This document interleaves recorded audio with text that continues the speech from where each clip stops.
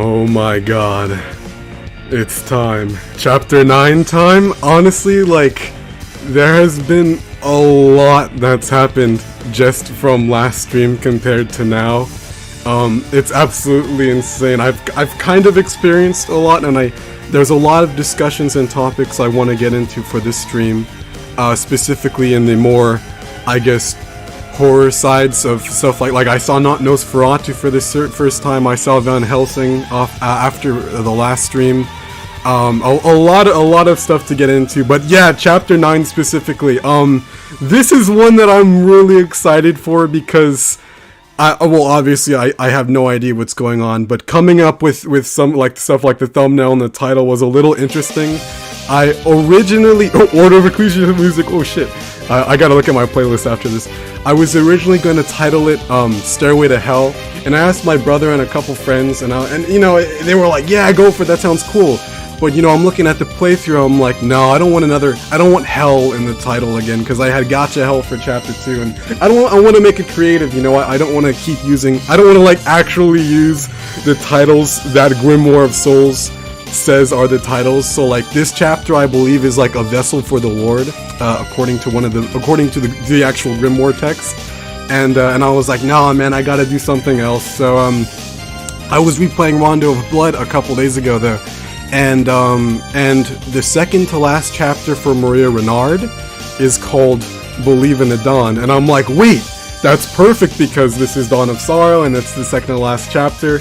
I believe in Rondo of Blood that's chapter 7, or not chapter 7, level 7, because of how that level structure works and all of that. And so that's kind of where I went with that, because this is apparently Dawn of Sorrow. Even the last chapter had a bunch of Dawn of Sorrow in it, despite it being supposed to be in 2035 with Aria of Sorrow. And then this chapter, I guess, is going to be more Dawn of Sorrow, but I wouldn't be surprised if it has plenty of Aria of Sorrow references and elements in the level design and characters and whatnot. So, my goodness, 6 of you here right now, again, much love. There's so much in the chat already. Good to see you, Nix. Good to see you, James. Good to see you, Juan. Yeah, thank you guys for coming through. I appreciate it, guys. This is gonna be quite the interesting chapter. There's a couple of things I want to kind of show before we start in terms of the Grimoire. I gotta turn off I gotta end the banger ass music as per usual. 1 second, guys. Let me go over here, and then I'll pull up the game right now. I guess I should minimize the tab. Oh no, actually I know what I'll do. Gotta bring up OBS. Bada bing. Bada boom. Oh! Also, I think if I do this certain thing, something interesting will happen. Oh wait. Oh, I don't want to fuck up. Okay, so I'm gonna press this.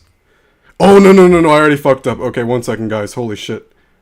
Okay, I'm gonna bada. Oh no. Oh no, okay, I'm gonna turn on the banger ass music again, just because I wanna do something that I think you guys will really appreciate in terms of the presentation of the Grimoire of Souls playthrough. Because I know it's something that's been bothering a couple of you guys, and I was like, you know, it's something I kinda wanted to deal with too. I gotta connect my controller. Oh man, I have everything set up, I swear, but I just wanna really try if this one thing works. Oh wait, is it working now? Oh shit. Oh, before I do that, okay. I have to double click this, and then I have to, fucking hell. Okay, I'm almost done, and then I have to click this. I have to end it, and then I have to turn on the audio, and then I have to end the banger ass music. I'm almost there, guys, I promise. Then I'm gonna minimize that. I have to go to OBS over here.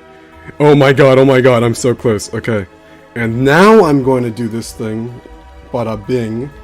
This should help. And then I'm gonna go bada boom. Oh my god, so close. Controller's working. I gotta get my shit out of the way. Bada bing! Okay, now you guys might notice something a little different compared to this stream, compared to the others. And you might be asking, Stocke, what's so different? It looks the same, like same shit to me. And I'll catch up on the chat right after this. 1 second, guys. But I finally figured out how to get rid of that stupid line at the bottom of the screen that the iPhone has.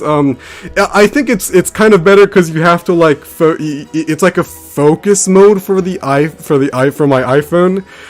It's kind of weird because some of the iPhones and like Apple devices, I guess I should say, they have the newer ones are the ones that have the lines. And since I got the Apple Arcade free trial with my new phone that I got a couple months ago, I was like, it was the perfect opportunity for me to use it. But of course the newer phones have that stupid ass line that's kind of a little bit of an annoyance. Is there a sound delay?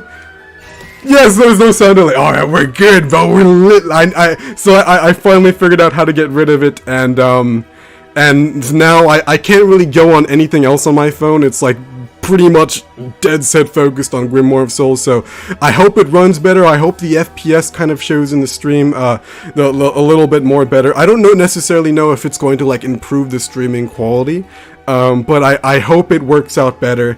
My god, I'm gonna catch up in the chat in a little bit, but I did a shit ton of grinding, dude. My goodness, let me just show you guys real quick. So I completed all of Death's Reign. I 100%ed it. There were some great interactions from the branches that I really wish I could have read on stream. One of them in the other chapters that I forgot to talk about. One was talking about Christopher Belmont. Alucard was kind of reminiscing on events in the Castlevania series that he missed. So Alucard was like, wow, so Portrait of Ruin he did not know about. But before that, he's like, Christopher Belmont, descendant of Simon. And I was like, oh no, Simon, no. He mentioned Christopher Belmont. I forgot in the context because it's been, I guess, about a week now since I read that interaction. And I was like, yo, this shit was hype, bro. Like, Konami kind of sort of actually acknowledging Christopher Belmont, even in just the slightest. It was kind of really cool. But yeah, there's one where Alucard was talking about Julius mode and killing Soma. So there are a lot of, and then there was another one too. I think it was more focused on Albus and Shinoa. A lot of really cool stuff. And then for this chapter, I figured we can kind of, well, I guess for chapter 8, I didn't do the branches, so I was thinking if you guys want, we could kind of go through that real quickly. It's 3 levels. I think I could just blaze through them, but the reason I didn't really want to do them is because they require Charlotte to do all the how do I say, all of the achievements, and Alucard is kind of, oh, I gotta lower that difficulty. I was grinding for souls and stuff. So let me just reset, I guess. Alucard is definitely the one I've been putting all my resources into now because it's just a lot more convenient. I'm at 95, whereas everyone else is like, yeah, maybe not up to snuff with the levels. Like, they can still compete, but it's still so much more difficult if I use someone other than Alucard. So I was thinking if you guys want, we could just go through these 3 chapters of chapter 8 real quick and see those story interactions, only because I'd rather read them on stream than kind of just read them on my own time, because the ones that I've seen all through, especially chapter 6, 7, and 8, or well, I guess we'll get into the 8 ones right now. The ones that, well, first, okay, so then for chapter 6 and 7, they were really cool, and I think a lot of you guys would appreciate it more, because kind of, I know the lore of this game and the story is one of the best aspects, as I've said plenty of times before, and so far I'm standing by it. But I think we can do that real quick, and then we'll get into A Vessel for the Lord, chapter 9, baby, second to last. We're nearly done with this, and my goodness, I have to catch up on the chat. It's good to see everyone, 7 of you here again, much love. Early gang, so many things are going on that happened in the last chapter. Yeah, no, last chapter, I guess with the Nintendo Direct, and then even the one before that with Death, absolutely insane.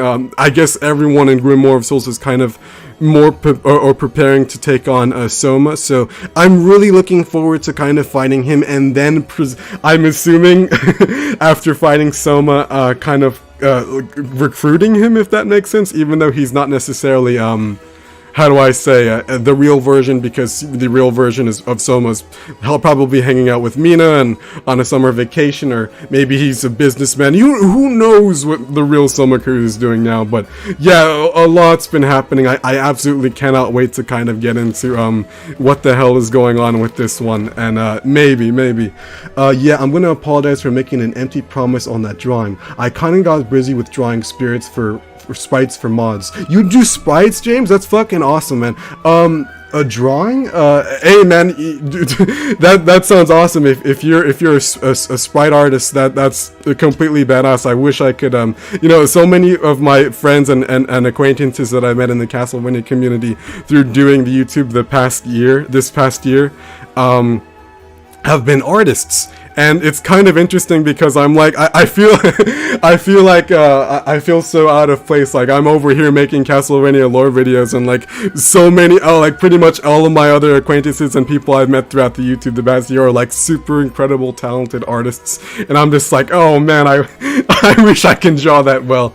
I haven't really attempted to draw or really express myself with traditional art in quite a long time. It was a passion of mine, I think, like in I want to say maybe middle school, but I never really took it seriously. I think I like to express myself creatively with different formats, like the video essays. And why is the difficulty still absolutely insane? Doing them, of course, makes the souls more likely, and it's better. Yeah, I needed to press OK. If I went into the levels like that, doing them on bosses is the most helpful. But yeah, no worries, James. That's super cool that you do art like that. That's super awesome to see. Time to make stuff catch up in the chat. I'm gonna catch up real quick, and then we'll probably do the chapter 7 store interactions real quick, and then we'll get into chapter 9, and then we'll call it a day. So a little bit that more that we have to do, but I'm just gonna like blaze through these real quick, only because I kind of really do want to read them live. Let's go. Something interesting to talk about. Fighting games. We talking about fighting games? Oh shit, I gotta skip a little bit. You think Trevor would have a Curse of Darkness like Moo said, but I'm just gonna say it to soften the blow a bit. He doesn't. Well, if they were adopting Trevor Belmont to some, and I guess I can start the chat, or I guess I go, okay, I'm gonna blaze through these real quick, and then we'll get started with chapter 9. Did I say chapter 8? Well, we're on chapter 8 right now, but I meant chapter 9. So okay, we'll blaze. Wait, what? Oh, I had flashbacks to the original Grimoire of Souls version for a second when I saw the trial Krill. I'm like, wait, am I out of stamina, dude? I was gonna flip the fuck out. No way. But I'm just gonna blaze through these real quick. I don't even care about the achievements for this one. I kind of just want to read the story, and then I'll power up Charlotte on my own time so I can go through the levels with her on my own after the fact. But yeah, no. If Trevor Belmont was going to be adapted to, oh fuck. Oh, okay, bada bing, bada bing, okay. The FPS is okay, I think. I'm not sure if it's necessarily better compared to last time, but let me know if there's any problems. I guess I can kind of bring back the white bar if it's not necessarily up to snuff with the other chapters or a presentation that's worthwhile. Oh my goodness, it looks fine-ish, I guess, but I thought it'd be a little better when I tested. Okay, it's like kind of smoothing out, I'm not sure. But yeah, for Trevor Belmont specifically, I mean, the most fleshed out he's been is in the anime, and I know, I don't know if necessarily they'd take the Castlevania Netflix show as a basis for Trevor Belmont if he was in a fighting game or something like that, or most Castlevania characters, like, would they even look at the anime? I think maybe for some characters, like having like maybe alternate costumes or alternate versions, like, I don't know, like Dragon Ball Fighters, you know, that game has a bunch of characters that are not necessarily canon, but still weaves them into the story and gameplay, and it's pretty damn cool most of the time. So I think if Castlevania were to have something like a fighting game, I think taking aspects from all throughout the series, like Lords of Shadow characters and even characters from the Netflix anime, that would be dope. But for a traditional, I guess, Belmont playstyle, I guess maybe having the Curse of Darkness is where I think you would get the most. Oh my god, I'm fucking up so badly. Oh my god. Wait, do I have to go down? Dude, I'm getting like absolutely demolished by electricity. I knew that was an invisible wall there, my goodness. And this is in Aria still. I don't think, did I go through, well, when I played Curse of Darkness, I played Curse of Darkness on an emulator because I could not find it, a physical copy. I should look now, I haven't looked in quite a long time, but Trevor Belmont's mode, well, I was thinking of Crazy Mode from Lament of Innocence, because it's very similar to Devil May Cry, like that, all the 3D games that Koji Igarashi worked on for, oh, there's a secret there. For the PS, wait, no, Lament of Innocence is PS1 and Curse of Darkness is PS2, if I'm not mistaken. So, but I really like Trevor. It's kind of interesting because when I was working on I was gonna say Obscure Belmont video, the comics and manga video on my channel, I kind of really grew an appreciation for Curse of Darkness, Trevor, because when I first played the game, I did not like his voice at all. I kind of watched all the cutscenes before playing the game, because I played the game, I want to say like a year ago now, so it was kind of like really quick. It was a game I wanted to get to kind of out of obligation, and I didn't like Trevor's voice. I didn't really like how he was portrayed.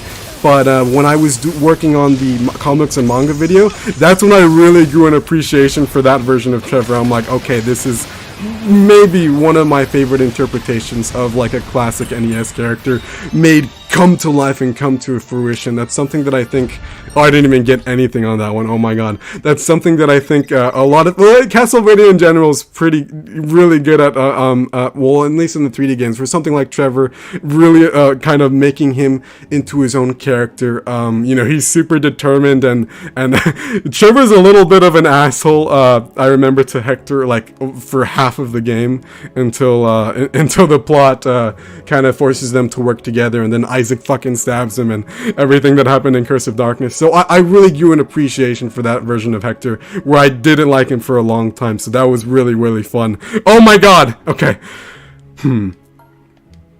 Already, Maria. Why the long face? I haven't tried to do Goofy in so long. Why the long face? Charlotte? Back to back? Your chest doesn't hurt again? Does it? No, the text alterations aren't affecting me anymore. In fact, I'm as ready for battle as ever. Okay, so since we're doing this, I guess, kind of out of order, this is still in the context of the last chapter, even though, it's interesting because it was Aria of Sorrow, yet they focused on Charlotte as one of the main characters to kind of go through each level, or one of the main characters to focus on, because each Grimoire of Souls chapter kind of has a character that it would maybe nudge you towards playing more than the others. Like when you're doing the Order of Ecclesia stages, you know, it wants you to use Shanoa. When you're going through Symphony of the Night, it wants you to use Alucard. I have no idea what it would be for this chapter and the last chapter, which will be next stream. I can't wait for it, but just something interesting I wanted to kind of point out, because even though, you know, we did defeat, what was the last boss? The big gray guy from Aria of Sorrow, it's still in the context of that we have not defeated him, which, I don't know, is a little weird. Maybe they could have done a little bit of script alterations, but that might be asking way too much. Oh, wait, oh yeah, I already read that. That's not the reason why I'm brooding. Then what is it? Well, oh wow, there's a plane that just flew over. Well, I was wondering if there was a way for me to somehow lessen the burden on Lucy and Hermina. You mean like help them out in some way? Yes, I did just tell them that the Grimoires are not my field of expertise, but desperate times call for desperate measures. If you think about it, there aren't a lot of researchers among us. Just ask Simon. He has expertise in everything. Just me and Albus, I guess. Shanoa is more apt at combat than research. I have to like prepare myself. It's not as hot here, thank God. My goodness. My room is kind of well lit, so I think I'll be fine for the most part. Excuse me. I understand now. Being able to wield magic and completely understanding the mechanics behind it are two entirely different things. Right, that's why I'm wondering if I can help those two out, even if only a bit.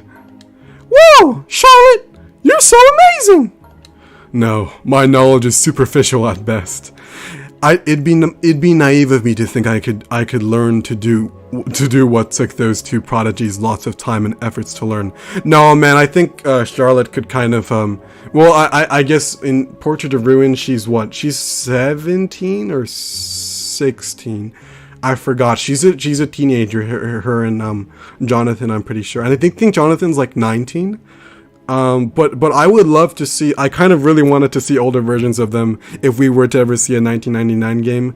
I know for Seal of the Eclipse, of course, Jonathan plays a part, but Charlotte has nowhere to be seen. I really wonder what, like, an old lady, an experienced Charlotte would be, because, you know, one of her main character traits in Portrait of Ruin is like, you know, treat me like a lady, and then that even translates to this game. So, I mean, seeing older versions of those two Castlevania characters, Jonathan and Charlotte, is something that I think would be so cool. cool. Maybe a game like this could have delved into it, but of course that might, again, asking a little bit too much maybe, but I would love to see different interpretations, I guess, of these characters outside of just Portrait of Ruin. Even though I do love them in Portrait of Ruin a lot, that just goes to show how much more I wanted to see them. While I appreciate the sentiment, don't go pushing yourself too hard, Charlotte Allen. Oh, Hermina! Break time already? Yes, got to stay well rested so I'm tip-top shape. Oh, excuse me. Got to stay well rested so I'm in tip-top shape should any crisis arise. But never mind that. Charlotte, you can leave the grimoire to us. Oh, with the lag? Okay. In fact, I prefer you to dedicate all of your efforts to getting through the book. The lag is insane. Well, handle what you can't and you'll handle what we can't. What is happening? Oh shit, okay. Someone just came in my room, man. Okay, that's what it means to be a team. We'll each fight in our own unique ways in order to save the world. Wow, Hermina giving a motivational speech to Charlotte. Now that's good because she needs... I don't think Charlotte has necessarily had a lot of time to shine in this game. Because she was kind of important when Jonathan, like in the earlier chapters when there wasn't as much, I guess, a crowded characters as much as there was, you know. But now that Charlotte is maybe she was a little sidelined compared to some of the other characters, and I'm not necessarily sure how I feel about that. Her and Jonathan in general, even though Jonathan was a little bit more important last chapter, it was like, you know, oh, we fought this monster before in the Nest of Evil and whatnot. So it's a little interesting. I like Charlotte a lot though. It's good that they're kind of giving her, they haven't completely forgotten, you know. Even in these optional story interactions, there's still plenty of places to see them talk and interact. That's a really good point I want to address about Grimoire of Souls, is kind of, even though it seems like they might leave some characters behind, like like fucking Albus, it's not all the time. You're right. We've got to be scrupulous about where we use our skills. Did I read that correctly? What's wrong, my mini-me? That's so cute. I should say I'm sorry to Hermina. Funny, I can't think of anything that you need to apologize to me for. It's just that I always thought you were a scary, bad lady. Me too. I don't know if I necessarily saw Hermina being good. I kind of, you know, her character design is maybe like someone that's morally ambiguous, but I didn't think about it too much, so it was a little surprising in chapter 7 when everything was revealed about Elgos and Death's origins and whatnot. But that's not true! You've been fighting the bad guys all on your lonesome this whole time! All to save the world! This is so difficult to keep going. You're so incredibly nice! So sorry that I thought you were bad! No, that's Hermina's fault. You have nothing to feel guilty about, Maria Renard. It's only natural that my actions came across as evil. Yeah, dumbass. That's your fault. But this interaction is so long. Just keep smiling. Your smile is what melts away everyone's stress and soothes their hearts. That's what makes you so charming. Your smile brings me more joy than any apology ever could. Yeah, I think I guess Mini Maria, as Maria put it, older Maria. I guess she's kind of the heart of the team. Everyone has their own place, you know, Alucard and Simon kind of being the founders, and I guess with Lucy are like really taking the charge, and then everyone has their own place, which I like to see. But Maria specifically, I think, is kind of like the heart of our Grimoire of Souls squad. It's really interesting to see the evolution throughout the game of where everyone stands. Oh! Her going into Goofy slowly but surely. That's a good girl. Well, that was a nice break. I'll be heading back now. God damn, this whole interaction is filled with them. She's such a strong person, both in body and in mind. Huh? She is. We can't let her virtues go to waste. So let's do all that we can. Okay, that was really, really nice. I gotta catch up in the chat, holy shit. My first fighting game is KOF 99 when I was 7. Well, dude, starting a fighting game with King of Fighters is like, must be traumatizing as shit. My first fighting game, what was my first fighting game actually? I guess Street Fighter 2 on one of the arcades at my laundromat that I went to when I was like, I don't know, 10 years old. So maybe Street Fighter 2 for me. But like the first fighting game I really got into for myself was Smash 4 on the 3DS. That was kind of the floodgates that opened everything for me. But starting your fighting game journey with a King of Fighters, that's fucking raw, dude. 9 years old, an unconventional start, but I was planning on playing Metal Slug 3 at the time. Yeah, that's awesome. I mean, I love King of Fighters so much. There has been a lot of fighting game news as of late. I want to say, like, my god, all the Street Fighter news, that Capcom presentation, and by the way, the State of Play Tekken, I was about to say Tekken 7, but no, dude, Tekken 8, holy shit, it looks so good. It looks so good. I watched it after the Nintendo Direct chapter 8 stream, and it was like a couple hours after that stream, so I watched it on my own time. It might have been nice to stream, but it would have been hell because I guess we would have had to just grind for the rest. But it was a great presentation. I really liked seeing Tekken 8. I don't know if necessarily a lot of people were debating, like, oh, is this really gameplay? But yeah, no, Harada said it was in engine from the story mode, so it's super nice to see. I cannot believe it. But yeah, we'll continue right now. Oh my gosh. So oh, wait a second. What? Oh my god, focus mode. It heavily restricts a lot of elements when doing so. So god, why did Apple do this? Oh wait, so is it bad? I don't know if it looks that bad on your guys' end. Maybe I should stop it. It depends on what you guys think. But if it's that bad, I guess I can bring back the stupid little line on the bottom. It's totally up to you guys. I have no problem with stopping it. Noctis. If you like button mashing, just use one of the Tekken 7 DLC characters. Dude, Noctis is my main in Tekken 7. He's so good.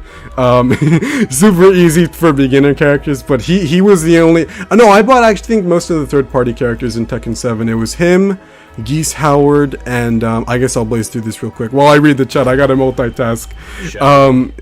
Geese Howard, Noctis, and Negan from The Walking Dead. I love I love Negan's act. I think Negan is my favorite character in The Walking Dead in general. Although I have not seen the new season of Walking Dead. Holy shit. Okay, yeah. Okay, I might have to turn off this focus mode. What the fuck is this lag? Holy shit, it's crazy.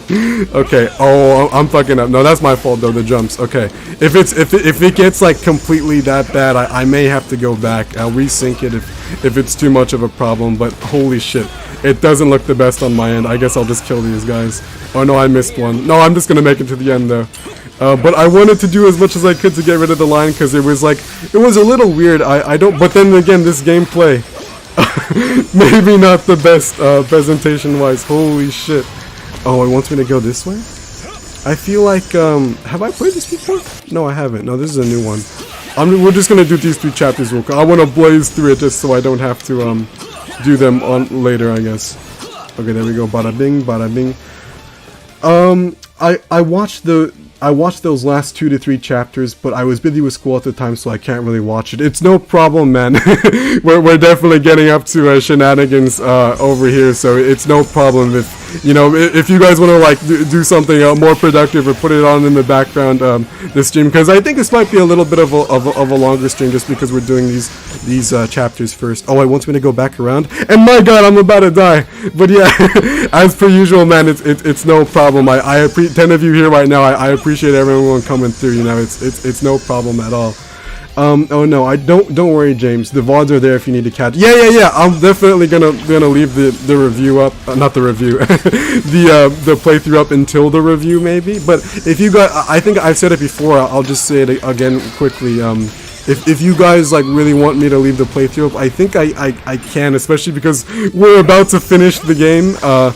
I don't know when the next stream will be. I'm gonna focus on that when I get to it. Maybe I'll let you guys know, of course. But since we're like so close to finishing the game, and maybe me leaving it up until the review and retrospective comes out might be the move. But I don't necessarily want to have my whole channel flooded with the playthrough, because I know it's drastically different content. And I was a little split about that. That's one thing in general that I was kind of split about doing this phase in the project, was streaming the game, because I know like oh my god, the lag! What the fuck is happening, dude? Holy shit! Oh my god. When I watch YouTube content, my main My main goal was to, no, my main goal when making YouTube content to kind of keep in mind is that if it's something that, oh, I totally fucked up. Okay, I'm just gonna continue for now. I think I'm semi-set on Precious Gems, only because I want to blaze through this chapter and then we'll get to chapter 9. I'm false advertising, oh my god, but I really wanted to do these story interactions real quick. Yeah, focus mode might not be the move, bro, holy shit. But when I watch YouTube, the kind of golden rule that I stand by when creating content, when making the video essays, is that if it's something that I'd watch, if it's something that I necessarily engage with, like if I saw this recommended and my content and I'd click on it, then that's good. Like that's kind of the golden rule for me. Like it has to be something, and I guess in content creator, like if you fuck with it, if you genuinely want to express what you have to say, if you gotta have something to say, you gotta have a new perspective on the thing you want to say and the thing you want to present. Like if you really like it, and it's like what Stanley said, if you genuinely have a good idea and you think it's good and you want to pursue it, that you go for it, man. No one's stopping you. Why have to get another lever? What? So and I don't know if I'm not like a big Twitch stream watcher, so maybe doing this project on Twitch might help. I don't know if that's something I should do for the last stream, because I don't necessarily I have a Twitch, but I like never use it. I don't know if switching streaming platforms, or maybe doing them both at the same time. Oh, I already went here, bro. Where do I go? I don't know if that's necessarily something that like I really wanted to do, but like streaming, I guess in general, especially because like a lot of my inspirations in terms of content creation, Etika specifically, really heavily emphasize streaming, and I guess trying it out is something. Holy fuck, the lag. Dude, where am I going with the level? There's no arrow that tells me where to go. It completely... Okay. Guys, I think I might have to stop the focus mode after this chapter real quick. Okay, I think I'm going the right way. I hope I'm going the right way. My goodness. Oh, I had to kill them all. Okay. Kill them all. My god. Yeah, this is definitely... it was definitely a lot better before, so I'm gonna have to turn it off, but I'll catch up with the chat to see what you guys, if it looks good on your end, unless my end is just like completely tripping right now. My goodness.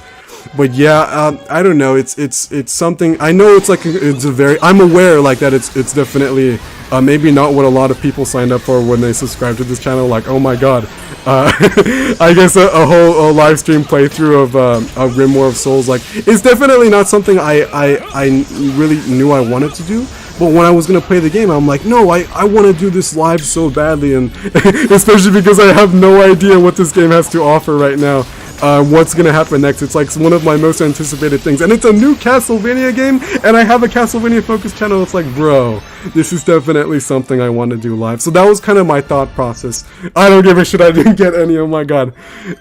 Just because I wanted to get through this right now, and I wasted like all of my gold, kind of like trying to level Alucard up and the gear, and my god, this game is getting, I want to say the ending of this game, like now that we're almost near the pretty much in the end game, it has gotten ridiculously grindy compared to the previous chapters. Like in the previous chapters, you mainly had to just keep up with equipment, and but now it requires you to do soul fragments and, you know, kind of limit break them a completely different way than what you were doing before, because it was so simple, and now it kind of, I like the innovation, but I'll just say it like, Harmony of Despair did it so much better, dude. The grinding in this game is one of the worst aspects, and I'm glad I'm doing it off screen because it's so boring.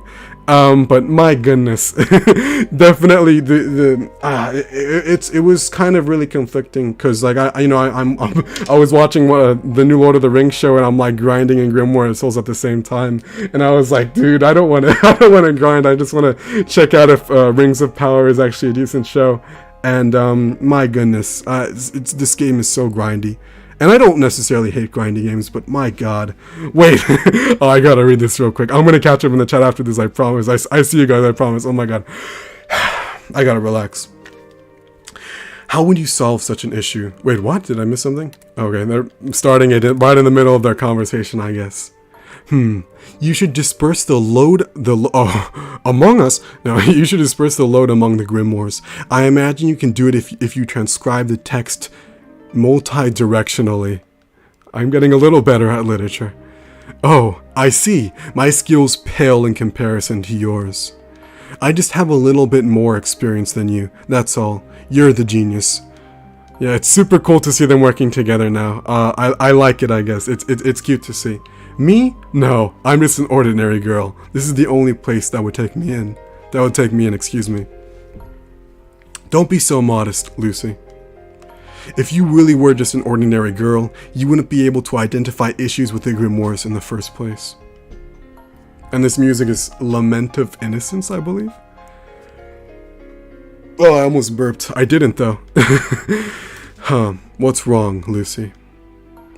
It's just that I'm so relieved. About what? About how you're exactly as I imagined you'd be. Yeah, I kind of wanted them to have past history, but them meeting each other for the first time on screen, it was interesting. I think it was an interesting way to handle their characters, especially because they're kind of not necessarily opposites, but they serve very similar purposes. Hermina and Lucy. Oh, and how's that? The more I researched the grimoires, the more certain I grew about one thing. That the one who left behind this research was a person of great integrity. Somewhere in my heart, I denied the allegations that you betrayed the organization and fled. Yeah, because she studied the grimoire the most. Lucy's pretty much the one who recreated all the Castlevania heroes. Well, like, I believe they really made that clear in one of the other chapters. One of the previous ones. I feel that someone who devoted their life to researching the grimoires couldn't possibly be such a villain. I may not be a villain, but I won't necessarily call myself a hero either. In truth, I burned my research and intentionally damaged Elgos's property. But didn't the circumstances call for such actions? You did what was necessary to thwart Death's plans. And for that, my respect for you lives on. You're making me blush, but no good will come from that. Will come from you looking up to me. Oh, by the way, it's no wonder you were mistaken for being bad, dressed as you are. Exactly. the red and black color scheme for what I mean, I love the red and black. And it's kind of orange as she has going there. Anyway, little Maria said you look like the leader of some evil organization. Yeah, no, Hermina definitely looks like a cult leader. Well, one of the coolest one though. I really like Hermina's design a lot. I think it's one of the best in this game, to be honest, of the new characters. I guess Seward is kind of he's a little more bland compared to someone like Lucy and Hermina, but Hermina is like the pinnacle, I think, of our new character designs. Like, my god, she looks so badass, dude. Just her character design.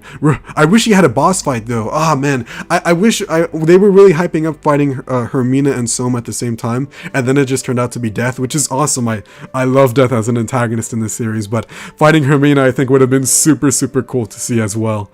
Really? I guess I'll see about redesigning my uniform once we restore peace on Earth. Don't read. No. You look so good.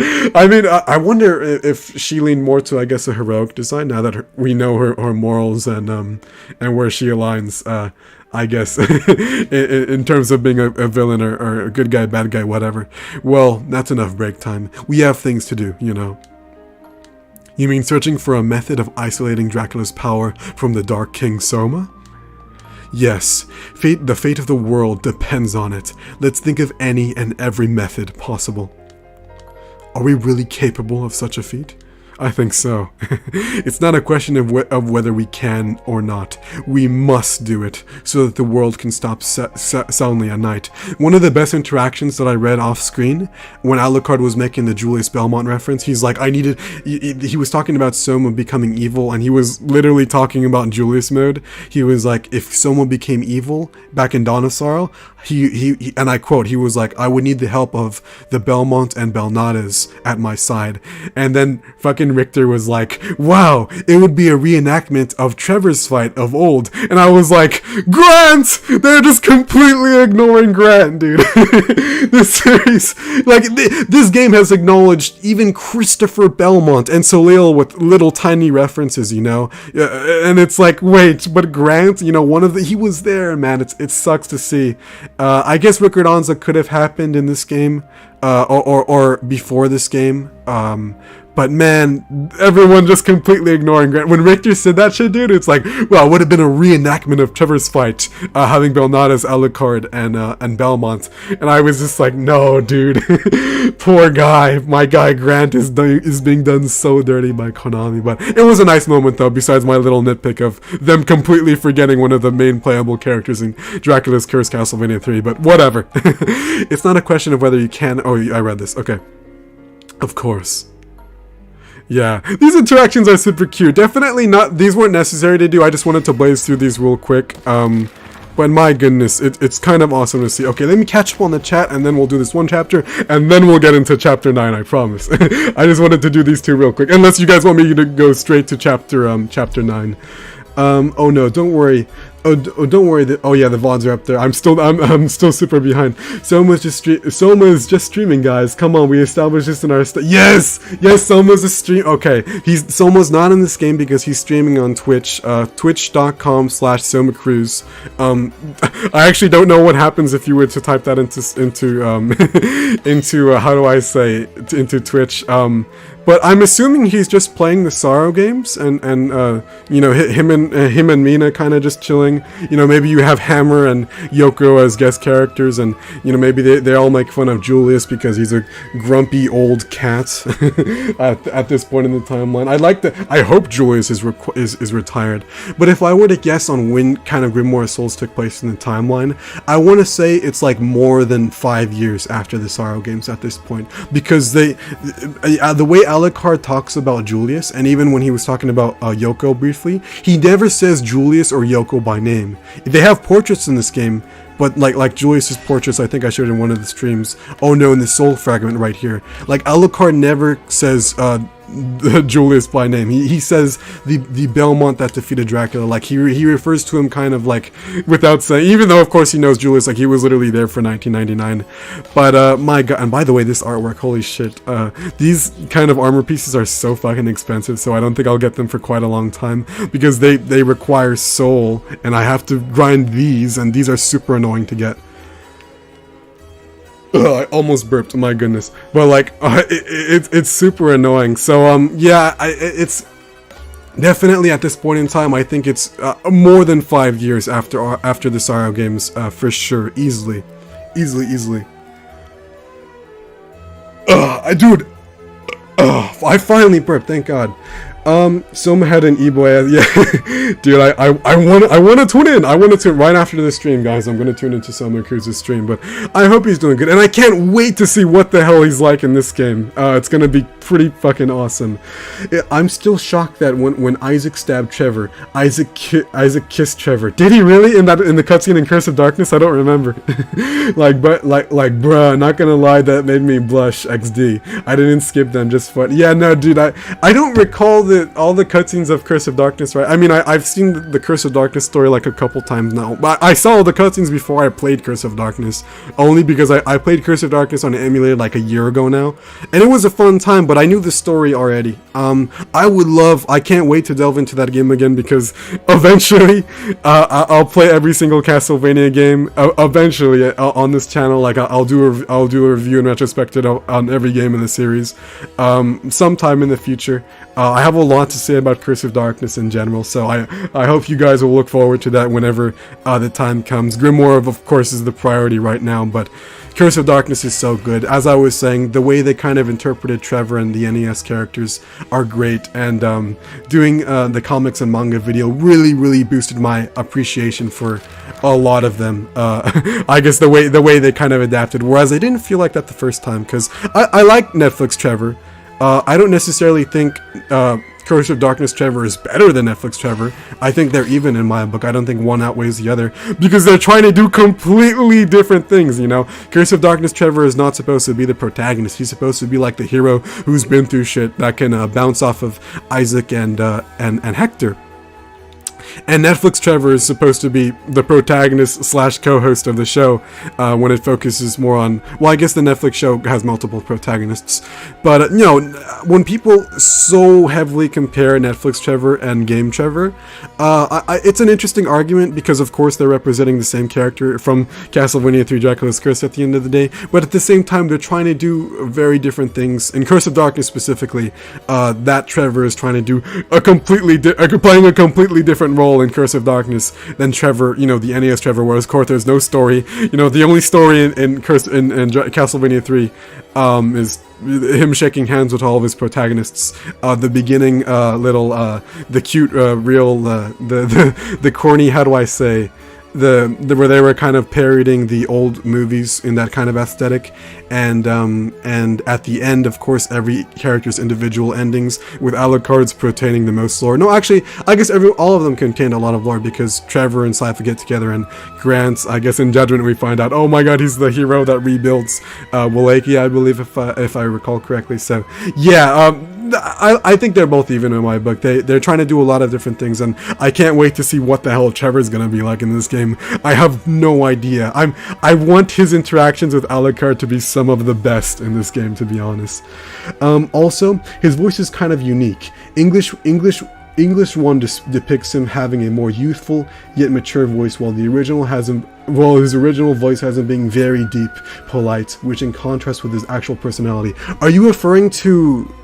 Wait, who are you referring to, James? Soma or Trevor? Isaac in Curse of Darkness is so flirty, paired by Liam O'Brien. Yes, shout out to Liam O'Brien, one of my favorite voice actors. He voices Azura in Azura's Wrath.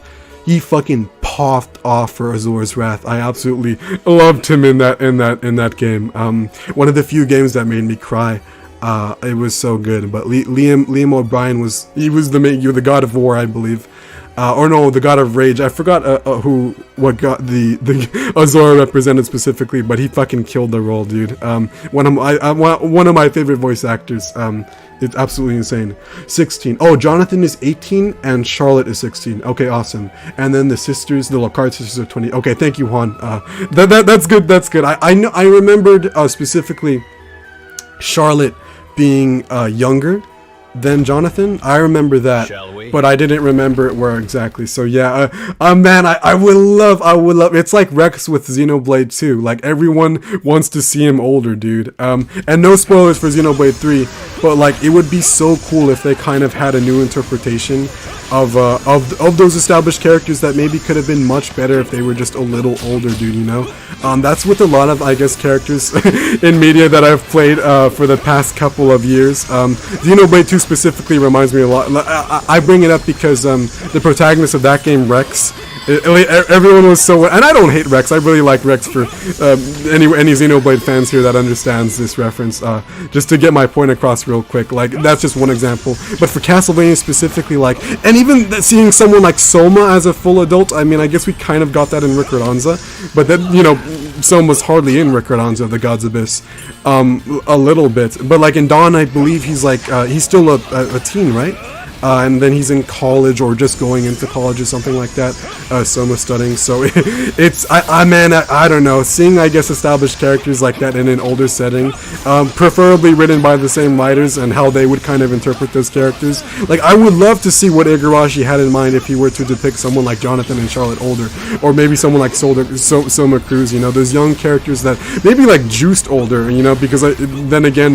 Oh man, when I was talking to a friend about if Juiced was in it could have been a line during Rondo of Blood, there's a scene specifically in one of the endings of Symphony of the Night, and my air conditioner just turned on. Let me know if it's too loud for you guys. I can turn it off, it's no problem, because I'm pretty hyped right now. But yeah, no, there's one scene in Symphony of the Night, one of the endings, it's a Symphony of the Night ending that you can get if you don't 100% the castle, because the canon, like true ending of Symphony of the Night is the one that we talked about a lot for the Nocturne of Recollection video, radio drama video, is where Maria Renard goes off with Alucard. Like that's the canon ending, right?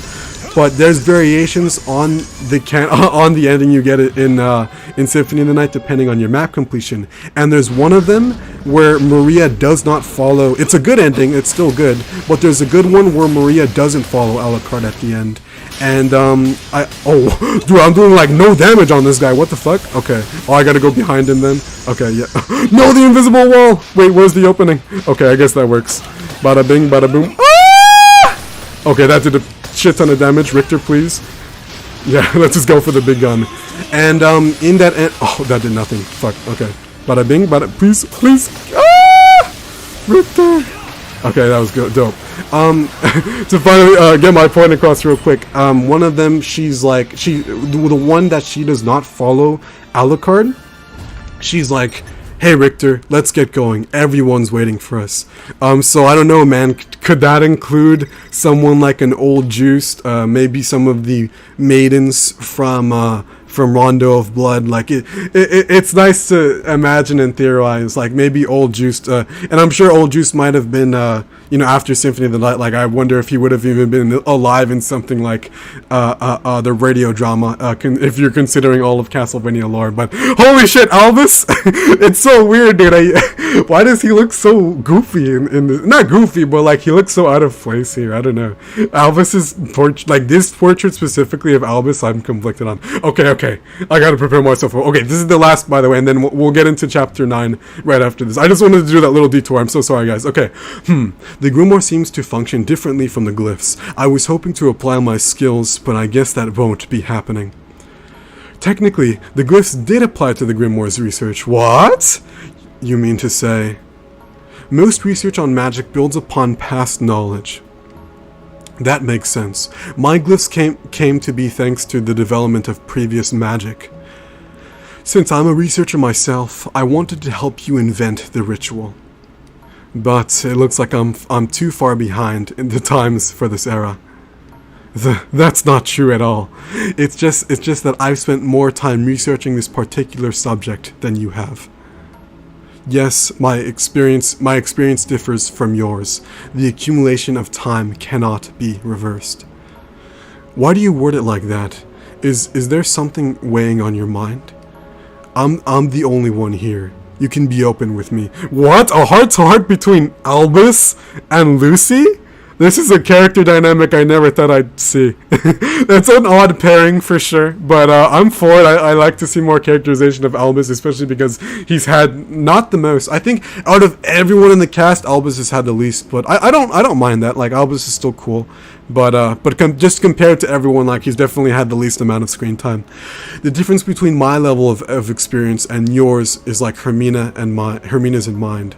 The reasons why I was able to advance the Grimoire's research was only because I built upon Hermina's. Excuse me. Oh my god. I had lunch right before I streamed. Okay, I gotta stop. She undoubtedly spent more time working on the library and her technique is likely that much more precise. I therefore feel Hermina ought to be the one to invent the ritual. No, Lucy got it, bro. Lucy got it. She just has to apply her self-trust. To be truthful, Lucy, I can relate to some extent. Oh? I'm certain that you, during the compiling of the grimoires, learned of what I did. I was spellbound by Dracula's magic, by Dominus, hastening the Dark King's revival. Yes. Well, Barlow really was the one who kind of did that to you, Albus, no worries. Well, no, there was a lot of manipulation going on in Order of Ecclesia. And I think Order of Ecclesia's plot is like one of the best in Castlevania, but there are like a couple plot holes which I don't mind, but it's weird to look at in retrospect. Barlow, Ecclesia's founder, was not at fault. What? I am to blame for my descent into darkness. I don't know. Okay, let's see what he has to say before I judge. Though I did it to keep Shinoa from battle, it nevertheless sent the world into a crisis, excuse me. So Lucy, I won't deny your fears of bringing the world to ruin. That's not the reason why, but I was wondering myself if there's anything I can do. Charlotte seemed to be studying the grimoires as well just now. I don't think it's a matter of who does it single-handedly. Those of us with the knowledge should make the rituals a reality by coming together. You may be right. So if I can be of any help, don't hesitate to ask. It's as if you think of me as a younger sister, like you do Shinoa. Yeah, Albus being like super chummy friendly. What? That's nice to see, I guess. A different, maybe not. I don't know. I don't know how I feel about this. Well, I suppose. Hopefully, this doesn't make Shinoa jealous. The look on her face, if she did, would be endearing. Thank you, Albus. I'll try to sort through my feelings again. You do that, and let me lend a hand. And let me lend a helping hand, Lucy. Wow, Albus being super friendly, dude. It's kind of interesting to see because Grimoire of Souls is, well, one of the only places where we see Albus interact with someone other than Shinoa. Because in Order of Ecclesia, Albus really only interacts, that I can recall, with Shinoa and Barlow.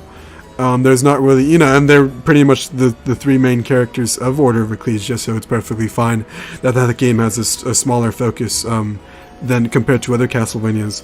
But I don't know, it's interesting to see Grimoire take that creative liberty of kind of really fleshing Albus out more than any other piece of Castlevania media, even more so than I dare say his oh, I hit something. Even more so than maybe a little bit of his own game, because in his own game, it's you know, it's mainly focused on Shinoa and Albus's relationship. So Albus kind of interacting with someone else is a little weird, to be honest. It's not something I thought I'd see, I guess, like that, but, you know, I have no problem with it. You know, I think they're representing a little generic, Albus a little generic, his personality, but it's nice. Like, it's cool that everyone's so friendly with each other and chummy. My goodness. In Portrait of Ruin, she's 16 while Jonathan is 18, while the sisters are 22 to 23 because of Bronner did a little trolling. Yeah, yes, right. Although I guess the Lockhart sisters would have memory of everything they did as when they were under Bronner's influence, because it's not like necessarily Incredible Hulk, where like when Bruce Banner becomes the Hulk, you know, he has foggy memories of what he did as the Hulk. I feel like for the Lockhart sisters, it would be like, no, they remember everything, all the bad shit they did under his influence. And I think that would apply to Richter as well, speaking of the devil. Like, even though, yes, Shaft was, like, really pushing his bad thoughts, really manipulating him to do so much fucked up stuff in Symphony of the Night. You know, again, what have I done? One of my favorite lines in the series, in what that Richter says in Symphony of the Night, you know. I think, I wouldn't be surprised if they remember all of their deeds while they were being under that kind of dark influence. I think it would kind of make for more conflict if they do remember what they did under influences like that. But yeah, I guess that's okay. Those are the interactions I wanted to do for chapter 7. So now we can really get into chapter 9. I just wanted to do that little quick detour. I wanted to read them real quick on stream before we start. Defeat all enemies, open all treasure boxes, equip lightning weapon. I don't have a lightning weapon for Alucard, and I think Alucard's like the only one who could probably go through these by now. Should I switch skins?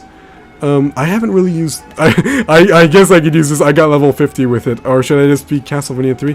I'll use this one. This looks goofy as hell. I don't know. I've never really used this one before. Kind of the Green Goblin skin tone. It looks fucking wacky, but just to mix it up a bit, I don't want to bore you guys with the same skins. Or I guess the Genya Arcata one. Damn, you and Bronner are trolling, yeah. I wonder what Hermina thought when she sees the book going into chaos, history being rewritten, and Soma becoming a Dark Lord, yeah. Definitely, I guess, everything that happened before this game kind of was, I think, decently conveyed in something like the opening cutscene, where Lucy sends the owl to Genya Arcado, and then he rushes over. But there's a lot. I guess we get all that story interactions and informations through the exposition, and I think it's nice, I guess, leaving some of that to imagination, like the scale of what it would have been like of Hermina burning the grimoires and stealing them, and everyone thinking that Hermina was the villain and everything. It's cool to kind of like imagine that, so I have no problem with it or anything. Yeah, I wonder how she would have reacted. Agreed. Eric's 2 years in the castle. Eric's 2 years in the castle is so traumatic, dude. I'm glad he had a strong will to keep going, dude. Yeah, no, just like I said in the Lockhart video, man.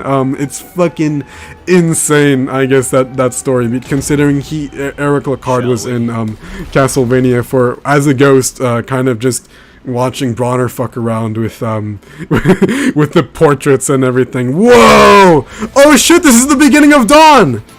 Oh, this music! Wait a second! This is kind of awesome! Am I on a time limit? I'm not. Listen to this! Oh my god! Dun, dun,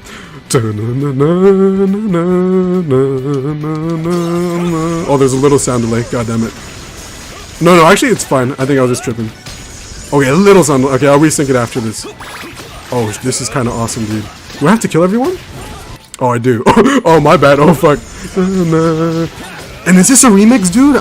Unless this is from, like, Harmony of Despair? I don't remember. Hey, man, there should be a Yeti in the background. Oh, I missed so many. No! The zombies went in the ground! Damn it, okay, whatever. When the zombies go in the ground, I don't think I can get them again, unless I replay the level, so a little unfortunate. But I guess the achievements don't really matter for the beginning levels, at least just to do the other branches. Only really the last one, but dude, is this a new composition? Unless I'm tripping. My gosh, it sounds awesome, don't get me wrong, but holy shit. Oh, I missed the secret. Oh my god. I'm missing so many details, but this place looks so good. Oh my gosh. It's at times like this where I wonder how much of this they had for the original version, because they had a lot planned out, like Hammer and Mina, but was this all something maybe they finished it for the Apple Arcade release, and they had them as like test stages maybe. I'm not sure. We can only really theorize unless we get maybe interviews or comments from this dev team. And I would love to see some of the the developers' thoughts that worked on this game. Oh, okay. So, excuse me. On the Castlevania series, like, what do they think about, like, certain Castlevania games and how they approach the story, and is it canon, I don't even know if a developer has really stated this game being canon or not to Castlevania. And where I stand right now with that is kind of, this game is, how do I say, it's canon if you want it to be canon. Like, I think the Castlevania lore is something that I will heavily focus on for the review in retrospective, especially because why it's so special and how this game really plays around with it in really cool ways a lot of the times. Most of the time, I want to say, it handles the Castlevania lore really, really well and really fun. I thought there was something below, damn it. Okay, let me get that chest though. Woo! But I think it's only canon if, like, you really want it to be, I don't think you're, like, as a Castlevania fan, if you really care about the story of Castlevania, I don't know if this game will necessarily, like, mesh 100% with Koji Igarashi's timeline, but I think it's a celebration of his timeline, and I think it's something that you can consider, like, something that happened in this continuity, only if it's something that you want to happen. I think everyone's going to be different, because so far I've absolutely loved the story for this game, and I think I would consider it canon, like me personally, but I would completely understand if someone else doesn't. I have no problem with someone considering this game as a stupid gacha mobile game with the story that sucks ass, but I completely disagree. I think the story has been fucking awesome so far. One of the best parts, if not the best part of this game in general, which is why I wanted to do those interactions from Chapter 8 real quick. Did I say Chapter 7 before? I meant Chapter 8, sorry. But yeah, oh man, that was quick, another story interaction in with Maria. Oh shit. And everyone is really preparing to fight Soma. Okay. I gotta prepare Goofy. Why am I doing this to myself? Even in a time when Dracula was annihilated, his castle was sealed away in an eclipse. Oh, 1999. Oh, go watch the video. The influences of darkness was still rampant. Oh. That was a weird read. Indeed. And as I've told you and Richter before, what brings about destruction in this world is not Dracula, but mankind itself. Annihilated or not, history will repeat itself as long as there are those who lust for Dracula's power. Bad actors seeking to take over his magic operate behind the scenes in both this and previous Grimoire's time periods. Yeah, I guess all the cultists, even stuff like Ricordanza, with Orlok specifically. Orlok's the vampire specifically, like in Ricordanza. And I guess related to the video games, the cultist from Dawn of Sorrow, what's her name? I forgot her name. No, I was gonna say Celica from Fire Emblem. I forgot her name, but there's the one cultist from Dawn of Sorrow. Like, there's always gonna be, I guess, bad people like that, so Alucard's 100%, I guess. That is why I watched Soma Cruz, who was to be the reincarnation of my father's soul from the shadows. I did it to prevent Dracula's resurrection, to protect my father's rest from disturbance. Oh, okay. Wow, they're implying that Dracula's peacefully resting in the eclipse? Okay, I fuck with that. I'm for that. I'm not opposed to it or anything. And now the year is 2000, and now the... Wait, what? Oh, he's talking about Rickard Alonso. I thought he was actually dropping the year this game takes place. They're talking about the Grimoire. Okay, I was about to say, like, wait, this game takes place the same year as Dawn of Sorrow? If that was the case, I'd be like, okay, there's no excuse to not have Julius or Yoko. okay, I'm sorry. And now the year is 2036, the year when Soma came to the closest to transforming into the Dark King. Absolutely true, 100%. Of course, again, there was the interaction that I read off screen of the literally Alucard like talking about Julius mode. It was so good. Super fan servicey, of course, but I liked it. Were there any signs indicating he would do so? Oh yeah, if he did not wear Mina's talisman. What is talisman? I don't forget how I pronounced it in the 1999 video. I think talisman, yeah, Mina's talisman. It suppressed dark souls, and of course being a reference to 1999. Yes, within Soma's soul grew an insurmountable hatred thanks to the enemy's ploys. Yes, that one priest I was talking about, I forgot her name. No, she wasn't a priest. The cultist that was with Dario and Dimitri. An abhorrence toward humans and even God, just as my father harbored. Yes. Well, remember that Dracula's main motivation is to kind of defy God. So, interesting. They have talked about God and a lot of Christian symbolism in some of the other interactions as well. So, Grimoire, I guess, going along with that, established story is really, really good too. I really like how they're still bringing it up. I managed to intervene and put a stop to his madness when the situation was most perilous. But one misstep and he would have fully awakened as the Dark King. Julius mode, baby, yeah.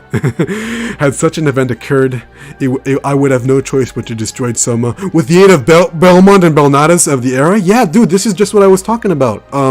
Well, no, they read references. They had referenced Julius and Yoko in another interaction, and now they're doing it again. So I guess it's cool that they have another one on stream. Holy shit! Another blatant reference to Julius mode. If someone had to go full Super Saiyan, fuck humanity mode, that's kind of awesome. Again, they're not saying Julius or Yoko by name, which is like I think that's really cool because it lends to it lends like if you know, it's like a wink to the player, especially if they've played Dawn of Sorrow. To think that you've averted such a crisis, only to end up only to end up here faced with yet another. I must again set Soma free from that fate, no matter if he is an enemy, no matter if he is an entity summoned from the catalog. As the one who summoned him, I'm responsible for Soma's descent. I should be the one to bring the situation under control, and yet here I am relying on you all. What a disgrace. Nah, Hermina, well, I guess Hermina has a lot to blame. She's done a bunch of fucked up stuff, but I don't think it's complete. Obviously Death is the one who pretty much orchestrated everything, so don't sweat it, Hermina. What are you saying? Don't you remember what the director said himself? The right person for the job. We each handle what we can. Yeah! Let us Marias do the fighting! Let's not let the Marias do the fighting. I'm counting on you, then. I'll do all that I can with my own role. And the ritual is coming along nicely. We'll have it ready in oh, they're actually making progress with it. We'll have it ready in time. Just you wait. Fucking Seward. That will be our secret weapon. I have full confidence in you, Lucy. Soma's power of dominance now is like never before, enough to enslave even the most colossal of beasts. Yeah, as we saw in the last chapter, he pretty much defeated the boss, and then I guess he took the minion over it too. I guess nice reference to Dominus. Or I'm sorry, the power of dominance. We may very well consider him Dracula at this point. Brace yourselves for yet another fierce battle. Dude, it's gonna... I can't wait. I really hope they pop off with the Soma Cruz boss battle. Holy shit! Okay. They're really hyping it up, man. They've hyped up so much, and that's why, again, I wanted to put him center stage for another thumbnail. Because I don't necessarily know if we get Soma for the last chapter or this chapter. I'm betting this chapter because it's only this one and the last one. And so far, no mention of if we get Trevor. And I know Trevor's coming eventually, so I guess Trevor would be chapter 10, and Soma would be this chapter after we kill him. So, or our killer's inscription version, yeah. Let me catch him on the chat. Holy shit. Okay, I'm gonna skip a little bit. Hello, Stocke. About the focus mode, it looks good. It's fine. It's just that I tried it once and man. Okay, that's good. I'm glad it looks good then, James. Thank you for letting me know. I wish Apple just let us remove the bar with a more at ease and less restrictive ways, as you know. Yeah, no, I'm glad I finally got rid of it. I'm glad it looks good because it was getting laggy. I think it definitely smoothed out compared to doing a little bit of those chapter 7, how do I say, it's story interactions. So I'm glad it looks better. It looks good on my end now, whereas it was fucking shitting its pants in some of those chapter 7 chapters. So I'm fine with that. But yeah, I don't know why Apple just doesn't have a more easy method to get rid of the how do I say, the bar at the bottom of the screen. But we'll definitely be doing this chapter with it. If it looks good, we'll definitely be doing this chapter without the bar, and the next one. I wish I kind of figured it out before, because it was something I wanted to do, because I was watching the VODs, the archives on the channel, and I was like, man, you know, considering this is the gameplay I'm going to use for the review and retrospective, I'm like, I don't want that stupid bar to be in most of it anyway. I mean, I'm sure I can make a couple jokes, or maybe a joke about the bar on the bottom of the screen and then me figuring it out, but yeah, thank you for letting me know that, bro. It's no problem. I ain't sure about that, but do you think her dress is very adorable? Oh, who? Wait, who? Hermina or one of the Marias? Oh, I mean, I guess. Hey, guys. Hey, Holy Road, good to see you, bro. I'm glad you came through. 13 of you here again. Much love. Thank you guys so much. The puff sleeves with her puffy dress is so cute. Hello. Wait, Maria? I've always liked Castlevania character design in general. I'm not sure who the character design, I guess, who was in charge of the character design for Rondo of Blood, because of course, like, it was very anime aesthetic focused, and I really like Rondo of Blood's style. Definitely not for everyone. It's debatable if you want to call it Castlevania or not, but I fucking love it, dude. I have no problem with it. What does it want me to do? Defeat all enemies, open all treasure boxes, clear within 5 minutes. Okay, and I hope that, again, I think, guys, I'm going to be using Alucard for most everything in this Green Goblin skin. But he's pretty much the only one I can, because the difficulty spike has gone so much up. Oh my gosh. But so what did I miss? We're just chilling. Yeah, we did a couple the Holy Road, we did a couple chapter 7 chapters, only because I wanted to read the story branches on stream real quick, and then I'll 100% that by next stream, which I guess will be the last Grimoire of Souls stream, unless we do a grinding stream or a fun stream sometime in the future. But again, this is the second to last one. I'm so excited to see what it has to offer. My god.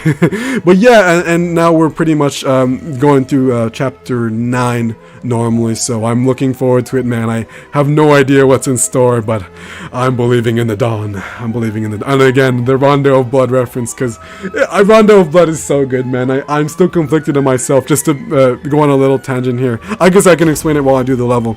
Shall we? And I'm curious to see what you guys' thoughts are too. But the best classic Vania, I think I'm going to do a poll in the next couple of days just to get your guys' thoughts on what the best classic Vania in the series could be. Because for me, it's definitely between Castlevania 3, because Castlevania 3 kind of improves on Castlevania 1 in almost every way, especially if you're playing it in Japanese, where the difficulty is less bullshit. You know, the difficulty of... Oh, I completely fucked up there. I want to say the difficulty of Castlevania 3 is still, like, really hard. Absolutely, like, it's still a very difficult game for an NES platformer. It's up there for sure. And I couldn't come. I was trying to do the combo with launcher, but I guess he didn't break enough. But honestly, like, and of course, because Castlevania 3 has Alucard in it, you know, seeing Alucard in a classic Vania, like, of course I'm gonna love it, no shit. But and I really like Alucard in Castlevania 3. But Castlevania 3, I feel like improves on Castlevania 1 in almost every way. You can still beat it in like one sitting. It's such a fucking classic. So I do. I almost fucked up. Oh, I just burped. Excuse me. But I could see the argument that Castlevania 1 is better than Castlevania 3, but for me, like, Castlevania 3 just improves on everything Castlevania 1 established so much. Like, it just goes so much, everything's bigger, everything's better, and I think for most everything, except for some of the Medusa head bullshit, it's so awesome, especially if you're playing the Japanese version, where the damage scaling is not complete garbage bullshit ass. It's so it can be so like when I first played Castlevania 3, dude, I had to use save states. I could not beat Castlevania 3 playing the first time without save states. It was too difficult. Like, I couldn't do it. And then I played the Japanese version, and it was still hard, but it's fair. Like, the damage scaling is a lot more, it's better. I don't even think Castlevania 3 Dracula's Curse has damage scaling, and if it does, it's certainly not to the extent that the English version has, the localized version. It's a lot better generally. So if you guys want to play any classic Castlevania, I guess the Japanese version, like, and it's good that something like the how do I say, the Anniversary Collection has those readily, widely available. It's such a great touch. Again, the people who worked on that collection popped off. It's good, and it's a bang for your buck, even though, yes, I guess you are supporting Konami, and obviously, I don't like Konami, especially in recent... Oh, wait, did I have to go up there? No, we good. Yeah, we good. Like, obviously, I don't like Konami, and I can understand, like, you not buying the Anniversary Collection because you don't want to support their company and their practices, so, of course. But if you do, like, it's a good purchase. I legitimately think the Anniversary Collection is worth the price point, especially on sale. You can get that shit on sale for Steam for like $3, dude. Like, it's so worth it. So yeah. Anyway, though, between the Classicvanias, it's between Castlevania 3, as I explained. I think it's one of the it's the best NES game. In my opinion, and having Alucard in there helps a lot, lore-wise, and just as one of my favorite characters. And Super Castlevania 4, Rondo of Blood, and Bloodlines. It's between those four, to be honest, in terms of the best Classicvania in Castlevania. I'm not sure which one, though, because I think Bloodlines improves on a lot that Super Castlevania 4 did, but then again, in Super Castlevania 4, you have so much control of Simon.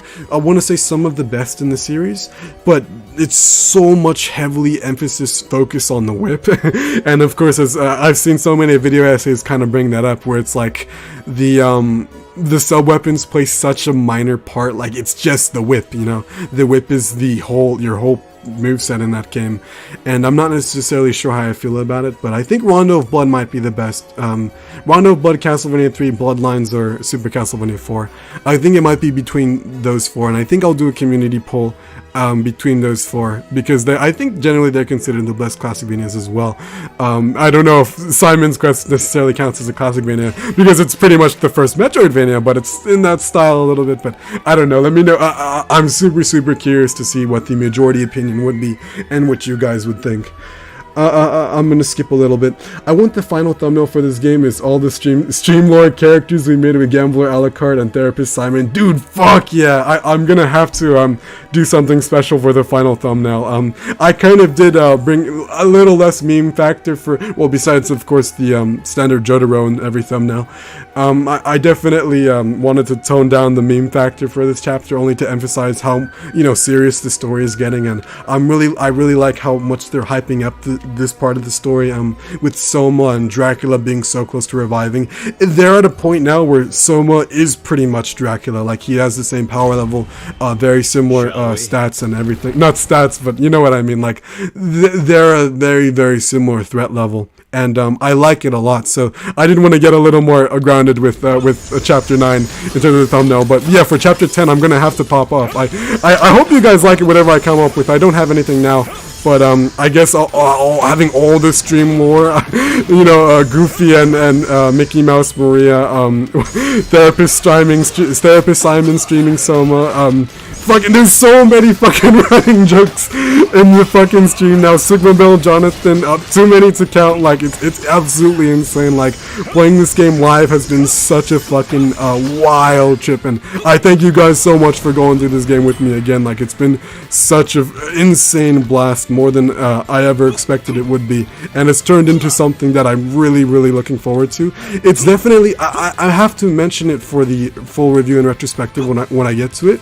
Like, streaming this game fucking amplified my enjoyment and experience of this game so much. And considering we're about to finish, well, of course, this is the second last one. We still have one more chapter, even though they're really hyping it up that this is the last chapter. But I know it's not, only because I know Trevor has to come, and I saw on a random website with all the chapter names, just so I can put it in the description that there's one more chapter. So that was, I guess, something that I spoiled myself on, how many chapters there are, only because I want to, like, of course, I don't think that's a bad thing though, even though they're kind of really, like, if I didn't know that there was one more chapter, I would have legitimately titled this chapter as the finale. Wait, did I miss something down here? Oh, I thought I saw an enemy down here. My bad. But yeah, no, I have to mention that for the review, man. Just like streaming this game has been like such a unique experience, and I think it's something that has really changed my perception. If I were to have played this game just on my own time, like by myself, you know, I think I still would have enjoyed it, but considering like considering all the different factors that have gone into this, like me streaming for the first time and learning how to do everything, and at the epicenter, at the focus of that is this game, is Grimoire of Souls. It's absolutely insane, man. So if anything, this game will always hold a special place in my heart. I know, a mobile gacha game holding a special place in your heart. What, are you stupid? No, man. It's just my experience has been so unique compared to the I guess the norm.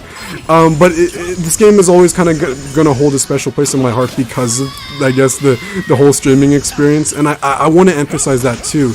But that doesn't mean I'm going to necessarily negate all the criticism, because this game still has so much stupid shit. Like the amount of grinding I have to do off stream, dude. Like I said, I was watching Lord of the Rings: Rings of Power and grinding in this game at the same time. I'm like, ugh. And I don't know if grinding is fun. Like in something like Harmony of Despair, grinding is the name of the game. And it's fun there because you have the traditional Metroidvania gameplay formula, and it's a celebration of Koji Igarashi's timeline and the Castlevania series in general. Like, grinding there is fun, and I wish Grimoire of Souls to... Oh, what the fuck? Oh, shit. And I'm about to die. Oh, my God. Let's see if I can get through this in one piece.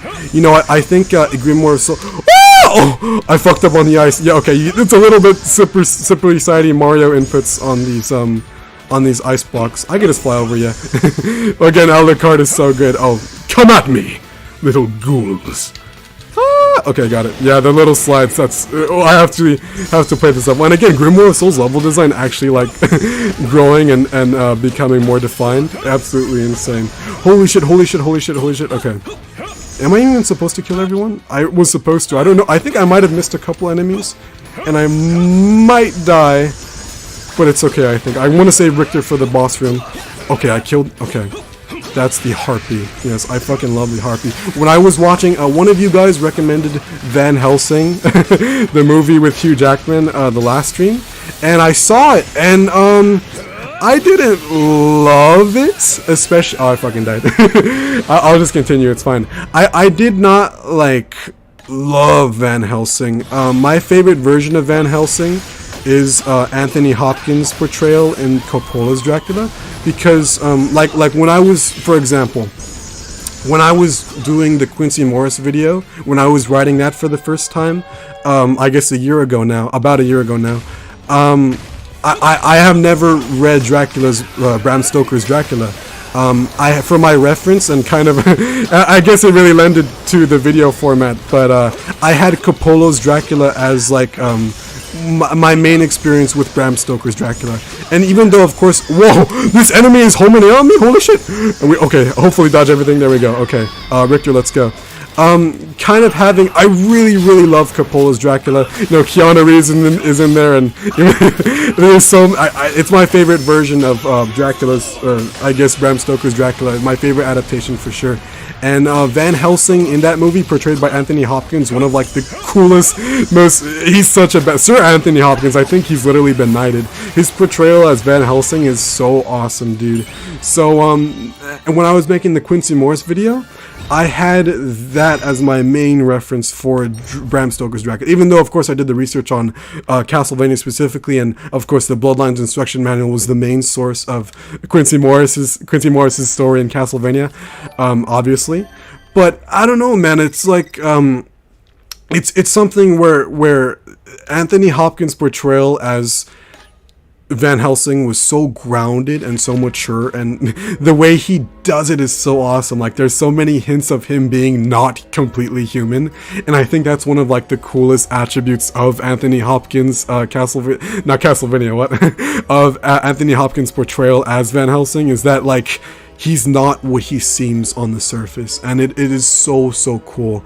And Hugh Jackman's portrayal is a lot more goofy. Of course, that's what the director wanted. It's trying to do a completely different story compared to the traditional Dracula story. You know, Frankenstein's in there, and it was a very goofy movie. And I brought up Van Helsing because the harpies reminded me of it, because there's like Dracula has like 3 harpy brides, and it's funny, man. I enjoyed my time with the movie, but it's like it was so like not serious at all. I don't know. I think it's a movie that I would watch with like someone, with like a close friend or something, just to like joke around, because it's not serious at all. And I think if you guys have not seen Coppola's Dracula with, you know, Keanu Reeves and Anthony Hopkins and so many A-list actors, dude, it's fucking awesome. Of course, oh man, James Gordon from Batman is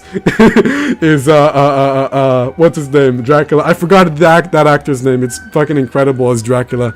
But yeah, Coppola's Dracula is my favorite, and I don't know, I liked Hugh Jackman as Van Helsing. It was funny, it was new, and I'm glad I saw it, but not one of my favorite, I guess, horror movies or anything like that. I don't know, I guess I could probably write a video essay on Van Helsing, but that'd be cool. And again, I would love to see a Van Helsing character in Castlevania, because of course the boyfriend squad, was it Mina or Lucy? Holy shit. You know what I just realized? Lucy is Bram Stoker reference. Holy shit. I'm just realizing that! What the fuck? I've played this game for how many hours, and I'm just realizing that Lucy is a vampire, is a Bram Stoker Dracula reference? I like literally just pieced it together right now. Because Lucy is one of the main characters. She's the one that turns into a vampire in Bram Stoker's Dracula, and in Coppola's Dracula, Anthony Hopkins fucking kills her with a crucifix. Or no, he gives the stake to not Quincy Morris, one of Quincy Morris's boyfriend friends. I don't know. There's a lot going. Or because Lucy. Oh my god, I just realized that right now. Why did I just piece this together, dude? That's fucking awesome though. And I like Lucy a lot, but now I like her even more now that I just realized she's a Bram Stoker Dracula reference. Holy shit. I literally piece this together right now. No exaggeration. No exaggeration. I'm so behind in the chat. I'm going to catch up real quick and then we'll continue. I'm going to skim through a little bit. Mass DDD, good to see you, bro. I'm glad you can come through. Alucard in depth and Elgos is gacha summoning. I think we gotta grind a little bit before we continue. Or not grind. I think we can do a little more gacha elements. And one thing about the gacha elements is that I maxed out, I'll show you guys real quick. I maxed out, I guess, the Alucard shield, because this was kind of a weapon that I always wanted to use, that I always intended to use in Grimoire of Souls, because you know, it's Alucard's pretty much his main, one of his main pieces of gear, and you get the damn pure bonus equipping it as the main one and awesome and everything. So I maxed it out. It's +5, and now I have to do the soul fragments, and that's a whole other thing. But the other one I needed to get with Alucard, the other weapon I have not maxed out yet. I need to get, I guess, 200 more parchments, or 200 more. How do I say? Of these things, I need 200 more to max out this weapon. I almost burped. And it's very difficult to just grind for those pieces. So kind of summoning it on the old banners I found to be the most convenient. So this one specifically has the weapon we're looking for. Wait, does it? Oh no, wrong one. It was number 3. Oh, I just burped, excuse me. Oh my god, is it this one? Fucking hell. Okay, it's this one, yeah. So this is the weapon I really fuck with Alucard, because it gives him like a double jump or another jump where he goes up a little bit, and I liked it a lot. But I found myself really I guess more focused on the gacha elements to get it. So well, I'll just grind a little bit or get them a little bit. I hope we get another one, but if not, it's fine. I just found it a little bit more convenient to kind of go about getting weapon parchment duplicates so I can max out the equipment for that piece. It's so grindy and complicated, and I guess one of the more, because I'm choosing to use this weapon, I do have to rely more on the gacha system than otherwise, and I don't know how I feel about it. It kind of sucks, but sorry. Hey, how's Julius mode in Portrait of Ruin gonna be like? What? Oh, it's a hack, dude.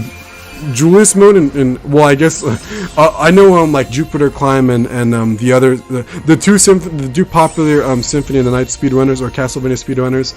I see their channels, dude, and I know they do so many like ROM hacks and and showcases on other characters in Castlevania that are not really traditional. Of course, I've not been there, and it's great to like I enjoy their content once in a while.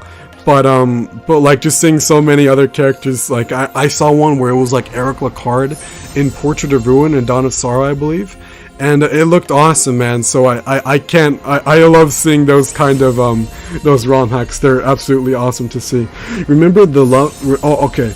I'm like so behind, oh my god. Remember, the love for adult Maria is temporary, but gambling addiction for gacha games is forever. Fuck yeah, I couldn't agree more.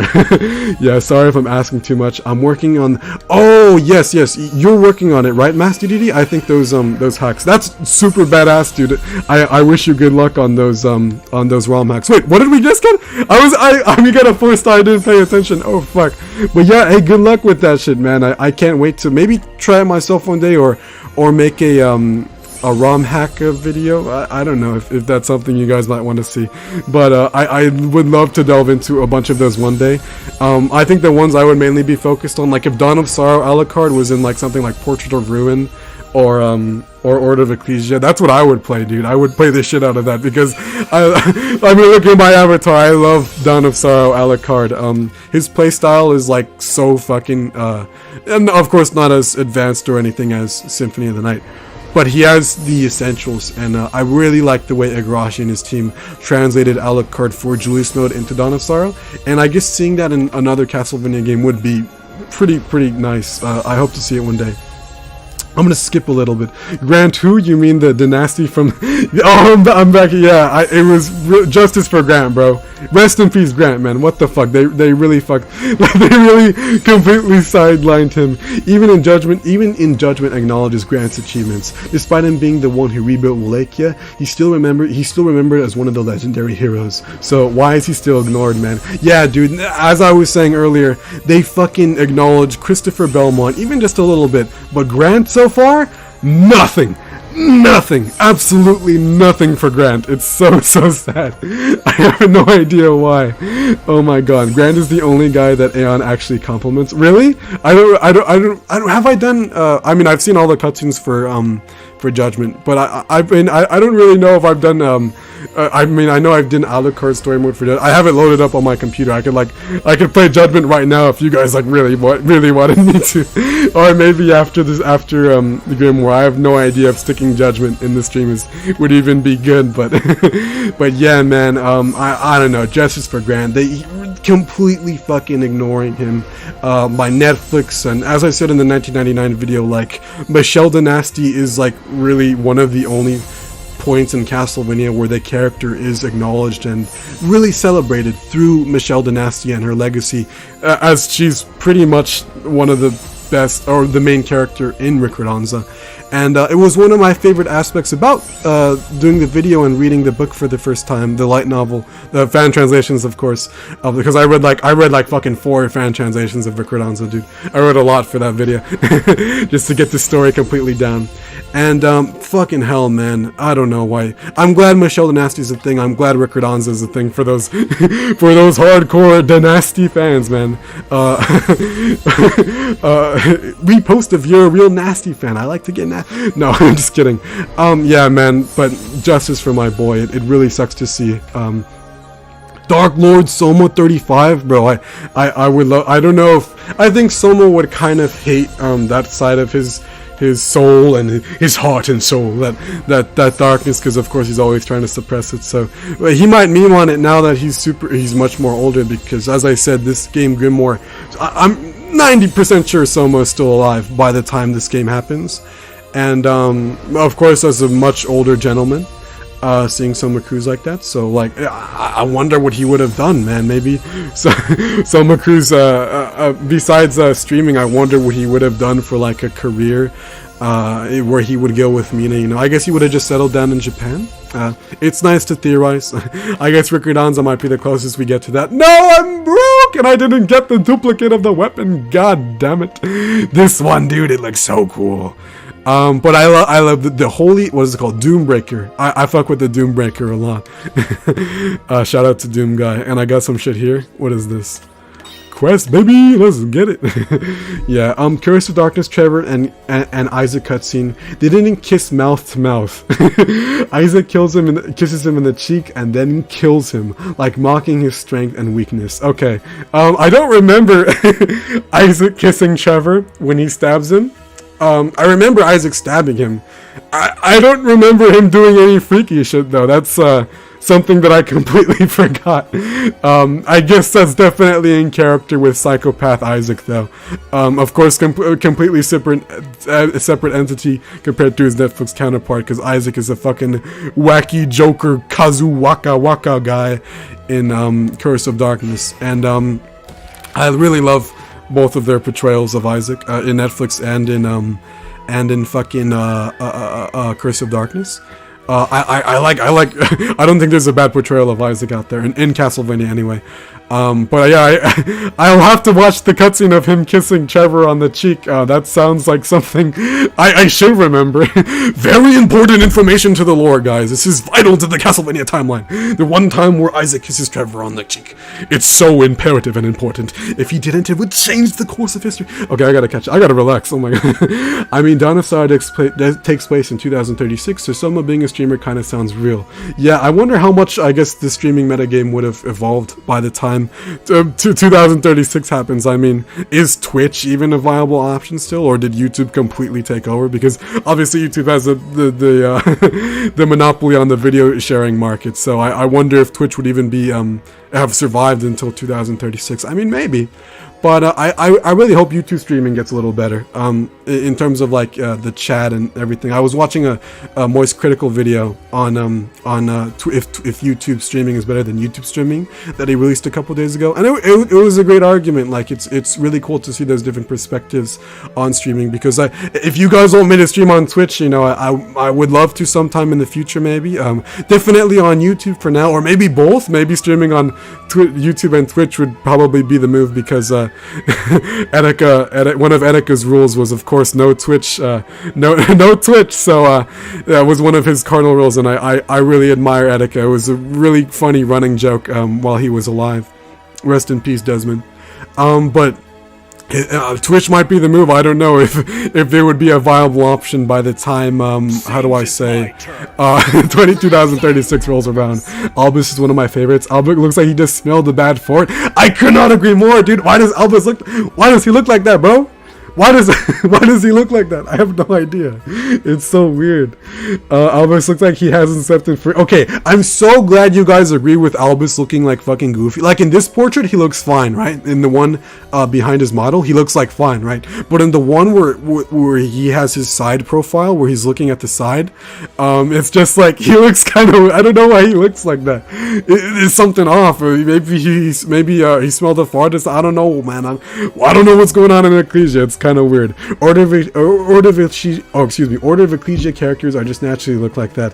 Maybe. Again, the artist that did Order of Ecclesia worked on Radiant Historia, my favorite game of all time, so I fucking love the art style either way. It's so incredible. I hope he comes back to Castlevania, or maybe even just another game one day. I'm not sure what the artist is up to though. I'm gonna skip down a little bit, only I don't want to be so far behind.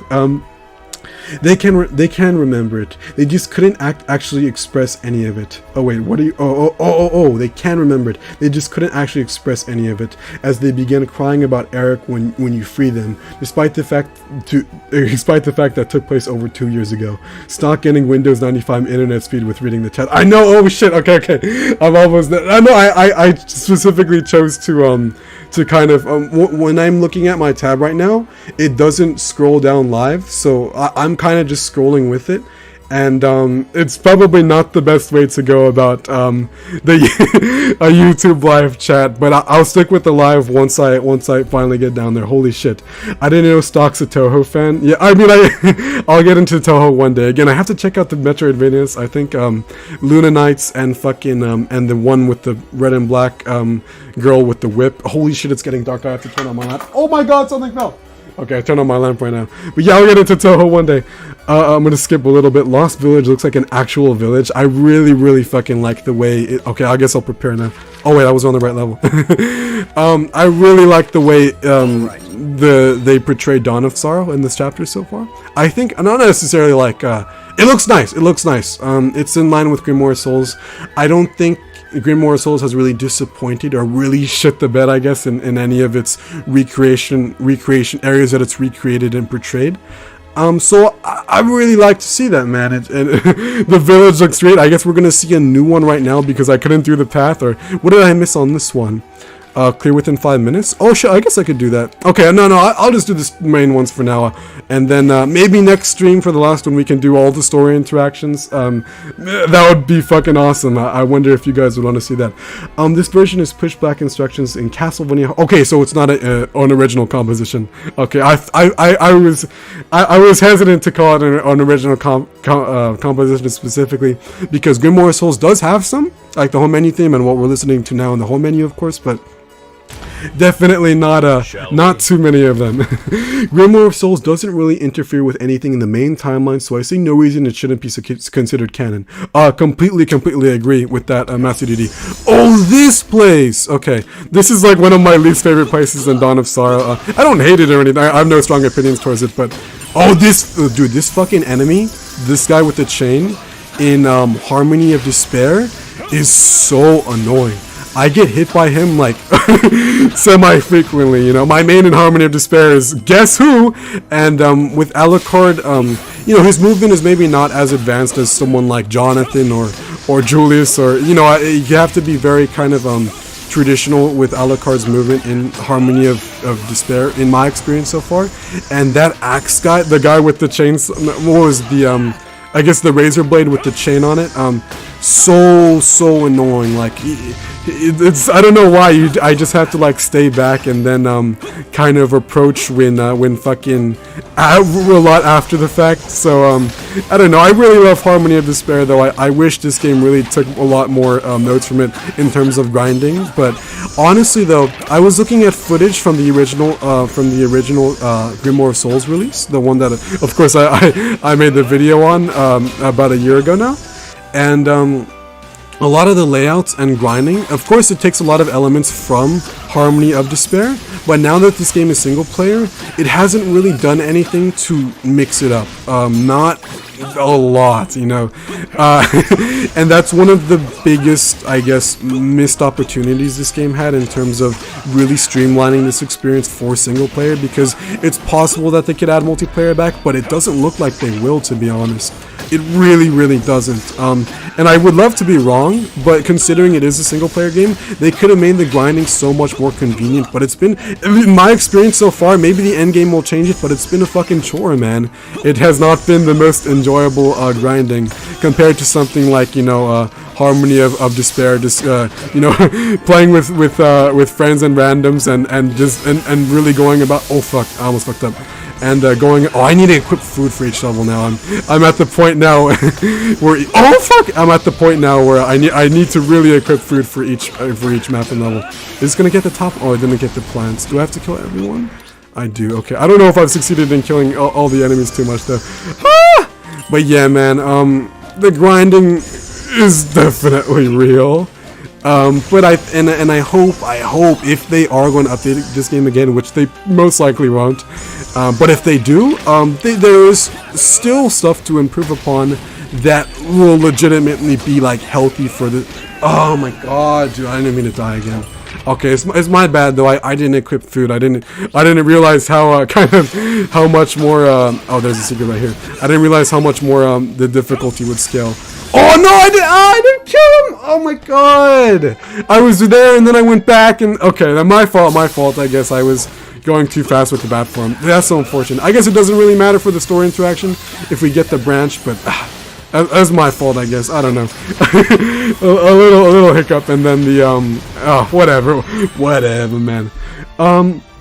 Grimoire of Souls doesn't really interfere with anything in the main timeline as far as it's so far disconnected from the rest of the franchise. So there's only Alucard here. Yeah, I agree. As I said, it's canon if you want it to be canon. I think there is something cathartic about the last chapter of Castlevania, kind of bringing. Not all the characters together, because of course this game is missing quite a few Castlevania characters that could have been in the timeline. You know, like Alucard mentions Christopher Belmont, and he's nowhere to be seen. You know, they could in Igarashi's timeline there was a lot more they could have taken. Like, but I don't know, man. it's canon if you want it to be. I think I'll stand by that if for the actual review, but. But it does contradict some minor elements in Igarashi's timeline, but it's nothing major. Like, it's always stuff that you could just brush over, and it's only stuff that hardcore fans are going to pick up anyway. So I'm talking like real hardcore fans. I'm talking about like Radio Jama, Recordanzo of the Gods Abyss hardcore fans like myself, and I'm assuming some of you guys. So for like the casual person that plays this game and this story, they're not going to pick up on this on like some of the like the cursed whip theory. This game kind of confirming that, like, who gives a shit at the okay like the cursed whip theory is something that we've talked about in some of the other streams before. And just quickly before I read the story interaction, I think it's an easy explanation, you know, because we never got one from Igarashi and what he might have had in mind, and stuff like that might be contradictory to something like the radio drama, something like that us hardcore fans would really pick up on. But for the casuals and for the general story that this game is trying to tell, it's not a big deal. It's really not. But yeah, those are my initial thoughts right now on like the little plot, on stuff like the curse theories and stuff that it changes. But anyway, oh my god, more lore. Hi Jonathan, it's been a minute, I guess. Come to think of it, we haven't seen the likes of that death guy in a while. You're right. Well, I guess since Chapter 7, yeah. And one thing in Chapter 7 that was interesting about Death is that he specifically said that Death was it was not actually Death in the Grimoire. Like, it was the projection, like it was Death, but Death was projecting himself from that was inscribed within Chapter 7's Grimoire. And I was like, I don't think I picked up on it at the time, but when I was watching parts of the VOD on YouTube, I was like, that's really, really interesting. So we haven't really seen Death's true form. Maybe is he gonna come up in Chapter 10, or maybe this chapter? I have no idea. Well, that's why Jonathan's bringing it up, I guess. Let's see what he has to say. Sorry, okay. Whew.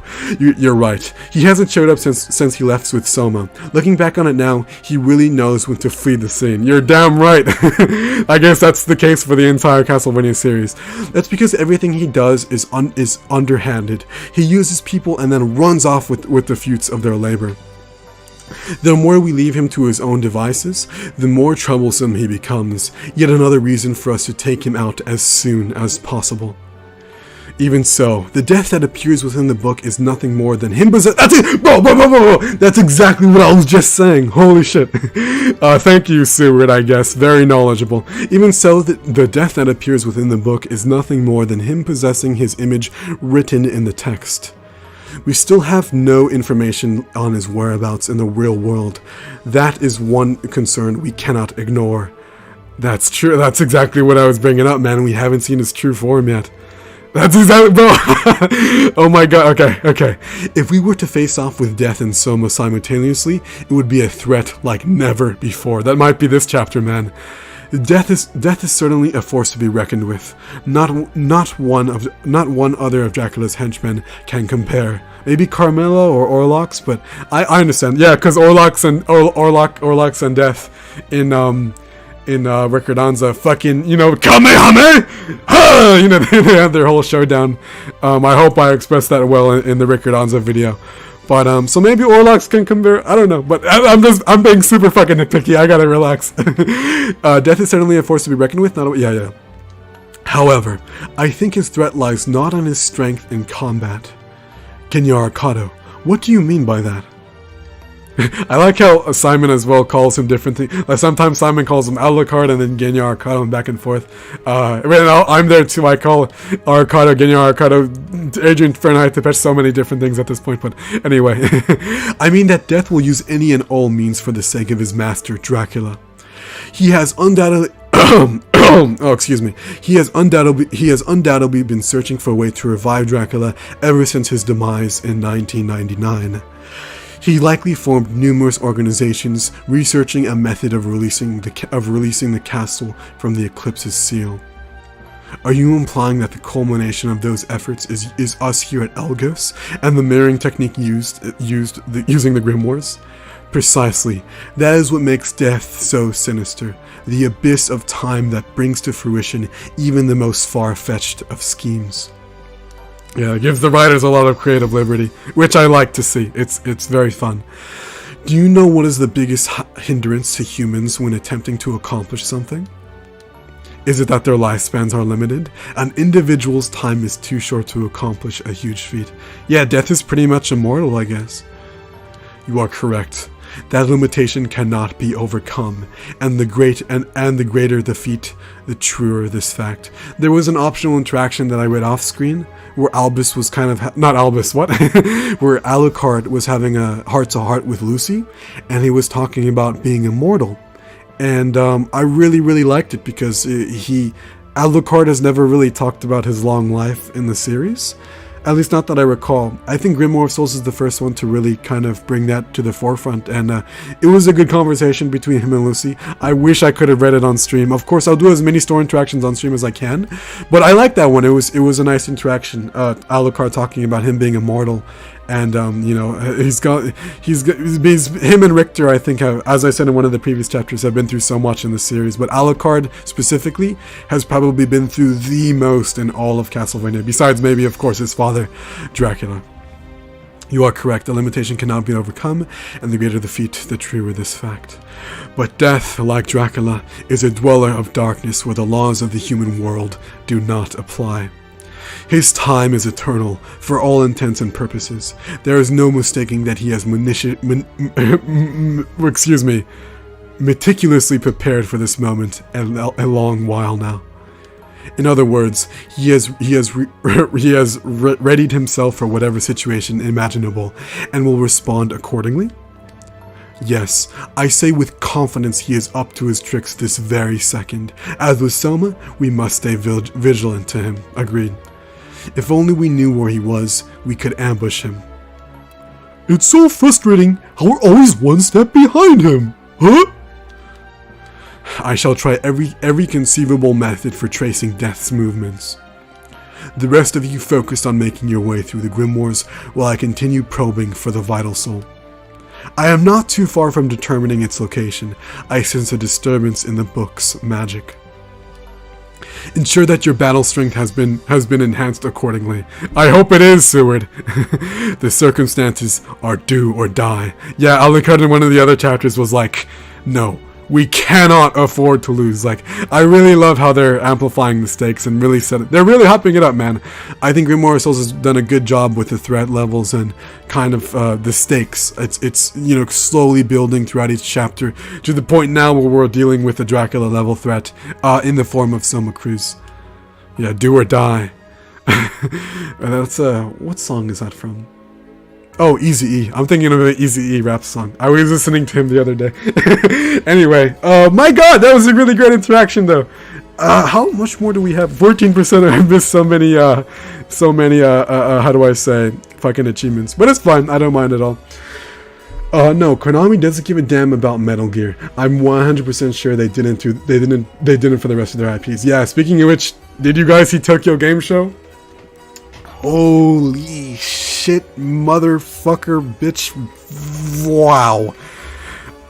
They were like, Konami was like, expect a new game, like a series that has not been for quite a while, is coming back.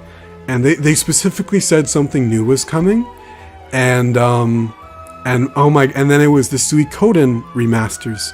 And I've never played the Suikoden games, so I like that Suikoden fans are getting something, and of course it's a very highly well-renowned RPG series, especially under Konami. One of the best, you know. I know the Suikoden developers are working on the spiritual successor right now, and I can't wait for that game, but I haven't played, so as someone who hasn't played Suikoden, I'm like, okay, that's cool, but that's maybe not what people were looking for when you said new games, Konami. Suikoden 1 and 2 are, yes, very highly regarded RPGs that I'm sure a lot of RPG fans like myself can't wait to experience for the first time. But you might have misled people very, very much. It's like with the Konami shop thing on their website that happened in one of the other streams when I explained that. Konami being Konami, man, absolutely insane to see. I imagine Julius is just taking a nap with everything that is happening. I completely agree. He's definitely retired at this point. I think the game takes place in a far future after Soma's time. Maybe, okay, so as I said, my guess is maybe 5+ years after the Saga game. But if it's something like, I don't know, 20 years, or if it's something as drastically as Soma, Julius, and Yoko all having passed away by this time, it's possible. It's definitely possible, especially because Soma is an actual inscription. But this game would be in like 2090 years, I don't know, something like wild, dude, if like everyone had passed away by the point this game takes place. It's interesting to theorize, and I'll definitely be sure to mention it for the review. But it's interesting to consider. I think there's a lot of wiggle room. Definitely. Julius is taking his one-day beach vacation from hunting creatures of the night. I hope so, man. Makes me think of Night in the Museum, the way characters are from the Grimoires. Yeah, oh yeah. That's a great comparison. I love Night in the Museum. I saw that shit way too many times when I was a lot younger. But yeah, like the Hun again movie is so goofy, and then the stone emoji, I forgot his name. It's not a stone emoji, but the stone face. He was a bubblegum. That movie is so goofy. And then like they made like 2 sequels too. I don't remember if they're good. I've seen all of them. I'm reminiscing about Night in the Museum now. Oh my god, great movie though. The Belmonts and Melnadas of this era, the way Arcado worded that makes it seems like this takes place long after dawn. Okay, yeah, no, I agree with that. So I'm just curious how long after dawn it would be, because I would like to think that Soma, Julius, Yoko, all the others are alive at this time, but if it's like really that far ahead into the future, that's super, super interesting. It's kind of cool to say, because I guess Alucard would have been in the Japanese government for how many years at this point? I have no idea. So maybe Alucard's employers... Well, no, I'm sure the people in the Japanese government are like aware, like, Alucard is not human, and they're just like, oh yeah, he's the guy in the job. And of course, Alucard's a very high rank in his organization, so it's funny to see his coworkers are probably like, dude, how the fuck have you not aged, like, at all since we met? I want to see Alucard in his job, dude, in his natural habitat. Or I guess after 1999 and all that, but interesting to consider, yeah. So 2030 is really some of the last years they exist. That's depressing. Maybe, I mean, we have no idea. There's nothing really to confirm it. Julius's voicemail will be like, hey, this is Belmont. Whoever called me better have a good reason to call my vacation. Yeah, no, he definitely not, maybe someone who wants to be bothered that much. Sussword. Bo! Seward is so sus! Seward is so sus! I mean, like, okay, like, he's really, I don't know if he's playing it off or not. I don't know what's going on with Seward, man. Like, Shall we? It's weird that he's just a guy. Like, I wanted him to be a fucking psychopath. And after when... Oh, this... Wait, why is it so dark now? Okay, interesting, I guess. I did not expect them to do that with this level design. Oh, okay, there's a gimmick for this level, okay. So we gotta keep the lights on. in the dark. It's interesting, man, because like I think there's not much to say about Seward's character. Like when chapter 7, when we did chapter 7, I had no idea what's going on. That chapter, the one with Walter White and everything, etc., and the death boss fight. Hermina was like, "Oh shit, Elgos is deceiving you." And when she said that, dude, I thought things were about to get insane. And things suddenly got crazy, but not to the level of like everyone pointing their gun at Seward, because Seward is the director, right? He's the leader of Elgos for all intents and purposes. He's the one kind of that brought everyone together. And of course, Death is the one that orchestrated the entire organization. Can I just go over these? Yeah, I can. Okay, I fucked up. I didn't bring food into this map. Damn it. So I might die only because. Okay, wow, this gimmick is so weird. So it was kind of unfortunate, man. I really wanted everyone to kind of be super antagonistic towards Seward once that happened. And, you know, Shinoa, I think, suspects something about him. But there's nothing really that might indicate him being completely fucking evil. But we'll have to wait and see, man. We still have this chapter and how do I say? And we still have this chapter and chapter 10, which I can't wait for again.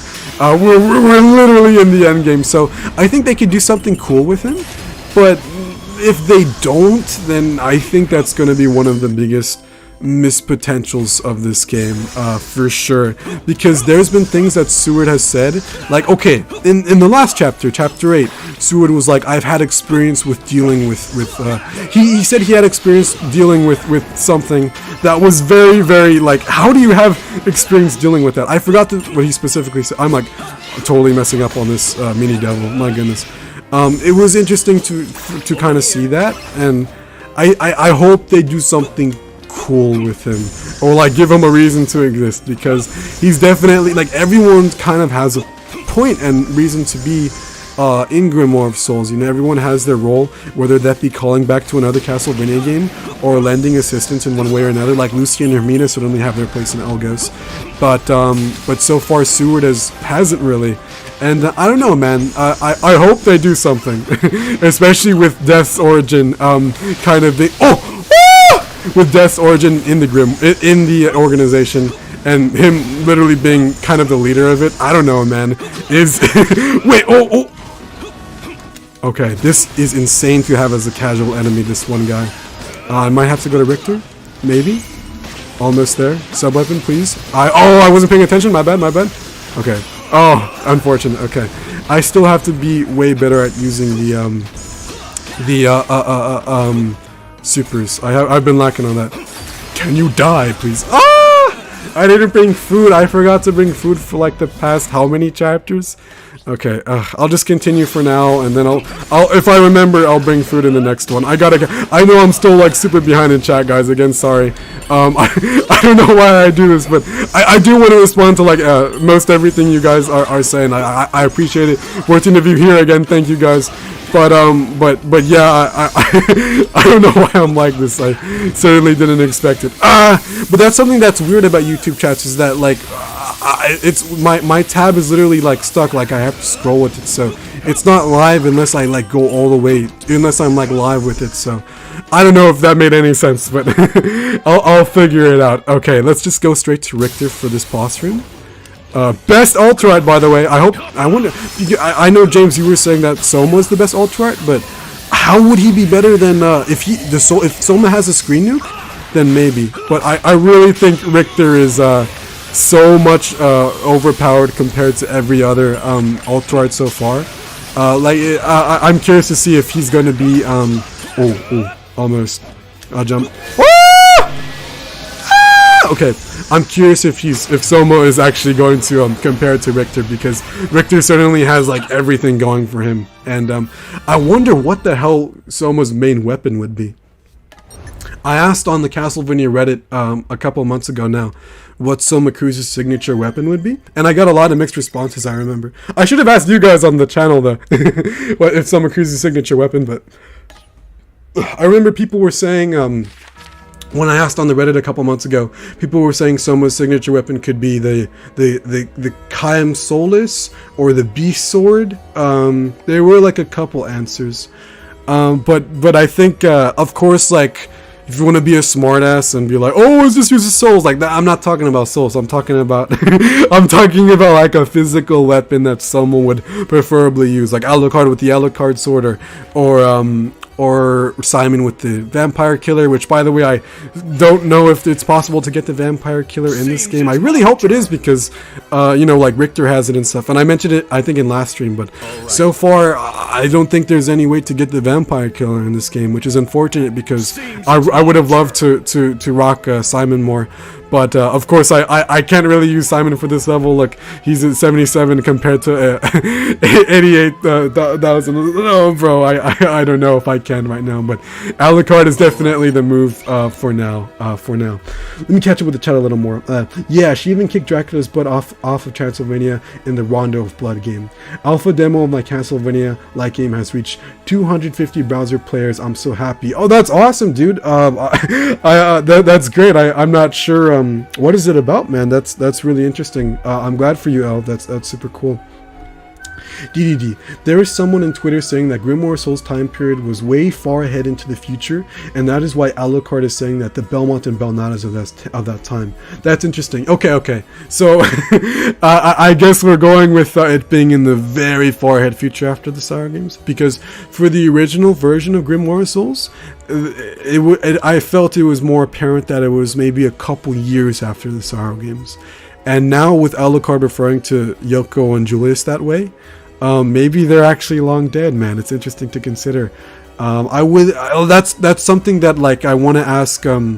I don't know if the game developers or Konami have really commented on like the development of this game or not, but I would love to see their perspective. Like, hey, how did you approach this story in terms of like when it is in the timeline and what Koji Igarashi and some of the other Castlevania games established? Like, I would have loved to ask them, and I haven't really seen any interviews by any developers of the Konami Grimoire of Souls team, so I don't know, man. Hopefully something that happens one day. I might try to interview someone maybe that was involved in this project for the review and retrospective, but I might have to get a Twitter for that. I don't want to get a Twitter because I know Twitter is so good for. I mean, I have my stupid ass Instagram of go follow Big Ooga Booga on the Instagram, but I have my stupid ass Instagram. But like I'm just curious, like how the game developers of this game approached a lot of the elements in terms of story. I guess the writers, but then again, the writers were probably Japanese, or if there was a main writer for this game, I have to check the credits once we beat the game. But yeah, I guess that's stuff I'll worry about after the fact, after we beat this game. Grimoire of Souls isn't canon from my point of view. Every game that had the crossover on the franchise and is a separate universe like any other game. That's an interesting take. Again, I think it's canon if you wanted to, so it's going to be different for everyone. I think it fits in the timeline despite some minor contradictions, but I don't mind too much. I wouldn't mind it much at all. With every comments he reads, he makes a 10-minute rant. I know! I'm sorry, I'm so passionate about this series. I have so much to say. I think I've made a little dent in the chat, though. If Stocke catches up to the chat and Alucard heals from his gambling addiction, better not let that happen. No! Okay, I guess I better get started then. I want to gamble. Defeat all enemies, open the sealed treasure key within 5 minutes. Okay. So, hey, so maybe for the last chapter, we can do some of the branches as well. I think for chapter 10, because it's the finale, I guess, when we do that next time, maybe a couple days. I want to say maybe next Friday, I guess, next week. I'm glad I could actually stream on a Saturday, though. I was free. I am going to be busy for the week, so I'm not going to be able to stream on, like, in the middle, like a Wednesday or something. But like, yeah, bro, like maybe a Friday, Saturday, Sunday next week we can finally finish this game. But oh shit, it depends. But I think I'm busy, so I'm not gonna be able to play like on a oh shit. I'm not gonna be able to play this week, but maybe on the weekend, like Friday, Saturday, Sunday, like I would love to, bro. I think streaming on the weekends is generally better for most people because I think more often than not, more of you guys are free. Like there's 15 of you here right now. Like again, thank you guys so much. But like I don't know, man. I think so far streaming on the weekends is kind of been the move. The couple streams that I did on like I think I did one, you know, Monday, and then I did one like on a Wednesday and stuff. Like it's fine, but I would just rather do it on on the weekend. So especially for the finale. Did I miss something? I think I did. Yeah, there's something this way. I have no idea what the. And I didn't bring. Oh my god! I forgot to bring food again, bro. What is wrong with me? Okay, I gotta jump up. Please. Okay. Barely made it. Okay, the sealed treasure. Ugh. Dude, I really forgot to bring food for like every single chapter? No. I have to remember next time. I got so caught up in the discussion. Holy shit. Oh my god. Okay. Let me go bada bing. Oh yeah, by the way, oh fuck. Oh, there's my most hated enemy, and I don't even mind him in stuff like the Sorrow games, that chainsaw guy. But I don't know, man. In Harmony of Despair, he's like a he's a bitch, man. He's a bitch. The other kind of experience that I wanted to mention real quick, besides Van Helsing that I saw, is Nosferatu. I enjoyed it. This is one of the I've seen silent movies before. I guess some of my favorite black and white movies are mainly. Yeah, I'll bring food next time. I keep forgetting. My favorite black and white movies are by Akira Kurosawa, because his directing is incredible. It's so good. Like, he's such a good director, and those are kind of, besides maybe 12 Angry Men and Akira Kurosawa films. Those are some of like the only black and white movies that I've seen that like I really appreciate and I like to see. So seeing a silent movie for the first time, Nosferatu, was it was an experience I didn't really know how to feel about. I liked it though. The movie, the silent movie Nosferatu. For those of you who are unaware, I'll just do a quick lore recap. Wait, how do I get that? Does it go the other way? How do I get... Wait. Did I miss something? For just a quick, I guess, recap... Okay, yeah, I guess it's another way. For those of you who are not familiar with Nosferatu, it is basically the oldest surviving Dracula movie adaptation ever, like, that is out there. I think, I remember Angry Video Game Nerd said there was an adaptation before Nosferatu, but it has been lost to time, like it's lost media now. So Nosferatu is the oldest. And a couple months ago was its 100th anniversary, which is super cool to see. I probably... I didn't watch it then, but I watched it a couple days ago. And I liked it. It's definitely like a movie to appreciate if you're like really into learning about the history of film. And if you want to like learn... if you want to learn about film, or if you're just interested in like Dracula lore and stuff. And of course, like, the main vampire, to relate it back to Castlevania, is a reference to Orlux. Orlux is a reference to Nosferatu. There's similar stature and design, and a lot of similar aspects between them. I think I missed a secret. I'm going to go back a little bit after this boss room, or this mini boss room.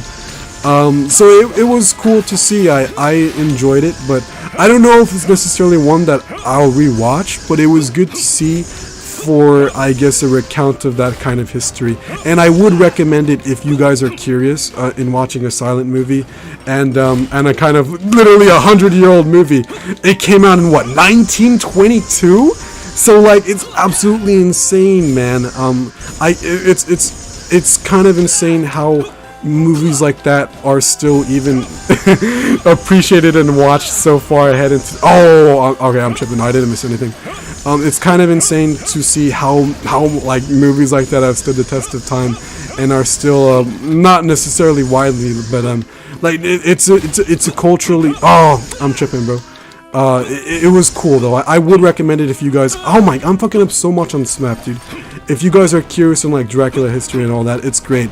And I like Orlux a lot as a villain in Castlevania, of course, especially because of Rick Rodanza, really boosting my appreciation for him. And Nosferatu being a direct reference to him, man, it was nice to see.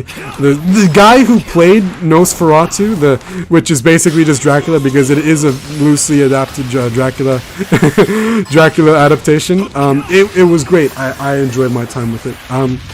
Hard recommend if you guys are into if you guys want to watch a silent movie though, which I'm sure is not many of you, but my goodness. English version was harder, so you had to buy the game instead of just renting it for the week. Oh, Castlevania 3, yeah. That's how far behind I am. Oh, shit. But yeah, no, agreed, Juan. English version of Castlevania 3 is, because the damage scales with how you progress through the levels, and by the time you're in the later levels, like by the time you're in the clock tower, it's just complete bullshit.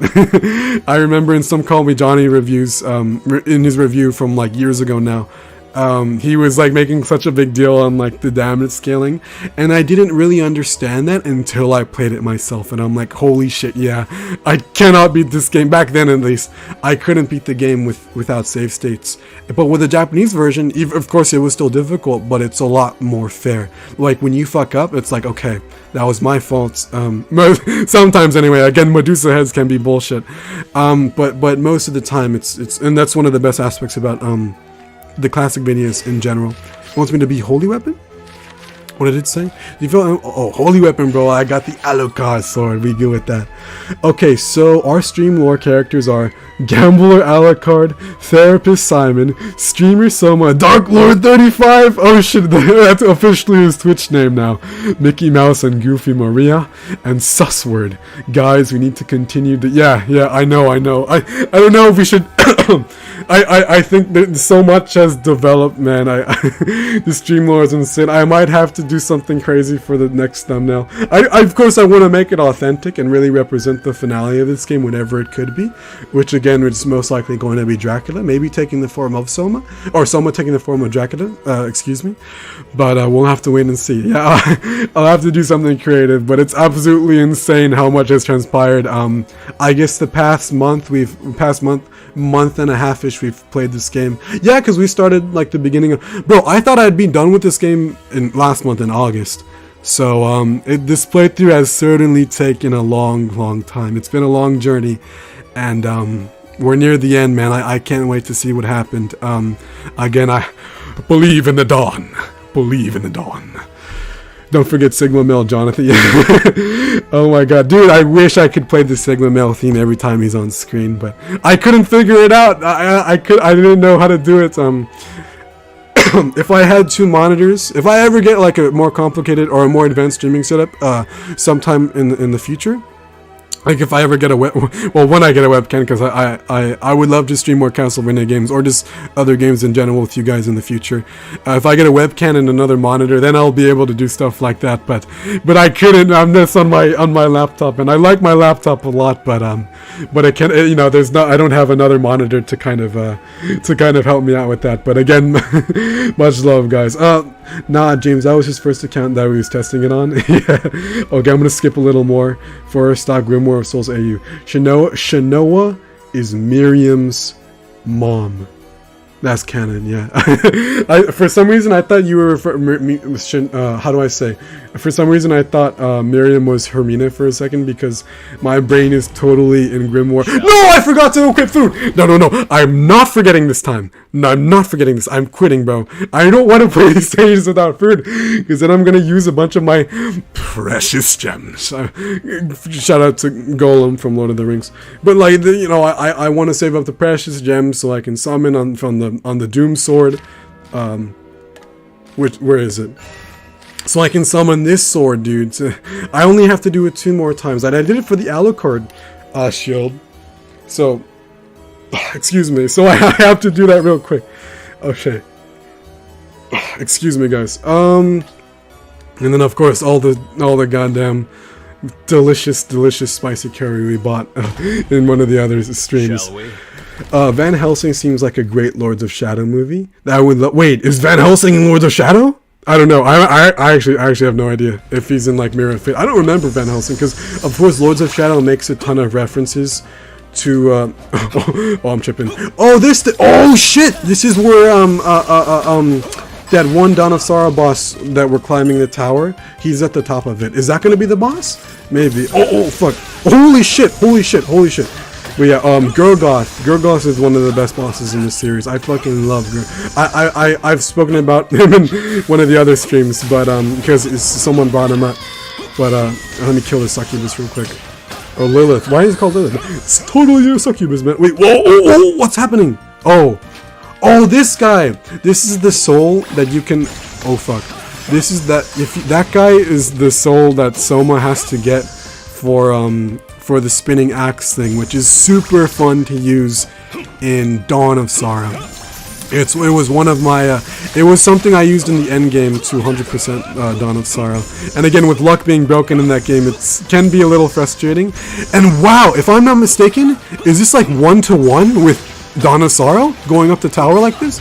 I remember like a super similar, this is like very, very reminiscent of Dawn of Sorrow level design right now. I'm getting total flashbacks to that game. My goodness, holy shit!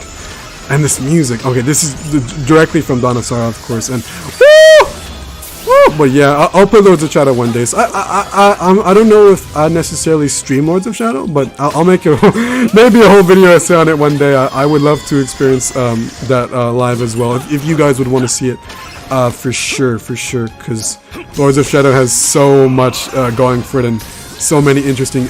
Oh, how do I get up there? So many interesting attributes to it. Can I go above? Okay, I can. Okay, I was like, don't tell me I have to bring Charlotte or something, because I don't think Alucard's jump would have done it. Oh, you know what's cool about Grimoire of Souls 2? As of course Sakurai's YouTube channel, the one I mentioned in one of the other streams, he made one of his videos was about stopping when you hit. It was like one of his first little video essays that Masahiro Sakurai, the creator of Super Smash Bros., kind of made. And Grimoire of Souls really applies that a lot. Like, the combat is like not a lot. I think the combat of Grimoire of Souls is fine. Like, it's not like the most in-depth, but it's engaging. I'm still having fun with it, you know what I mean? And something that Sakurai mentioned in that video is about stopping when you hit, especially for big hits like the boss. And look at that, dude!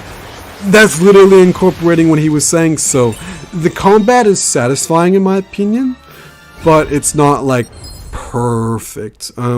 But it does incorporate what Sakurai was saying. And after I saw that video, and of course I was playing Grimoire of Souls after a little bit after that, only because I've been grinding this game so much now. Again, I have no idea how many hours I have in this game, but I'll definitely have to check. Maybe in the phone settings or something. I don't know. Defeat all enemies, open all treasure boxes, clear within 5 minutes. But yeah, it's cool. It was great to see. Kind of my eyes were opened wide, and I was like, wait.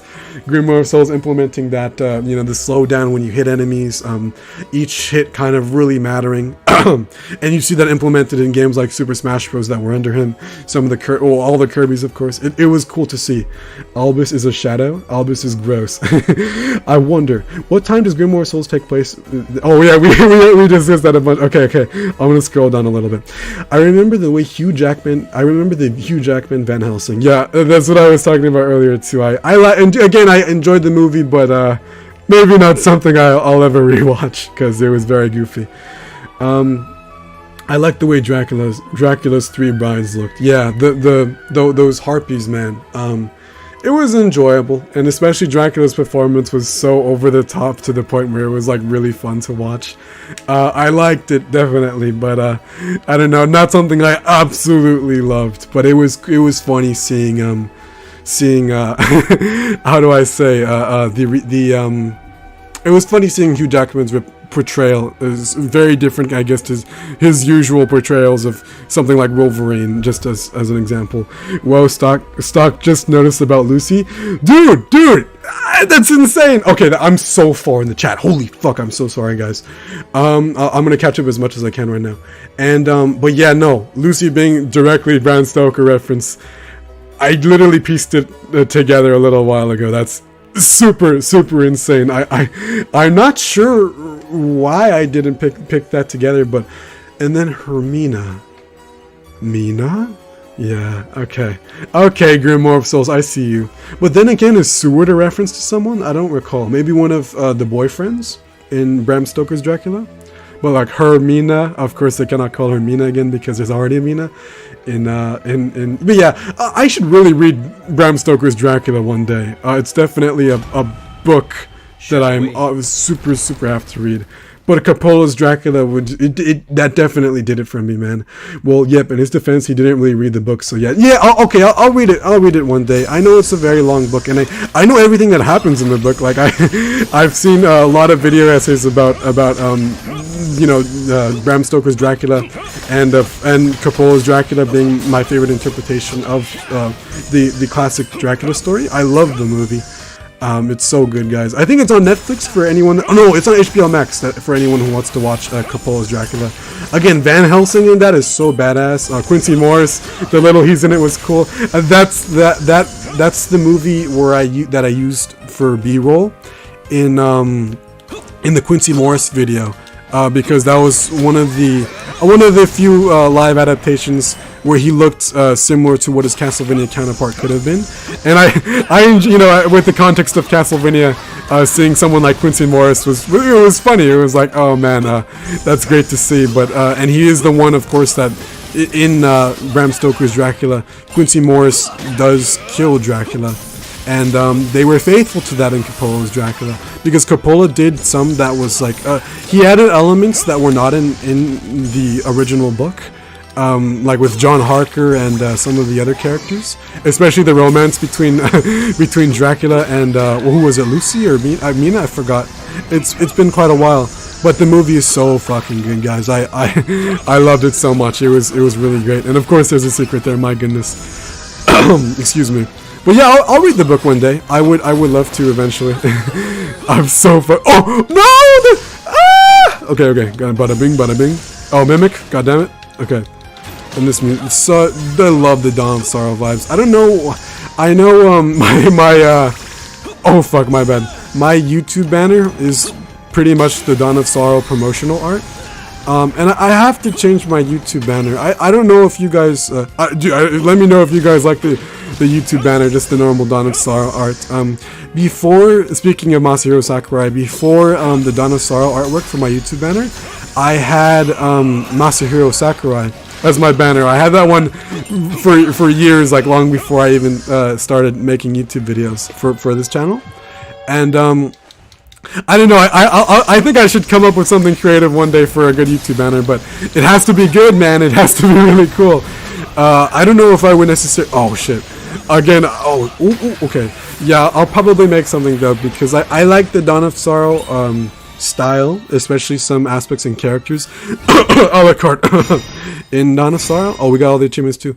But yeah, it's interesting. I'll have to mix it up one day. Maybe in the future. I don't mind it though. Let me know if you guys do though. I enjoy it. Okay, if we get all the achievements for this one, then we'll do one branch, and then we'll do the boss and call it a day. Do you love Charlotte's shoes? Charlotte's shoes. Do you love Charlotte's shoes? I thought it was a tongue twister for a second, but it's anyway. I have no idea what Charlotte. Wait, what do Charlotte's shoes look like? Seems it's my turn. I can't even see them, bro. I can't even see her shoes. They're uncovered. No, not that one. Actually, that one looks cool. I'll leave it with that. Oh wait, I could see. Yeah, she has like the Wizard of Oz type shoes. I guess they're pretty cool. This one they're white, and this one she has cool boots. I'll leave her with this one. Okay, last chapter though, I have to give everyone a new skin. I have to really pop, because I know I've had the same skins on for a while. Although I might have to leave Shanoa's because she looks fucking drop dead gorgeous. My god, I'm about to simp, bro. I'm about to simp for his fictional character. What the fuck? Okay, I'm gonna skip a little more. I'm gonna have to head out. Good night, everyone, and make sure to update our stream characters. Hey, thank you for coming through, Holy Rogue. I think I'm pretty damn fell behind in the chat, but thank you for coming through, man. I appreciate everyone. 11 of you here again. Thank you so much. But I hope you have a good one, man. Of course, the VOD will be on the YouTube if anyone wants to see it after the fact. I was the one who made that portrait of Ruin Eric. Oh, really? Okay, because that's the one I saw on Jupiter Climb's channel.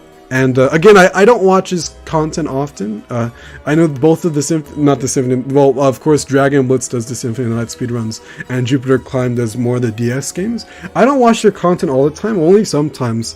But I've never spoken to them or anything. but I like their content. It's fun to watch once in a while, although not necessarily my cup of tea in terms of what I'm looking for in YouTube content. For me, like for YouTube content, I always prefer video essays. That's like my favorite form of expression in terms of a digital format. If that makes any sense, YouTube videos are the way to go about it. Our video essays are my favorite form of media, and I know it's been quite a while since the Demon Castle War video, Great Castlevania's Greatest Unseen Chapter. I've been making a video essay for like once every month, dude. Until this Grimoire of Souls project, since I graduated high school last year. So it's absolutely insane that I haven't made a video essay since then. It's been like I guess a month and a half-ish that I haven't made a video essay because of the playthrough, and of course the Konami Sucks stream. So definitely a change of pace, but I love video essays, man.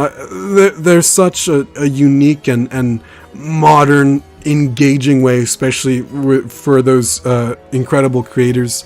It's such a good way to express yourself. Like I would encourage anyone that wants to make a video essay or YouTube video to give it a shot, because if you have the time, of course, because it can be very time consuming, especially if you want to edit fairly advanced, I guess. But it's my favorite form of, I guess, expression, especially in, I guess, the digital age that we live in now. It's so good. I would encourage any of you guys, though, to give it a shot if you guys have the time, or if you guys genuinely like want to express something, because that's what I've done. And of course I don't have a big audience, you know. I mean, we're super close to 1K again. Thank you guys so much. I definitely gonna have to do a special video for 1K, besides the Grimoire of Souls review and the End of the World video. I'll have to do something special, preferably Castlevania related. But I don't know, it's so fun, and it's been a great outlet this past year to kind of go about that during my free time. And I miss it, man. I can't. I really want to go all out for the Grimoire of Souls video. I hope you all will be looking forward to it. It's something I really want to put my fucking all into, man. So it might be a maybe. I don't necessarily know. For every video on my channel, it's been like a month-long production, and of course I'm not working on those video essays like all the time. But they were something consistently that I did when I had free time, and it was like really fun to it's a very fun. It's fun for me. Like, you gotta have fun with it, man. You gotta be passionate about it, in my opinion. You gotta have something to say, and you gotta provide you have to provide a unique perspective that you genuinely think is really good, and something that you yourself would watch, in my opinion. But I encourage anyone that wants to try it, to try it, only because, you know, I've absolutely loved doing this for the past year, and I don't know how long I'll be making videos on YouTube, but I guess if however long I do it, or if I do this, I guess, throughout the rest of my life, or if YouTube fucking burns and dies or something, I don't know, man. It's such a cool way to express yourself, though. So no matter what happens, if I want to genuinely express myself for this passion project, I'll be sure to do it on here, and I'm thankful to have you guys, I guess, as an audience for that. But I'm getting so soppy. Shut the fuck up, Stocke. But yeah, no, I guess that's kind of my little rant on, not rant, but my thoughts on video essays and all that. But live streaming has been fun to try. I'd love to do more, because we're so close to the end of this game now. I would love to do more streaming. Maybe not on the channel in the future, although I don't mind doing it more on the channel. But some. Oh wait, did I miss a secret? I might have missed a secret. Sorry about that. I'm not sure. Yeah, I would. It's been so fun to try. But I never thought I'd do streaming as much as I have. Certainly not. My goodness. Okay, let me bada bing, bada boop. Oh, easy peasy. Thank you for the GL for 10 minutes. Wait, what? Tekken Revolution is the only game in the series that's been an online game that shut down until Tekken 7. Tekken Revolution was the one that you had to like pay for to play, right? No, it was a free game, but if you lost a certain amount of times, you could not play for the rest of the game. That's some real gacha game bullshit. And I never played that one, that Tekken Online game. The only Tekken game I've really put like maybe 40 hours into Tekken 7. And I played it a lot with my IRL friends, and I like Tekken 7. Not my main fighting game. I'm a filthy Noctis main. So but Tekken 7 has been so fun. I cannot wait for 8. I love Tekken lore. I'd love to make a Tekken video sometime in the future. But we'll wait and see. Holy shit, Seward! What's up? Everyone, listen where you are. I have identified the point where the Grimoire's magic is extremely unbalanced. So we'll finally get our hands on the last vital soul, huh? Though no doubt Soma knows where it is too. Right, we must beat him there, then we'll rid him of the Dark King's power. And to carry out such a task, Lucy, do inform us of your progress. Okay, excuse me. Yes, sir. Sorry to keep you waiting, everyone. Was that a Metal Gear reference? Kept you waiting. No, I'm just kidding. Kept you waiting, huh? The Mutala Year rectangular burial ritual Aurora is now complete. What did you just say, bro? The multi-layered rectangular burial ritual Aurora is now complete. Shout out to Aurora from Child of Light. Ubisoft! Please make Child of Light 2! Ubisoft! Anyway, Aurora. Oh, lag? Okay. Aurora. That's Latin for dawn. What? Wait, the story and the title of the video and the Grimoire of the game all tying together? My god, this is coming in full circle. This is so cool. Anyway, Aurora. That is Latin for dawn. I had no... That's actually really good information. Quite the fitting name for saving the world. Wow. The dawn, the morning sun, will burn the horrible night. We'll use the Aurora on Soma to isolate, then remove Dracula's magical powers. As I've explained before, the Grimoires are all connected at the foundation. We can take advantage of the fact and turn the entire library into one powerful grimoire, sealing away the isolated powers. That's the gist of the operation, but there are two problems I was unable to overcome. And what would those be? The first is Soma will likely resist.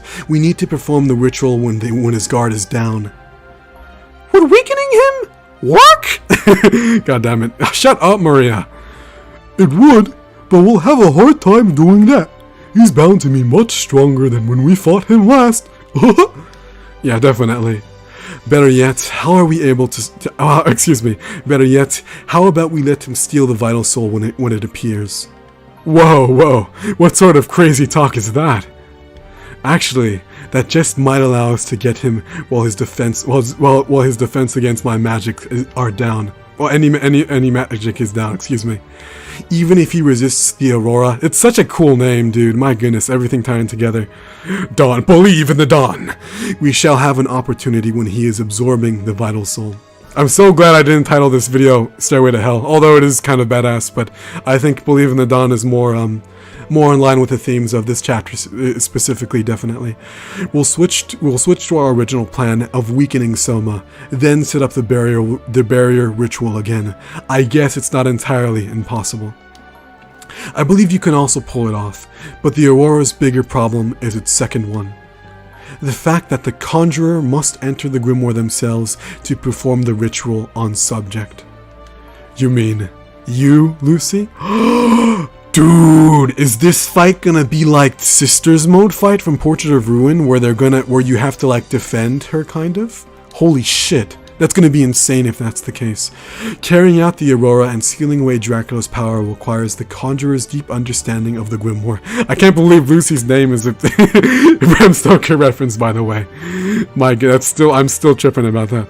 I can't believe I realized this so late. Therefore, I must be the one to do it. And of course, Hermina, Mina, oh my god, it's so stupid. Okay, I'm tripping, bro, my bad. Anyway, but you don't have combat skills. Damn, Charlotte! You don't have to say it so up front. for you to trek through the Grimoire when it's no picnic for even the rest of us. We'll have to render Soma defenseless, all the while protecting Lucy. Looks like we're on thin ice. No, because I'll be the one to perform the ritual. I'm the most suited for this job, right? Hermina? Why don't they just do it together, dude? Hermina and Lucy together. I have in-depth knowledge of the Grimoire, and I know enough magic to defend myself. What do you say, Arcado? I promise I won't cause you guys any trouble. Are you capable? I am. No, wait, okay. Oh shit, is Hermina gonna fuck up then?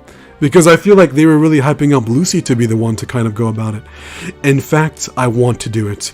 This whole mess is my responsibility too, after all. Okay, I would have preferred them to both do it, but I guess we'll see Hermina give it a go. Like I said before, I'm the one who didn't stop Soma from transforming into the Dark King. I summoned him in the first place, so I want to be the one to free him from the Dark Fate. Okay, so because they summoned Soma, does that generally mean that he no longer exists? Because if they were to summon someone like Alucard from Symphony of the Night, then maybe that would confirm something, but it's interesting to consider. It's interesting just how far ahead in the future this is in the timeline. Lucy, just like you said, there's only one mission for you. There's only one for me too. Hermina, is that really alright? I should be the one to do it. Don't have a second thought about it. I'll make the Aurora a success. Just you wait. Alright, it's in your hands then, since I can't fight. The end is fast approaching. This battle will determine the fate of the world. Everyone, I ask that you bestow upon mankind a morning of peace, a dawn free from terror. Wow. So this will definitely be our most difficult fight yet, most likely, especially because of how fucking really hyped this up to an absolutely insane degree. My goodness. I'll skip a little more. Shame Michelle doesn't get to interact with Julius and Yoko. And so, oh yeah, and Rick Anza, that's true. I completely agree with that. They really, they should have. I wish Curtis interacted with Julius. Him being his how do I say, his apprentice, and the fact they did not really talk at all, because of course, minor spoilers for Rick Anza, cover your ears for 10 seconds if you guys have not seen the Rick Anza video or read the light novel yourself. Because Death is kind of possessing Soma throughout the whole story. He never talks. We never really see the real Curtis Lang. It's mostly, how do I say, Death from the entire middle chunk of the game. But from the beginning and end, it is Curtis, but we don't see that too much. But anyway, yeah, you can uncover your ears if you guys haven't read or seen my video. Or I would recommend, by the way, reading the light novel. I would use Shinoa. Okay, I'm not gonna use Shinoa. Fuck no, dude. I have to use Alucard, and thankfully we're still in the similar numbers. Ooh. She did, however, saw Julius's holy cross, and it blasted half of the castle. In Rick Anza? I think so. I don't recall the specifics of the story. It's been quite a while since I've read it. As long as he can clap cheeks, he's got to destroy the world. But remember the pattern. By the way, Grant is in fact mentioned in this game. What? Is he in a future title, or did I miss it? Because as everything that I've read, I do not recall seeing Mr. Dynasty mentioned whatsoever. But that's cool if he is in a future chapter. Konami actually acknowledging him. It was kind of, there was that comment made by Richter though in one of the interactions where he's like, well, it's a reenactment in Trevor, just like completely ignoring that a Dynasty was there. That one really made me sad. But if they mentioned it in one of the first chapters, oh okay, at the first chapter when Simon asks Alucard about Trevor, he name drops Grant and Sypha. What? Okay, I don't remember that. Holy shit. Wait, Julius has amnesia after defeating Dracula and unlocking the castle in the eclipse, right? So this man had amnesia for like 30 years? Yeah, as I said in the 1999 video, after the events of 1999, Julius was just wandering for until 2035, which is really wild to think about and kind of like insane. But I legitimately hope that that maybe having Julius's perspective on that time gap on his amnesia would be cool to see, but kind of I don't know what stories they would necessarily have for Julius's amnesia, considering he does not remember anything until Aria of Sorrow. So I don't know, that long amnesia, and then he's most likely an exorcist, as Soma kind of hints at in Aria of Sorrow, because Soma's like, Julius, are you an exorcist? And he's like, now, I don't remember what he says exactly, but he's like something like that. So for the 1999 video, I just kind of rolled with him being an exorcist, because we don't know what else he could have been doing for the 30 years, besides just wandering the place and getting into fights with people like Ryu. Please put Julius in Street Fighter 6! Please, Capcom, thank you! So we can be in line with the canon of of Castlevania. My goodness. I don't know what our stream lore should know on Albus yet, guys. Maybe, I mean, just Albus looking like a goofy, weird guy. Do a kickflip? Oh, what's good, Alexis? That's my IRL friend. Good to see you drop in, dog. I know you probably have no idea what Castlevania is, but I appreciate. I hope you enjoy your stay, man. It's been a while. I gotta see you soon, bro. Yes, I haven't skateboarded in quite it's been a few months now. No, actually, no. I skateboarded like a couple weeks ago, but my toe's fucked up right now, so I can't really. Oh! The sword, please, the sword. Doom. Oh, okay. One of Charlotte's things. This is a fancy book though. I'm for that. Dimitri Garden. Oh yeah, this is where we had the Dimitri the Dimitri boss fight.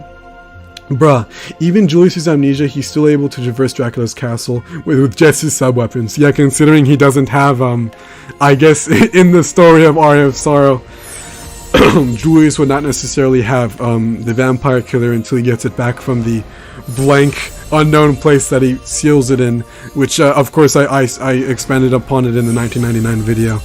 But, my god, where could it have been? Maybe in the heart of the castle, or maybe that's where Chaos was? The vampire killer could have maybe been there. Oh my god, excuse me. I'm like so dehydrated, dude. Holy shit. And I am doing a little gambling to piss you guys off, sorry. And then I can type in the chat, my goodness. Does he remember his skills, magic, and know how to kill monsters? And how does he use the whip? I hope, dude. It would have been... I'm interested, like, the reasons maybe Koji Igarashi and, I guess his team had in mind for Julius after 1999. Because that time gap, again... 30-ish years, I guess. So yeah, about like 35-ish years, 30.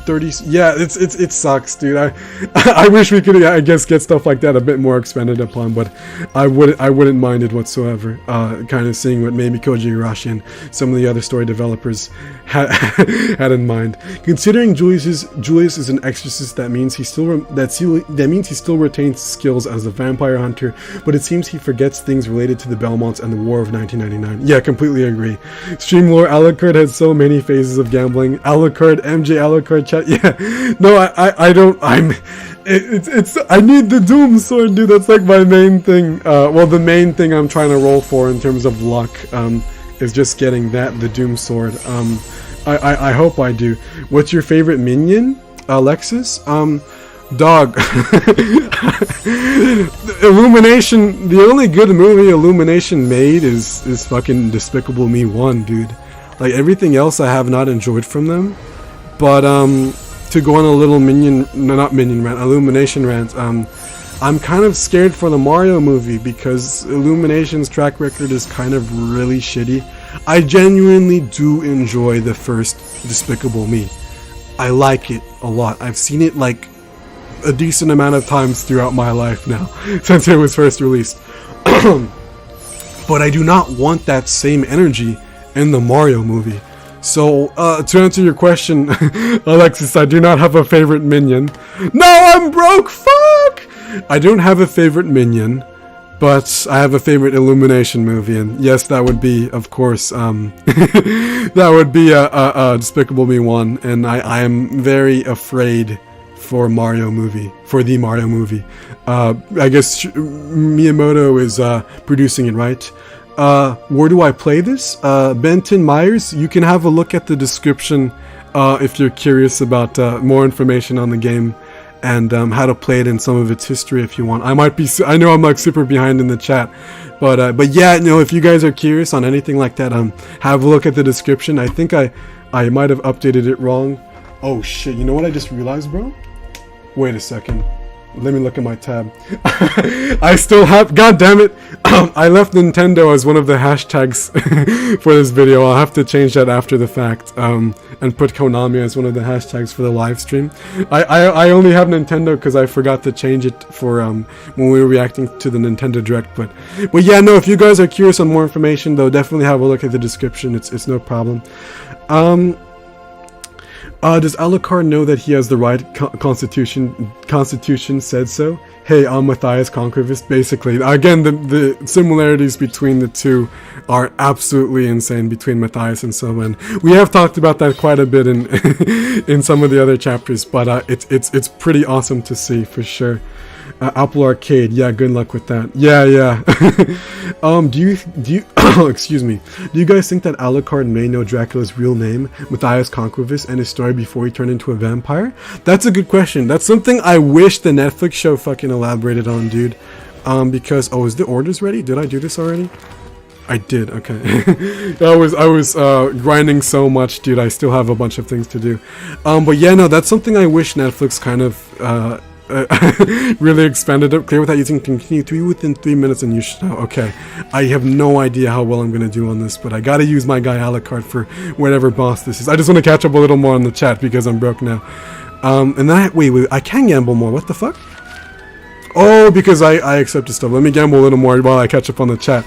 But yeah, I'm not sure, man. It's something that Leon's whole journey, if Alucard, okay, in the Castlevania timeline, if Alucard had perspective on the events of Lament of Innocence, I think that would be really, really, really cool. But I don't think it's something they'll necessarily ever delve into. But if this game hints at something like that, I think it would be really, really cool, especially for fan service. Do you guys think that Alucard may know Dracula's... Oh wait, I just read that, what the fuck? Okay, I'm gonna skip a little more. Gonna get an emulator for Apple Arcade. Yeah, good luck, Benton Myers, dude, good luck. This game is fun. I'll be sure to make a big a video essay on my thoughts once I complete the game, which we're almost done right now. But yeah, Apple Arcade is pretty much the only, without sailing the 7 seas, and I don't know the options to do it with sailing the 7 seas, but if you want to play this game legitimately, Apple Arcade right now is the only place to do it, although it is very likely that they will release this game on other platforms. But nothing official has been announced, and it may never be announced, so just be aware of that. Now that I think about it, the Belmonts and Alucard is probably the only one that knows his true name, but, well, it might be lost to memory now. Yeah, is that information that, like, Leon would have even, like, passed down to his descendants? I have no idea. And if I do this summon, I'm gonna be broke as shit. I'm gonna have enough room for one... No, I gotta keep my precious gems, dude, fuck that shit. I gotta save it for this boss, at least, I guess, when we're gonna fight Soma right now. My goodness, guys. I'm gonna catch up a little more, and then we'll start it. I'm not stalling, I legitimately wanna... Okay, I'm gonna skip a little more, though. There's no reason for bringing up the past if Alucard was Drac, I won't tell either. Good point. Yeah, agreed. Adrian Fahrenheit Kronqvist. Matthias Kronqvist. Bro, I would love to see something like that one day. But again, I don't really know how it would come up in the series. I'm now imagining Julius as the Exorcist from the Exorcist movie. Dude, that'd be so like Constantine or something. I don't know, man. There could have been some wacky shit going on between those 30 years. Alucard reading how his father becoming a vampire is going to be a surprise. Yeah, I wonder if, like, okay, one way that I can see that kind of going down is, okay, I guess I'll start it now. I'll catch up after. No, I didn't equip food! No! God damn it! I didn't equip food and there's gonna be a cutscene. Oh shit. One way I can see Alucard knowing is that if... What?! Gurgoth, right? Just to get my point across real quick, if Leon had passed down the knowledge of the events of Lament of Innocence to his descendants, then maybe that's something Trevor could have told Alucard, or one of the other Belmonts that Alucard has worked with, you know, Richter or Julius, throughout the years. It's definitely possible. But holy shit, we're gonna fight Gurgoth? Or Soma? I'm so confused. My goodness. And I didn't equip food! No, I might have to quit. Okay.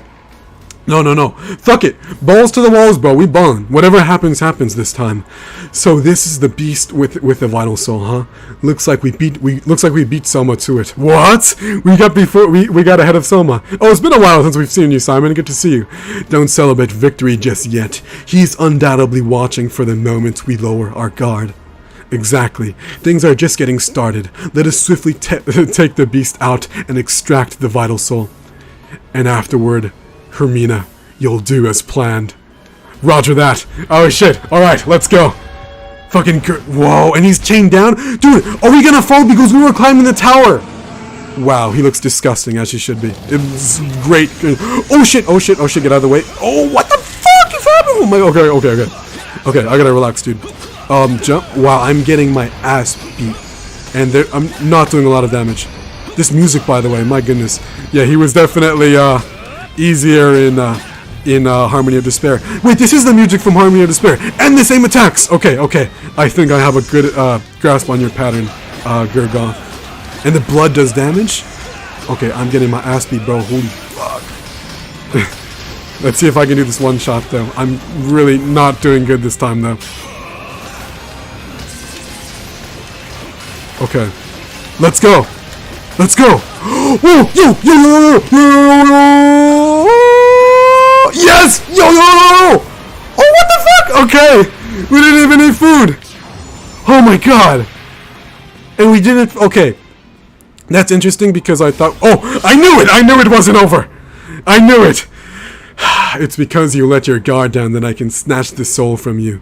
Humans are so clumsy. You're one to talk, Soma. Mr. Bringing a knife to a date, Soma. No, Soma. You're the one who's wide open. Yes, bro! Holy shit! Hermina! Mutually rectangular... Oh, stupid ass. Multi-layered rectangular burial ritual Aurora. I conjure you here. Let's go. It appears you came up with your own tricks, but unfortunately, they're nothing more than a waste of time. Here we go. Yeah, Gurgoth was way too easy, bro. Nah. Ugh! He repelled the ritual. I knew Hermina couldn't do it, man. It's gonna be up to Lucy for sure. How foolish of you to assume that I am the same as I now was before. What? This feeling really brings me back. The euphoria, the chaos. This is Dracula's power. My power. Everyone, we can Soma just as planned. Hermina, you step aside and keep safe for now. Alright, good luck to the rest of you. I have to mentally prepare for this, my goodness. Okay. I knew they were gonna do a Soma boss fight, dude. Let's go. We cannot let you lose, Soma. I shall personally see to it that you do not follow the same path as my father. Right here, right now. The demonic power belongs not in the human world. In the Belmont name, I will purge it from you. Come at me, Alucard. You too, Belmont. What? Yo, this is so fucking hype. Alright, let's go. Okay. I really do not have enough life for this. Okay. I used, Richter as much as I could before I die. Do I have to get his familiars? I don't know if I have to kill his familiars before. But yeah, this is... Okay, we definitely focus on... No, Hydrostorm before I die. Let me go closer. Hydrostorm. Okay, this will hit him. I think this will hit him. Let's go. Okay, thank you, Richter. You did your part. Damn. Okay, let's go. This is gonna be tough, though. Teleport? No. I went to get that on Soma. Will this reach? It will. Okay, I might be able to do this without reviving, but I did not bring food again. Damn it, and there was my downfall. Alright, we'll continue for now, though. That's fine. Okay, let's go. Yeah, so I guess I don't need to kill the familiars, but his health is insane, dude. Holy shit. And again, he has a harpy now as a familiar. That's insane. Watch out. I'm gonna focus up real quick. Yeah, if I restarted, I would have had to do Gurgoth again anyway. That would have been a chore. Fuck, I fucked up. Richter, let's go.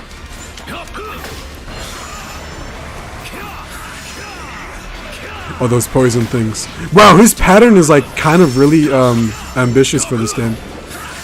Okay, Hydrostorm before we die. I always gotta end it with Hydrostorm, man. Not gonna be enough though. Okay, sub-weapon. Let's go! My sub-weapon was... Wow! Finally, dude. How could I be so stupid? Hermina! Soma, I'll free you from that dark spell which binds you, once and for all. We're really purging him, dude, of the darkness, of his corruption. The Crimson Moon Souls. The Aurora was a success. What? What became of Soma? No need to worry. He's still breathing. He may need medical attention, but his life has been spared. Excuse me. I am relieved to hear so. Bravo, everyone. Bravo, everyone. Please report back here for the time being. We must seal away the vital souls you collected and treat Soma. Finally, dude. Second best character in the series. It's so cool to see. What a great boss, though. That was really fun. I wish I brought food so I didn't have to revive, but besides, I hope I can replay this boss fight, or Soma's boss fight specifically. I don't think so, though, because of story, but of course, let us return at once. What a great boss, though. They had it really, really hyped this one up throughout the entire game so far, the Soma boss. And I liked his pattern. It was a little reminiscent of Julius Mode, his Julius Mode fight. But my goodness, it was insane. It's finally over. Humanity will finally be freed from fear. Yes, and the Grimoire's chaos will be no more. The beasts plaguing the world will cease to exist. Wow, got a little worried there for a second, but it was a cinch in the end. But no, I know it's not over, but our characters certainly do. Don't go taking all the credit, but I'm so glad it's over. It's over with. What are we going to do with Dracula's power that we extracted? Elgos cannot keep it like this forever. Something that I think too that will be interesting to see about the ending is the characters parting. Maybe everyone going back to their own timelines, or I guess because these are the Grimoire's inscriptions, them kind of dissolving Infinity War style. We'll have to wait and see. What are we going to do with Dracula's power I already read this. I agree. We must seal it away in the solar eclipse once more? What? However, in order to do so, we shall likely need to use the same method Death used. Mirroring. Okay, so they're not going to enact 1999, but instead use Grimoire shenanigans. Okay. Hello, Albus. Hello, Mar. You mean transferring the power from the castle and the Grimoire to the castle sealed within the eclipse? Dude, this is insane. From a lore standpoint, this is fucking wild. We must develop a ritual large enough to transfer Count Dracula's tremendous power. Until such a ritual has been prepared, we shall bear the responsibility of guarding the souls. Richter, what's that intense face for? Huh? I was thinking, what happened to Death? We haven't seen him since before. Yeah, since Chapter 7. Wasn't the Dark King Soma his master? Why did we only face off with Soma then? For him to be so dead set on reviving Dracula, do you really think he'd overlook us humans claiming victory? That monster. Where is he spying on us from? Dude, I knew Shinoa was onto this. Okay, spying on us. Death has been following Soma, one step ahead of us this whole time. It's like he knows our every move, or rather, is cunningly manipulating us into doing his bidding. Wait. If he's in a position where he can easily watch us and guide our actions, could it be Seward? Come now, Lucy. Hand over the Crimson Moon Souls. The music! Oh shit! Oh fuck! Come now, Lucy. Hand over the Crimson Moon Souls. They are too much for humans to... Oh my god. He's Death. What the what? New artwork? Oh my god! I knew it! Okay.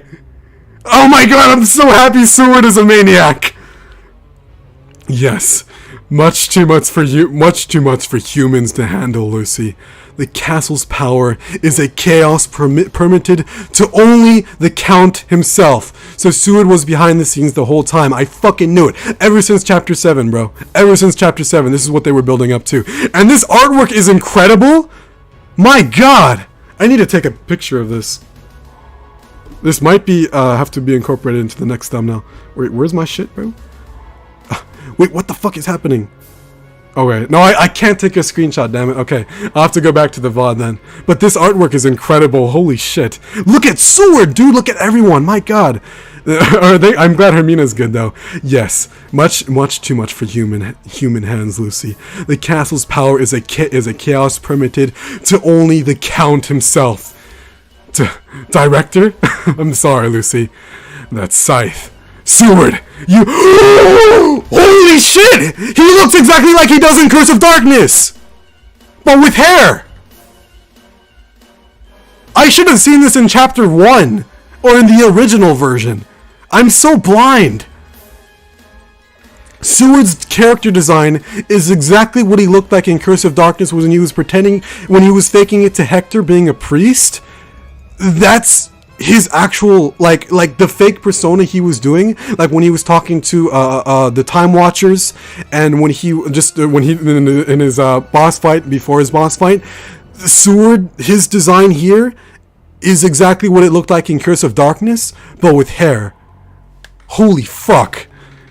No human by the name of Seward ever existed. Death!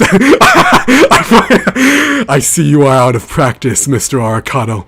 Whittling away at your time. I guess I should do the death voice? No, but he's still in human form. Whittling away your time with humans has rendered you so easily duped. Yeah, no, I'm so stupid, bro. How did I not see this coming? No. We were always suspect of Seward, though. Ever since, like, chapter, I don't know, 5, since he was introduced, everyone was always suspect of Seward. Sus word, dude. As you guys said in the chat. How careless of us. But with him exposed now, we can stop him. I ask that you refrain. I'm so happy he's evil as fuck. He actually has a purpose in this story. I'm so happy. Well, I mean, not for our characters, though. They're kind of fucked right now. I ask that you refrain from such. You are merely heroes summoned from the catalog, after all. The fake versions, yeah. I can't move. Oh. I can't move! Or is that older Maria? I don't know which Maria it is. Death! What? Why is it that you make your move now with Soma defeated? In the end, Soma can never measure up to my master. The Dark King I seek is none other than Count Dracula himself. Soma was simply a vessel for activating the inherent Crimson Moon souls. Was I correct in assuming the Crimson Moon souls had a connection to the Crimson Stone from Lament of Innocence? Because death is Seward? What the fuck? Inventing the ritual was a careless move as well. How convenient to have you do all the work of extracting the power for me. Hermina and Lucy, I could not have asked for more from you two. No, dude, because, and especially because, Death was the one who made Elgos, of course he would still be here. And of course, because it makes sense in Chapter 7 when he was like, this is not actually me, I'm just projecting myself through the grimoire that was inscribed. Holy fuck, it was, of course he was though. My god, I have to show you guys the Curse of Darkness character design. Creating Elgos was worth it in the end. This was really his Order 66 dude after 1999, for those of you who get the Star Wars reference. To think that my master would be resurrected by humans. Well, that's happened a lot of times over the years, Death, but... Okay, go off, King. You disguise yourself as Seward. Oh, excuse me. You disguise yourself as Seward and have been deceiving us this whole time. But you can't resurrect Dracula with just his power, and not Soma's body too. Oh, but I can, as long as I have the fully activated Crimson Moon souls. What did he say? The time is upon us. It is not much longer, Master Dracula. I'll rewrite your unfortunate defeat and use the grimoires to bring you into the real world. Wow, that art piece was so beautiful. And then we go back to this, like, we'll let you get away. Wait up, you bastard! No, Jonathan, we can't leave the catalog, or else we can't move. So they're paralyzed right now. Damn it! How did we let this happen? This was supposed to be the happy ending! Did I get the bad ending? Did I fuck up that bad? To think we would combine all our strength only to be outwitted by death. Forgive me. By the time I realized the fact that I was too late... Dude, and of course, Shinoa, I knew she was onto something, bro. Like, every chapter since chapter 5, since Sword was introduced, she would have the ... She would have the ... like every time Elgos would say something suspect. Holy fuck. This is gonna tie into the end of the world video so much. I'm glad I played this before I made that video. My goodness. This is like this changes some of my concepts, but my god. Forgive me. By the time I realized the fact that I was too late, even after what happened with my mentor, I was still unable to see to the director's facade. And of course, Shinoa has personal experience with having an organization betray. Well, they really kept the tradition of having organizations in Castlevania being evil as shit, with the exception of maybe the church, but then again, we haven't really delved into the church in the series, but anyway. What are we supposed to do now? Just stand by and watch Dracula get resurrected? No, I still have not lost hope. Lucy? Oh, lag. Listen, everyone. I know what we must do. Director Seward, or Death, rather, said as he parted that he'd rewrite Dracula's unfortunate defeat during 1999 and use the Grimoires to bring him into the real world. He's going to alter the text of 19... Whoa! Are we going to 1999? Okay, if we go to 1999, I'm going to lose my fucking shit. Not only that, he's going to use Dracula's power that it's fully activated. It'll be an alteration like none before it. In all likelihood, but if that happens, a forewarning should appear in the Grimoire. We'll make use of it. We won't let Death get away with this. So the Aurora, the barrier ritual to separate power from flesh, remains our secret weapon. Aurora, please make Child of Light 2 Ubisoft. Anyway, no, the Dawn, the Aurora, the Dawn, believe in the Dawn. My god, I'm so hyped. What the fuck? Just as it worked on Soma after he turned into the Dark King, it must work on Dracula himself. The end is yet to come. It seems we still have a trick or two up our sleeves.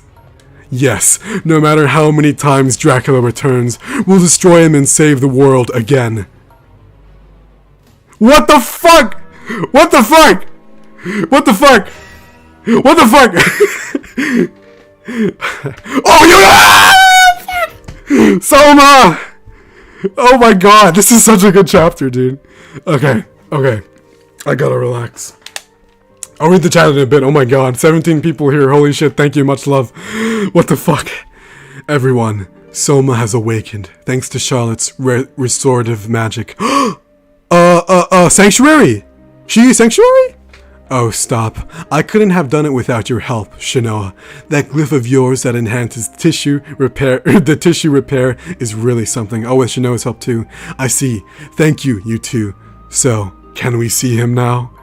Yes, we kept an eye on him just in case, but it appears that he's no longer under the dark influence. It was actually quite an anticlimactic after bracing ourselves for the worst. It turns out he's just your average kid. Yeah, because he's like, what, 18? Because he's from Aria of Sorrow? Oh no, Dawn of Sorrow, I guess. He should have been. As he should have been, had it not been for all this. Aw, poor Soma. There's much I wish to discuss with him. Bring him here.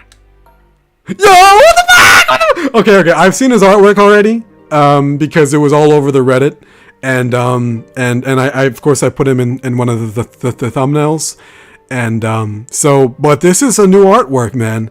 Ayami Kojima really made a new piece with Soma Cruz in it. My goodness, I'm not sure if I should give Soma a new voice, but and receiving a new character so late into this game. I gotta relax. And of course, Soma is gonna be familiar with Alucard / Genya Arcado / Adrian Fernay Tepesh. Soma, are you aware of what's happened? Yes, I remember. I remember everything since I transformed into the Dark King, just as we suspected. It's like, I guess, the Alucard sisters. The other me was in control. All I could do was watch. I did a horrible thing as a result. I'm sorry. My will was too weak. It's not your fault. I knew it was risky, but I summoned the Dark King version of you anyway. But what I did can't be undone. Please let me atone for my sins. I want to join you. The more help in the fight against death, the better. I won't be needing Dracula's power. I still have my power of dominance. Holy shit! So he's gonna use dominance for his altar art? Of course, the power of dominance originated within your own soul. It does not rely on Dracula's power. Or originated, what the fuck? Are you truly willing to use it? You've despised that you were ever born with that ability. As seen in Aria of Sorrow and even Ricordanza, hell yeah. Above all else, I do not wish to drag you into this all over again, Soma. I wish it hadn't come to this either. That feeling of being on the verge of death is something I'd like to wipe from my memory. Excuse the voice crack. People may say I'm Dracula's reincarnation, but the real me is just a normal human being. Even so, I understand when the time comes for me to fight. I want to protect the world. It's where Mina and I have spent our entire lives. That's why we must crush Death's plan, and the power of dominance is the only way to do that. And if the power of dominance is the only way to do that, then so be it. Those were your words when I summoned you from the catalog. So you were already prepared for this? Well then, I shall respect your wishes. Hermina saw this coming? Or I guess, as a plan B. Okay then, everyone, I'll try my best. But, wow, Jonathan Morris and Soma Cruz on the same screen in something besides Harmony of Despair. What the fuck? But he was so intimidating just a moment ago. He really is just a typical teen. Yeah, no, Jonathan and Soma would probably get along well. His strength isn't a kid stuff, though. We're lucky to have such a mighty fighter on our team. Soma, you said you remembered everything up to this point. If so, do you know what death plotting is? Excuse me, I just burped. Oh my god. When I was the Dark King, it was more like death commanded me than the other way around. So you mean there's no way of us telling his true intention? Oh! I'm getting a response. Everyone, death is on the move. Oh my god, excuse me. Yes, I can sense it too. The fomenting of a singular magic. Fomenting? Okay. Whatever, Hermina. Which grimoire is he using to carry out his acts? And I'm assuming Castlevania 3, because Trevor. This grimoire chronicles the events that unfolded in Transylvania's Wallachia region in the year 1476. I fucking called it. 1476. No, it can't be. Yeah, oh my god, if we get a grant, Sypha, Trevor can... Oh, of course Trevor's gonna pop up, but my goodness.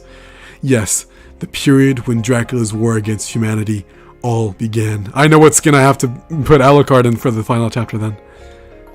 Mr. Arcano, this is where your father first intertwined with the Belmonts. Yeah, this is the Netflix adaptation if you want to be casual about it, but yeah, no. Oh my god, Castlevania 3. Dracula's defeat... Well, the first time in canon that the Belmonts defeated Dracula. Dracula's defeat in 1476. The narrative would be passed down in many years to follow under a certain title. Dracula's Curse? What? Wow, so they're referencing the game? So, the same way the title of the Demon Castle War of 1999 is made to mark the point of 1999 in Castlevania, that's the way they title the events of Castlevania 3 in this timeline, in the lore. So when they refer to the events of Trevor Belmont, Sypha Belnades, and let me unplug something real quick. And Grant Dynasty and Alucard all teaming up in the NES game. Oh, what the fuck? Oh, my bad. Wait, what did I do? Wait, what did I do? Oh, what did I press? Whoa, what happened? I meant to unplug something.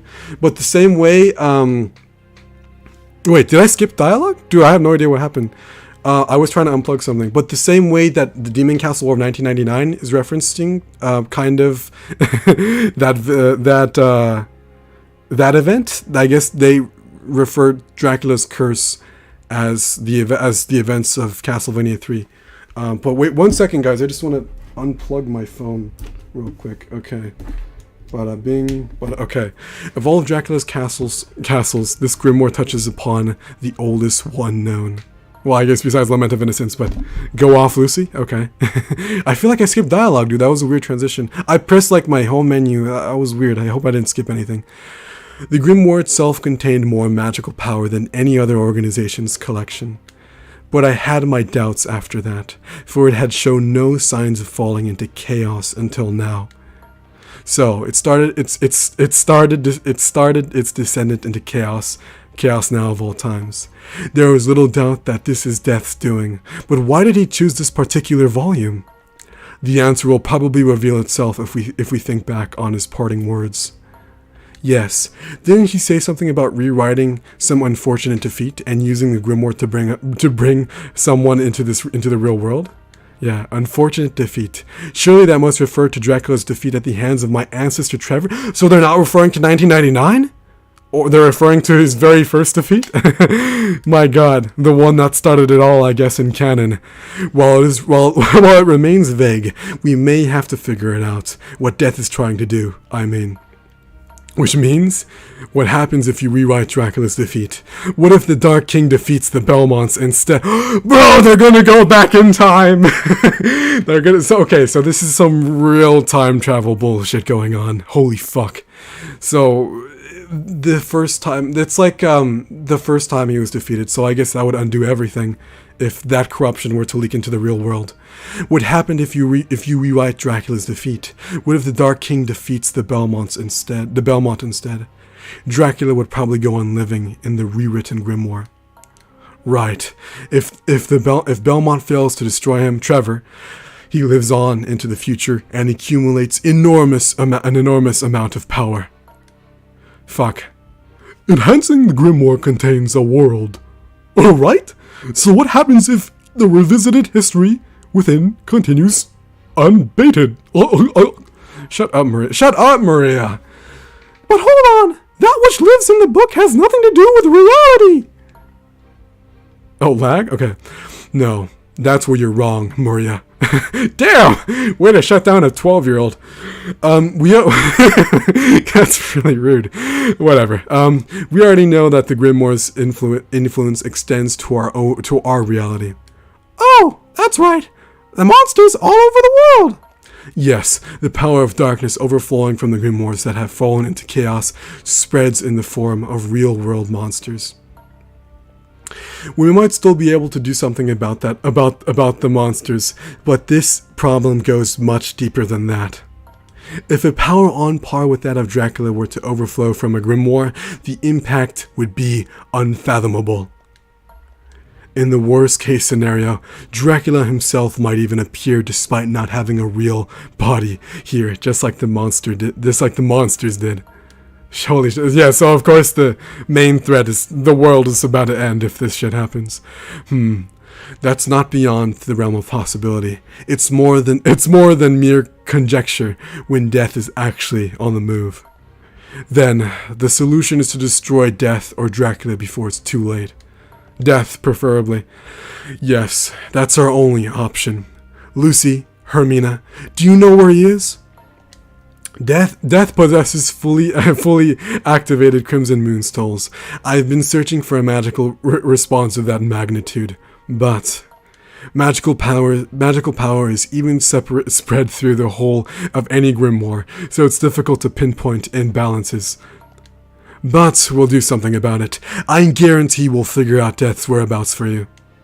Until we do, please defeat the monsters in the grimoire to weaken its power as much as possible. Leave that to us. You can fight, can't you, Soma? Yes, my body is fine. I won't let you down. Then let's depart, for the site of the battle between humankind and the Dark King. What the fuck? This is it. Castlevania 3. What's the power level for this? Okay, I have to do so much grinding for the next chapter, which will probably be Friday, Saturday, Sunday. Maybe one of those, but holy shit. Wow. That was definitely the longest and craziest story interaction, I think, in the entire game thus far. I'm so behind in chat. I'm to the point where we're saying where sus word is in the chat. sus word, no way. No, wait. I'm sure some of you guys knew though too. Thank you for not spoiling that shit, guys. What the fuck? Oh, I got some. Oh, I got rewards. Yeah, thank you guys for not spoiling that. There were like fucking 20 people here, 22 people here at one point. Holy shit. That was really, really cool. Okay. I have to catch up on the chat, and then I'll give you guys my thoughts, and then we'll call it a day. But, my god. What the fuck? I'm gonna skip a little bit. Sus? Alexis, thank you for coming through, bro. Much love. Have you seen the Minions movie? Why are we talking about the Minions movie? Minions movie is the best piece of cinema history. Guys, I think Stocke is catching up. Quick, we need to think of something. Oh no, I'm way far behind now. Smash or pass the succubus from Lament of Innocence or Symphony of the Night? They're both hot. I mean, either one, you know. They're both hot, I believe, right? The one that Leon fights and the one that taunts Alucard. Death in the demon world will send you wandering for eternity, demon. And then she does the pouring yell, where it's like, no! It sounds so sexual for no reason. It's so fucking funny. The original Symphony of the Night dub is so good, bro. It's so good. My goodness. Megamind, more like Mega Mid. Oh, Alexis, shut up, dude. Oh my god. You know what's different between Mega Minion superiority and the Minions? Presentation! Shout out to Megamind, one of the classics. Rest in peace, the Queen of England, but like, hey man, Titan was right. Titan was right, I'll say that. My god, by the way, we have to try Soma, of course, as well. What the fuck? What the fuck? What the fuck? And he has a full moveset! Okay, no wonder. The only other one who has a full moveset? Look, compared to everyone else is Maria, and Maria's not powerful. So, the reincarnation of Count Dracula, with hit, no! Give me the roar! Oh my god, I've literally made this joke every time we've gotten altar art. That's how bad this is. Konami, I blame you, Konami. Oh my god. Oh my god, I have to try. I guess I'll do practice some a while. What is his main weapon gonna be, dude? Okay, I have to smash or pass. Allur Yun? I'm not familiar with that Castlevania enemy. But yeah, the succubus, either one, I mean, they're both hot, bro. It's no problem. I'm so excited to try Soma! Holy shit! Even Symphony of the Night Dracula has presentation, but with Victor's deadpan voice, it crashes down the hill. I'll again, the Dracula's portrayal in the original Symphony of the Night Dead, incredible. Okay, one second, guys. My god. Whoa! Is that the Souls one, right? Yeah, dude, this is his Claymore from Aria of Sorrows. That's exactly what? The combo? Yo! Can I? Wow. What the fuck? And why does Soma has a gun? It looks like a modern gun too. Whoa! What the fuck? Okay, Soma summons not familiars. He literally has stands though. My god. That was incredible. Okay, I think he actually might be the strongest altar art. You were dead on, James. Oh my goodness. Jean, one, I'm not talking into flies too much, including Hell Take Your Past. Okay, I'm gonna skip a little bit. If you have the opportunity, best jump at it. You never know if you'll get another chance. Stocke, can you play Jump Force on PS4? It's definitely a game. Dude, Jump Force is the game of all time. No, I saw Alpha Red's video playing that shit, dude. It's so funny. I have no why. Why is the animations like? Of course, the one meme of Frieza just like floating up. It's so good. Okay, okay. Let me. Whoa. Okay, launcher. What? He has the bat form. I can't cancel out of it. I gotta come. Yo, what the fuck? Okay, okay. They literally popped off for Soma. Why is he not a playable character? But then this is like the most expansive ultra they've done. But the Trevor might top him. But this is definitely the most fan servicey one. And he has Hellfire. That's like my favorite magic spell because Alucard Dawn of Sorrow. My goodness. Okay, I gotta keep playing him, dude. He's so good. What the hell? And of course it's the okay. This answers my question that I asked on the Reddit though a couple months ago of Soma's signature weapon. According to the Grimoire of Souls, man, the Kaim Solus, I believe that's what it's called. It's the strongest weapon you can get for Soma in Aria of Sorrow, so that's pretty damn awesome. Alexis, that is literal torture. Oh, what is Jump Force? Yeah, yeah. I was supposed to go in and out with a friend, but I'm not hearing from them. Oh, I'm sorry about the Holy Rogue. I'm like still super behind in chat, but we had the most insane turn of events in Castlevania history. You know, something that I want to also talk about this game is that I think this is the most lore of any Castlevania game like ever. Can I combo after the launcher? Oh, let me see his double jump. Oh, that's so good. I can't do that. I can do them all in the air. And then that fucking move. My God. What the hell? But yeah, my goodness. James, the hub world of music alone is worth it. Oh yeah. No. The OST is good though. I definitely have to use the hub world Jump Force music in one of the in maybe a future video essay because it goes hard. The OST that I've heard of Jump Force is good. Don't get me wrong, but my goodness. Well, you gotta stream. Yeah, I'm just gonna guess they went to bed instead of put the phone in silence. Well, you can always do. Oh, I have no context on what's happening. I'm so fucking confused. Alas, no. Belmonts are still alive. I don't know about Bananas, but they're relatives because Castlevania 3. So they're not dead. They're just not hunting anymore. Okay, that brings up an interesting point though. If by this time, okay, yeah, I have no idea if I can combo after the launcher. Oh, okay, kind of, yeah. Wow, Soma's air move, dude, what the fuck? It's like a, please put Soma in a fighting game. Please put Soma would be really cool in something like Smash Bros. I know he's like a soul, or a spirit, I'm sorry. My goodness. Alright, my friend is good, see you folks. Hey, thank you for stopping by again, Holy Rogue, again. But yeah, no, what was I gonna say?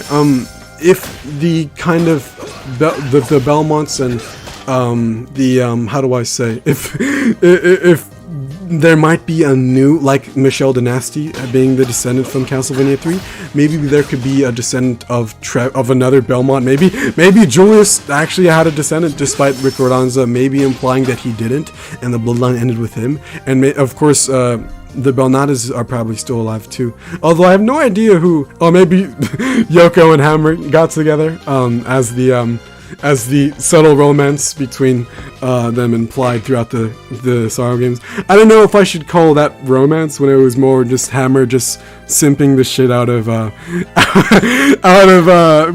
simping the fuck out of Yoko. But my goodness, he's so good. Hellfire, dude. Hellfire is so good. And how much like damage would that do? 13,000. What the? Okay, yeah. Soma is the best, and for his neutral special. Wait, get out of bat form! I can combo. For his neutral special, he wields a gun. I'm gonna skip a little. Could Hammer's name be from Aria of Sorrow? Would that be a reference to the Hammer films? Oh, definitely, yeah. Hammer's name is probably a reference to those horror films from back then, but honestly, stuff that I didn't really realize until now, just like the Lucy thing really caught me off guard. You know, I have to show you guys what death looks like in Curse of Darkness though. My God, and then we'll end the stream. I think I'm almost caught up though, my goodness. I'm gonna skip a little more. Igavania usually has multiple traits, multiple weapons, a surprise of a boss of a grand scale and ability, tons of skills and ability as sometimes the puzzle makes you think. Yeah, Alexis, bro. Yeah, so mine is Death's Gambit, as it just has all the traits and more. Just great for me. I have no context in what happening. Okay, I'm gonna skip like a shit ton. I'm so sorry, guys. My God, should I just go to the present? Well, I better go now. Remember to stop Alucard from simping to Shinoa. She's dead for over 300 years now. Goodbye. No! I don't know. Wait, I didn't ever get the vibe that Alucard and Shinoa were a thing. Although I'm sure someone in the Castlevania community ships those two. Oh, there. Now I can make the joke. For his neutral special, he wields a gun. It's so good. Yeah. Soma's voice actor in this game is also... okay, it's definitely not his English VA from Harmony of Despair. Or it might. I don't know. I haven't really... I haven't listened to his Harmony of Despair voice actor in quite a long time, Soma's. But it sounds good. It may be a little mature for you know, his Japanese voice compared to Marth's voice actor. Marth's Japanese voice actor compared to the Sorrow games, which, you know, that'll always be Soma in my heart. I wonder if the Japanese, if they got him for the Japanese version. I don't know how to switch languages in this game right now, but I'll probably have to make the comparison. But woo! FBI. Why everyone's talking about the FBI? Oh my god. Okay, I'm gonna skip a little more. My goodness. Yo. I've never seen this Castlevania game before, and just clicked the stream. Is this game just the extended version of the uncanon Dawn of Sorrow ending? You're referring to Julius mode? No, it's pretty much a continuation of the Castlevania series. Again, there's information in the description if anyone's curious on on the history of this game. It's definitely so. I don't want to keep saying like, oh, look at the description. I don't mind you guys asking at all. It's no problem. I understand many Castlevania fans do not have access to this game right now. Again, I was very fortunate. I'm very fortunate to be in the position I am. Whoa! So I can do those abilities. Okay, everything except for Bat. I can do those abilities while I'm in my attack state. I just noticed. So if I badoom, like I can do that. Bro! What the fuck? Okay, so I think it's kind of insane how overpowered Soma might be right now. Holy shit. But yeah, no, I don't mind you guys asking. But again, I did put all the information in the description if anyone's curious on like the lore or what the fuck is going on in terms of story for this game. It's no problem though. Okay, I'm gonna skip a little more. Julius says he's an exorcist of sorts, and then Soma asks if he works for the church. Yeah. I guess it would probably be the explanation that it makes a little bit of the. Oh, okay. If I did the Hellfire, that might combo more, but he's still comboing so much, and that's pretty much. Soma flying with his bat form, even though his bat form is not like his most used. I think after you get the super jump in the Sorrow games for Soma, definitely the bat form just becomes useless compared to something like Symphony of the Night, where of course Alucard has Wing Smash with the grappler input. But it's interesting to see that kind of adapt that for Soma's playstyle as well. But yeah, no, the way I'll probably say it, and I kind of did explain it a little bit with the 1999 video, but Soma kind of being Julius being an exorcist for those 30 years, maybe, you know, taking on missions, maybe a little similar to like a Monster Hunter / John Constantine from DC. I don't know, there's a lot of ways to interpret it, definitely. I'm not sure if I'm curious what someone like Koji Igarashi and his team had planned for something like that, but my goodness, it's definitely interesting to consider kind of his place. Julius is a Belmont and a playable character in both games he's in, yet there's no game where Julius is the main character because he is the most OP Belmont. Yeah. 1999, please happen one day. Again, I've expressed most of my thoughts on the 1999 video and everything surrounding the Demon Castle War. I don't know if I'll ever make a third video, only because Castlevania's Greatest Sunshine Chapter, I think did an extreme deep dive. I loved researching the Demon Castle War for my second video because I kind of hate my first video on it. But yeah, dude, it's no problem. I hope to see it one day. Seal of the Eclipse, the fan project, might be what you're looking for. Smoke E as a fan interpretation of the events of 1999. But in terms of something official, it's unlikely we'll see anything for Julius in maybe ever. But you know, hold on to what if. It's definitely possible, and we can dream. And again, there is something cathartic about never seeing the events of 1999. But we'll have to see. I thought this game would go to 1999 for a second, but my god. Konami is too scared to let out Julius for his prime in 1999. Maybe. It's definitely like the Sonic event. Okay. For my Sonic fans in here, just to make a quick reference, 1999 in Castlevania is kind of like the Sonic Adventure 3 of the series, which is kind of insane to think about. Like, it's one of the last resorts, I think, for Castlevania. Like, if the series is ever gonna die, look at him, bro! Look at him, bro! Holy shit, he looks so good. Sea of the Eclipse is our only glimpse of what happened in 1998. Yeah, again, it's gonna be their own interpretation, but the fans and writers of that game and artists, and I can't wait for it. I look forward to it very much so, but without Igarashi, I don't know, man. Excited for Alucard to be in Brawlhalla? Fuck yeah, dude. It's gonna be so good. I'll definitely probably stream that, even though by that time I'll probably be working on the Grimoire of Souls review.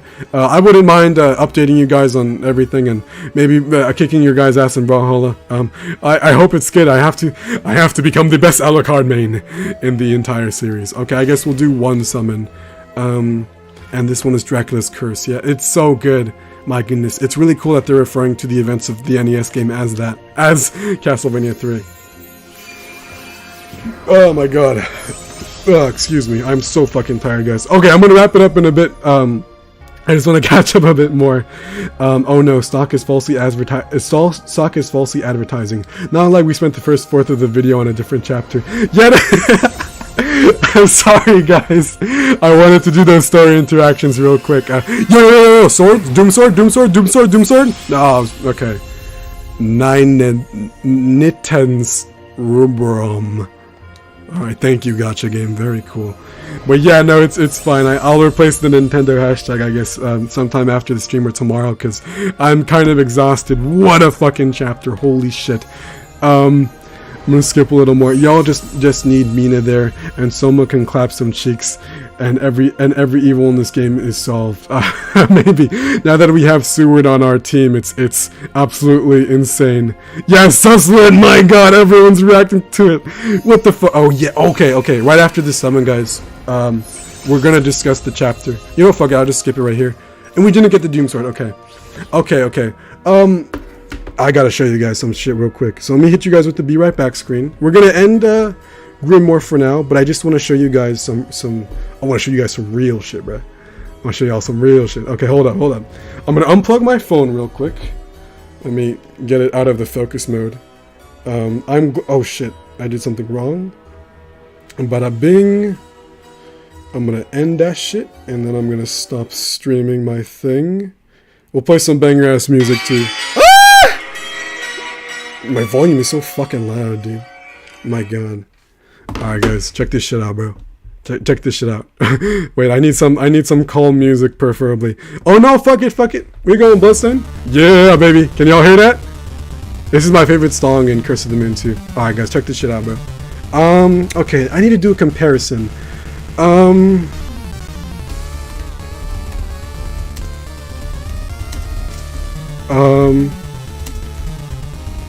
One second, guys. Curse of Darkness. Death. Bro, I'm so fucking... Guys. Okay. Castlevania. Grimoire of Souls. Seward. Look at this shit, guys. I can't fucking believe it. Nothing pops up for Seward? Oh, I put sewers. Or an autocorrect to do that. The song is so hard. Again, Curse of the Moon 2 was so good. I think Curse of the Moon 2 is one of my favorite classic videos. Dude, nothing pops up for Grimoire of Souls Seward. Okay, let me go to the wiki then. Grimoire of Souls wiki. Because he's not popping up when I look up an image of him, dude. What the fuck? Let me just go to the gallery. When in doubt, go to the Castlevania wiki. Alright guys, check this shit out, bro. I can't fucking believe it. I should have seen this from a mile away. Okay. Can I get a... Okay, full-size image. Thank you, Seward. Alright, guys. Stupid ass F1 key. Okay. Seward. He looks... Okay. When I first saw Seward and kind of interacted with him in Chapter 5, I think oh look, even the cane is kind of bony now that I look at it. My god. There's definitely hints all over his design about kind of hinting at death. But look at his face. Look at Seward's face. And then look at him. Can I please full screen this? How do I open this in full? Okay, new window. It's from the Castlevania wiki again. Again, when in doubt, look at the wiki. Wait, Seward is on Death's wiki? What happened? Okay, 1 second, guys. My god. I want to give. I thought I want to pull up a bigger picture of fucking Death or Seward. I mean, can I just full screen this image, please? Open image, a new tab. Oh, I'm tripping, bro. Okay, bro. Stupid ass Google. Okay. Curse of Darkness, Death, Seward. It's the same face, dude. That's insane. Like, they really pay that much attention to detail in the lore. Like, it's when I think it's something that I should have seen way earlier than I should have. But everyone was always suspect of him, and I think one of the things that kind of really cemented Seward as being evil as shit is kind of the fact that he has no other role in the story besides quote-unquote director. And who was the one who made Elgos? Who was the one who founded Elgos? Seward!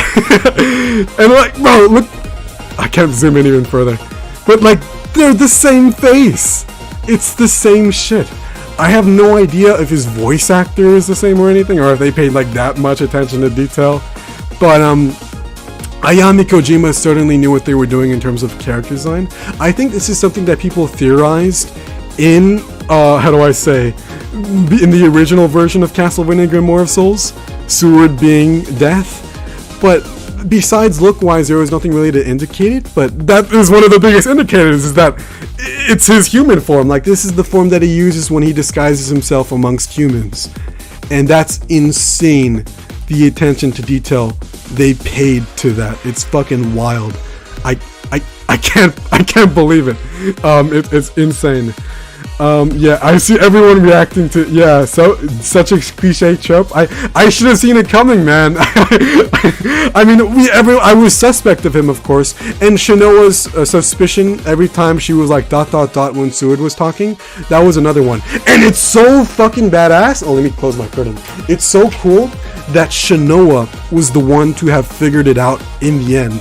Like, before anyone, like, as who was it, Alucard, I guess, was gonna give them the Vital Souls, Shanoa pieced everything together right before he passed it over, and it was like, yo, it's insane, man. I like it. Is it cliche? Is it a little easy to see coming? Is it easy to see coming? Yes, absolutely. And I don't know how the fuck I did not see this coming. I knew Seward might have been evil as shit, and as I said in other chapters, like, I really wish Seward's a maniac.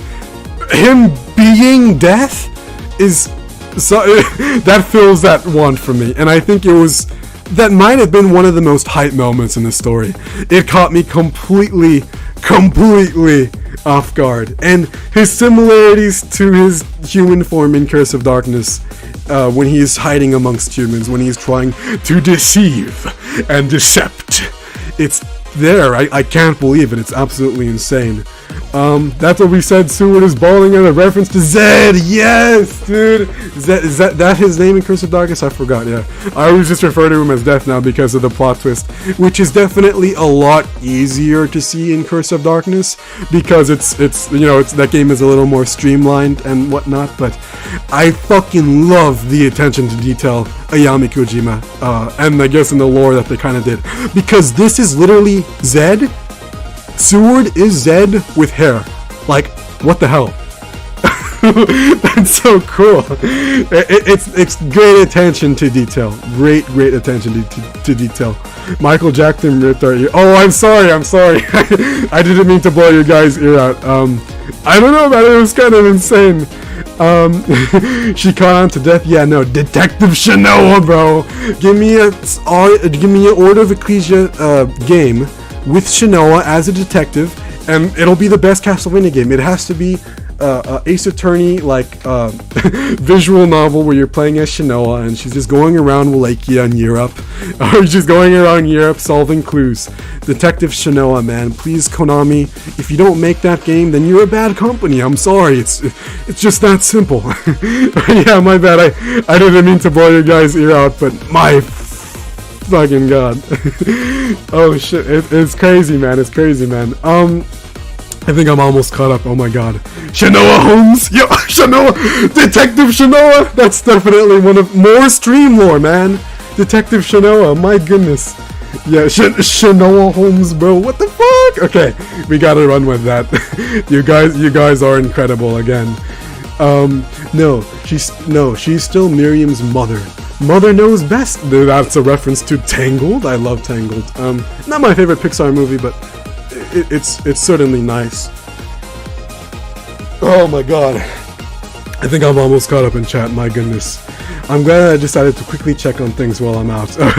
Thank you, Holy Rogue. We're gonna wrap up in a bit. I'm still super behind, but once I catch up, I will call it a day. But my goodness, just seeing this comparison at all is insane.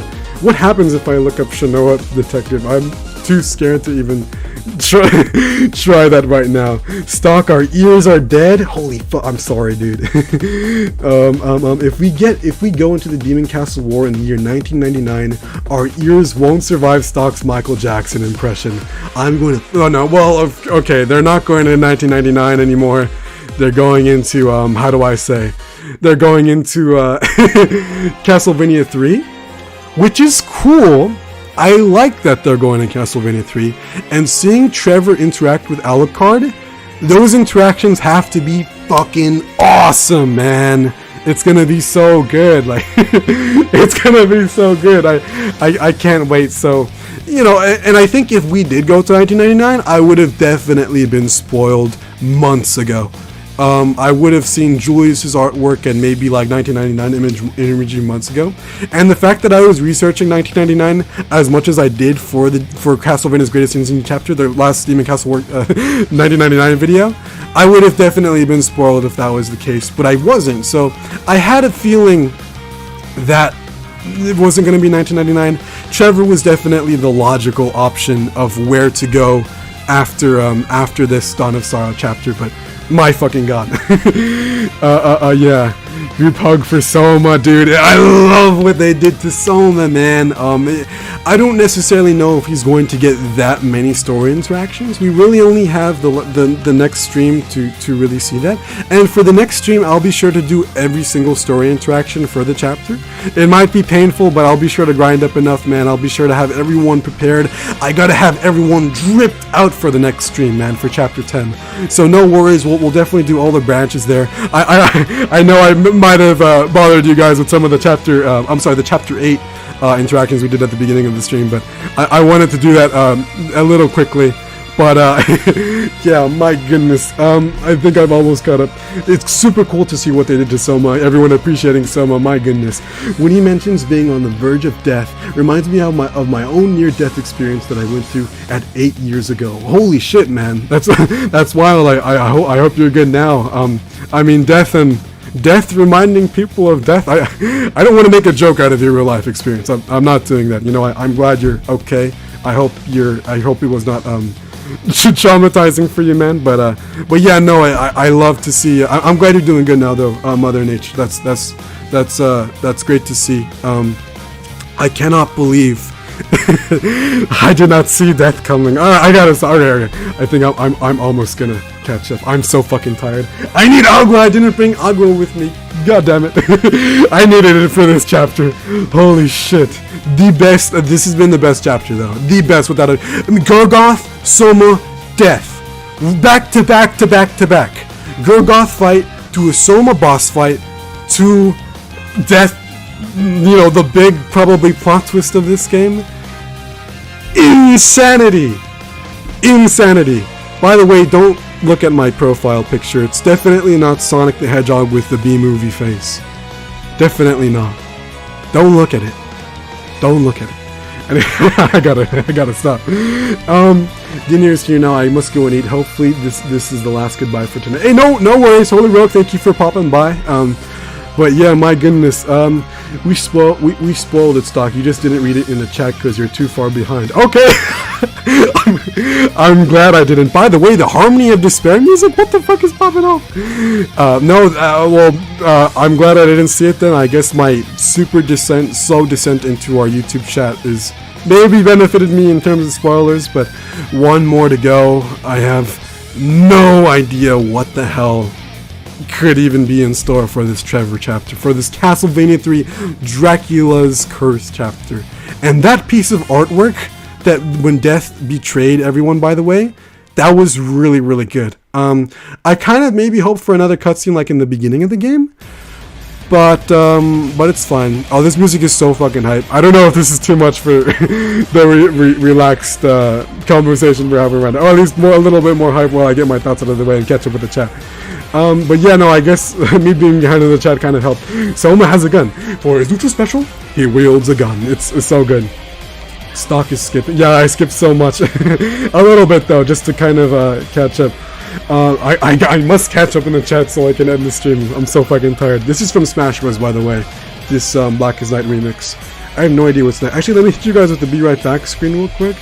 And then I want to play some more relaxing gems, because this one is way too much. Actually, let me go to my playlist. It all starts with this: a jewel containing the ultimate power. I know, we need some Xenoblade, dude. I gotta hit y'all with that. Rest spot, melee thing. Okay, this will be nice for now, just to kind of set the tone while I catch up with the chat and kind of express my thoughts on this one chapter. Beautiful music. I'll let you guys look at fucking Zed for or Seward or Zed. I don't know who would win in a fight, Seward or Zed. No. But I mean, compared to to Death's previous disguise, he really did get dripped out for the remainder of his deception games. It's nice to see. I like it a lot. Lucy kind of reminds me more of Julia from Curse of Darkness. I always think of Julia's. It's so funny, bro. In Castlevania, kind of how she looked exactly like not Trevor's. What? How Julia looked exactly like Hector's first love interest that we talked about for the comics and manga video. It's cool to see. Very anime-ish shit, anime cliche ending, or anime fate. Oh my god, excuse me. That how do I say? That not Seward. What? That Julia looks exactly like her. Very cliche, but I love Curse of Darkness and Lament of Innocence, or Curse of Darkness, I guess, since we're talking about that specifically. They do look nearly alike, but I think Julia has a bit more sass. Lucy is a good nerd. Yeah, I like every character in this game. I don't think anyone has been like completely dog shit or anything. Most all of the portrayals, and even someone like Death, has been handled really well.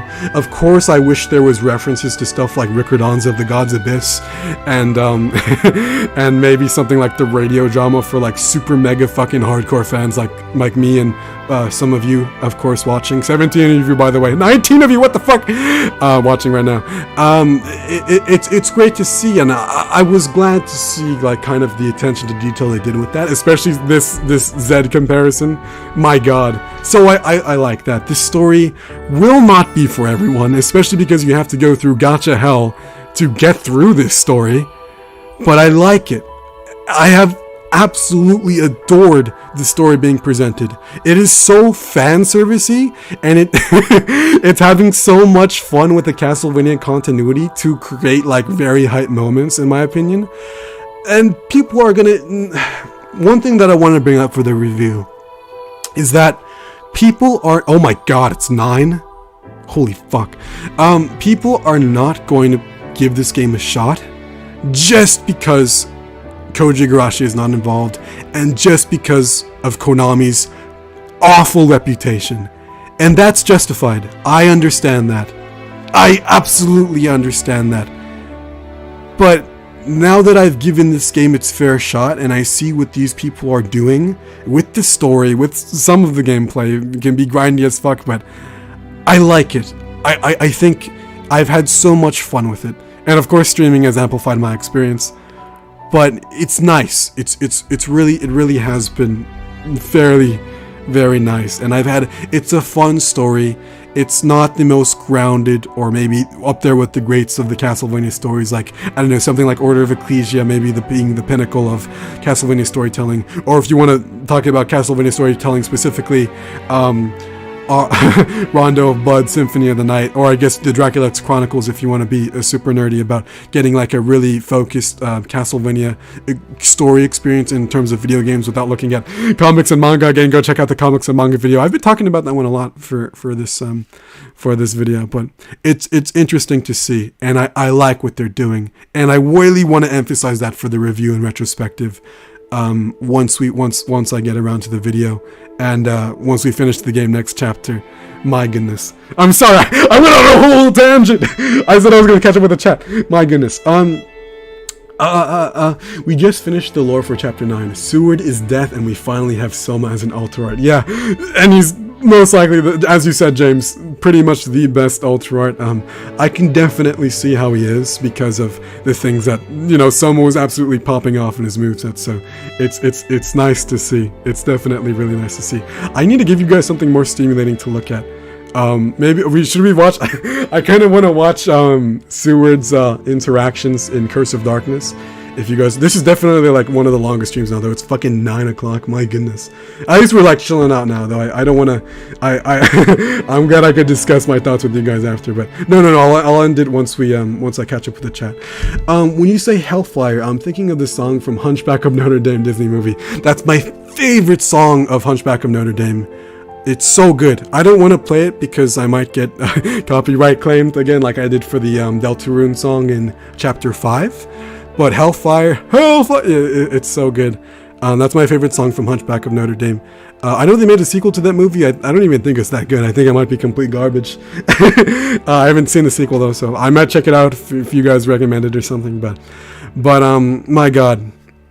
Hellfire was a good song, but that's I like Hellfire in Castlevania because as a magic move, because that was like one of Alucard's main magic moves for Dawn of Sorrow. And if Alucard ever gets in like a fight, well, besides something like Judgment, but if Alucard ever gets in a fighting game like Smash Bros or maybe a traditional Castlevania fighter, that won't happen, but it's nice to dream. But if something like that happened, I would like to see Hellfire as just one of Alucard's moves. I don't know if it would necessarily be the input, which is in Symphony of the Night, up, down, and then quarter circle forward. Correct me if I'm wrong, but I'm pretty sure that's Hellfire in that game. And then for something like Harmony of Despair, you can hold whichever command you choose to apply Hellfire to, and then it becomes the one with the black balls, and then and it goes through enemies, but it's a little weaker. Which of course Dracula can go vice versa, and go either one or one or the other or whatever, and it's really nice to see. I definitely it's my favorite Castlevania magic move, which is kind of random, but Dawn of Sorrow. I love Dawn of Sorrow. I love Julius Mode, all of that stuff. If you were to play in Brawlhalla, I'm going to try and attack you. Dude, I would love to play Brawlhalla with you guys next month. Day 1 for sure. I'm definitely going to have to cop the Alucard and Simon skins. Even though I think I said it on Instagram, but even though Simon won't be using his whip much, because the skin that Simon is for in Brawlhalla, I believe he mostly uses an axe, where Alucard is Ezio from Assassin's Creed, as I said last stream. So I guess I'll have to be an Ezio main. I'm literally obligated to main Alucard for Brawlhalla, but yeah, we'll definitely have to do some matches. I'm glad it would actually streaming a game on my natively on my laptop. I can't imagine. That's gonna be so convenient. I think we haven't done that since the Konami Sucks Symphony of the Night stream, so it's gonna be nice. Alright, stream lore characters: Gambler Alucard, Therapist Simon, Streamer Soma, Disney Maria, Susswood, Sigma Male Jonathan, Sassy Charles, Chanel Holmes, and Albus in a coffee Albus in coffee mood. Yeah, no, I don't. Why does Albus look so weird, bro? I have no idea. But yeah, the lore is getting insane for this stream. I'm gonna have to do something special for the thumbnail. Maybe like an Avengers, everyone coming together. Might have to put Thanos and Walter White in there. Maybe portraying Maria, both Marias as Mickey Mouse and Goofy respectively, might be a little difficult, but I'll figure something out. I guess I'm aiming for Friday though. Friday or Saturday is definitely when we end the game, or when the finale will be of our playthrough of Grimoire of Souls for sure. Because I will be busy this week, but not on Friday though, so I'll be free Friday. So I hope Friday, Saturday, Sunday, one of those will be next stream. He's Zed with blonde hair. Yeah, definitely. I'm still so behind. Holy shit. There's also the fact that both of his forms have their entire body covered except for his head and partly his neck. My God, we all thought of Zed, bro. We all thought of the homie Zed. We all thought of this motherfucker. This motherfucker. Oh, I can zoom in. This motherfucker. Look at his face, bro. Look at that shit, bro. Ayami Kojima. The best is such a good artist. It's so good. He's a nice bald head though. I mean, I guess because he's literally just a skull. How does he even disguise himself like this? I don't know. That is kind of weird. Who? Okay, tell me who you guys think has more drip though.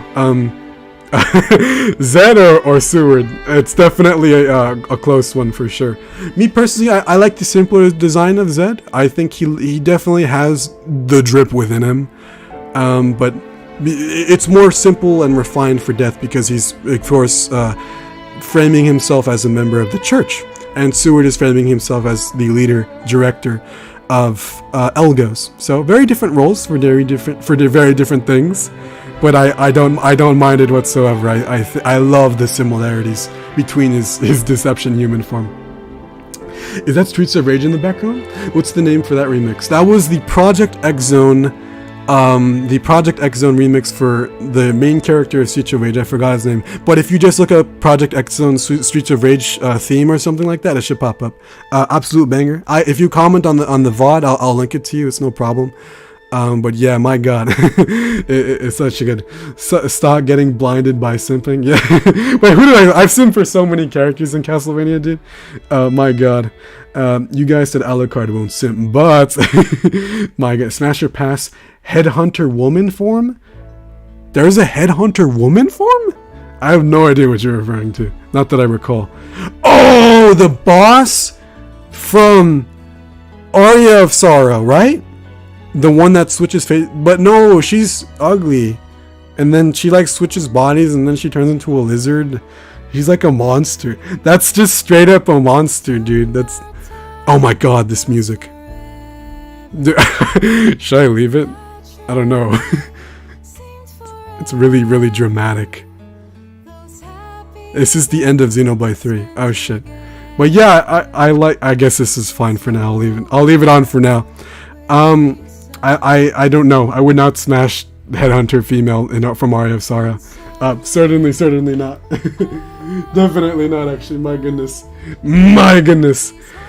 Okay, I'm gonna skip a little bit. I'm getting so tired. I'm skipping. Have you seen Rikana-san from Master Museum though? I'm not sure what you're referring to. I'm sorry. She's loyal to Soma though. That'll be a problem. Press your phone in the. Everyone's talking about who they'd fucking Castlevania. I don't know, man. Who is the hottest Castlevania character now that I think about it? Maybe one of the succubus, as one of us were talking about earlier. But this music is so sad! No, I can't play this, bro. We haven't even finished the game. This is so sad. I need something more relaxing. Or maybe, okay. It's too sad. I'll play that when we finish the game. Okay. Ooh, Under Night Baby? Under Night Baby? Okay, I think this will have to do. My goodness. Ah! And we can zoom up into Seward's beautiful ass face. Death's beautiful ass face. My goodness. Yeah, I don't know. Maybe one of the succubus is one of the hottest Castlevania characters, but I'm sure the competition is steep. Definitely. I like Shanoa a lot. I think Yoko's hella underrated, but I gotta stop. It is not a Smash remix. It is the Black Knight remix from the arcade. You're correct. I'm sorry. The version I was using had the Smash thumbnail because Smash used it from the arcade version. But you're completely correct. I totally forgot. I forgot for a second. That is definitely from the arcades. As I said in my Obscure Belmont video, the music in the fucking arcade, Castlevania the arcade. So good. So good.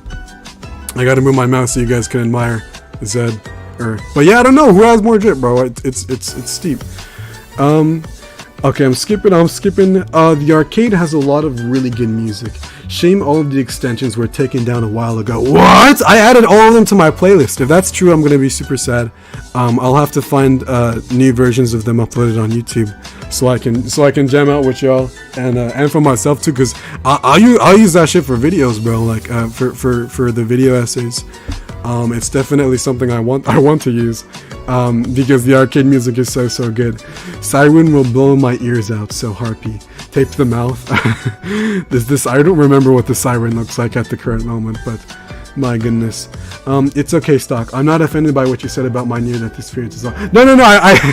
I hope so, man. It's all good. I mean, like death and whatever. I'm glad you're good now, man. Though that's great to see. I've been trying to find the 4 Coma comics and Dracula trying to hide the magazine from Maria. Brian Morrison, if you go to my if you go to my comics and manga video, I have all of the Coma comics linked in the description, and they're all fan translated. As I said in that video, there was a fan translation project a while ago that translated every single Castlevania Coma comic, and I linked them in the description of that video. So if you want to check it out, definitely there's a link for it in there. Super shoutouts to the person who translated all the Coma comics, as I said in the video. Super fucking awesome. Definitely a service to us Castlevania fans. I think this was like years ago now when that person translated all the Japanese ones, or most all of them. Okay, I don't know if it was like all of them, but it was like a lot. It was a lot, dude. If not all, then like nearly all. But yeah, they're all. I linked I think I linked all the comics and manga except for like the Lament of Innocence manga because that's lost media. I think I linked all of them in that video. But definitely check it out if you're curious, man. For sure. I'm gonna skip a little more. Super Castlevania 4 Forest of Monsters prototype arranged. Is that a banger? Oh, is that something I played? Sorry. Phasmic Field Tokyo Style Part 1 by Mike. You guys ever seen that art of Walter White in the Infinity Gauntlet and the stones are all blue? I might have to add that to next thumbnail if I find it. I don't know. Oh my god, I catched up! I had to scroll a lot. I'm sorry I skipped some of your comments, but my goodness. Under Night In-Birth Lynn's theme. Is this also a remix? Yeah, this is a remix. I'm not sure which version it is though. This is the this one. Shout out to Me Rule the World. 15 minutes just because I'm trying to finish up. I'm tired as fuck. But Dad, this is it, bro. It's so good. It's so good. I like it a lot. My god, I actually caught up in the chat. What is wrong with me? Would you maybe play BBFC? Oh, Blaze Blue Cross. Blaze Blue Cross Tag, Persona 4 Ultimate 2, or Under Night In-Birth. And then I know that the Under Night In-Birth, like Critical. I don't know why it's called that. Yeah, no, I would love to play some fighting games eventually. Not now, because I'm tired as fuck. But in sometime in the future, absolutely, I would love to do a bunch of stream fighting games and make a bunch of video essays on them. My goodness, definitely sometime in the future. I'll check the video out. No, he's getting close quick. Oh no, we're too. Yeah, no. You guys can't spam that shit no more, bro. I caught up. No. So hey, Stocke, play some Circle of the Moon on stream next. Oh, for sure. I'll show you all my favorite Circle of the Moon song, and then we'll end it with that, I guess. Even though I love the chill vibe here. My favorite Circle of the Moon song, I have it in my playlist. It's the one where the final battle. It's fucking awesome. Here, yeah, baby,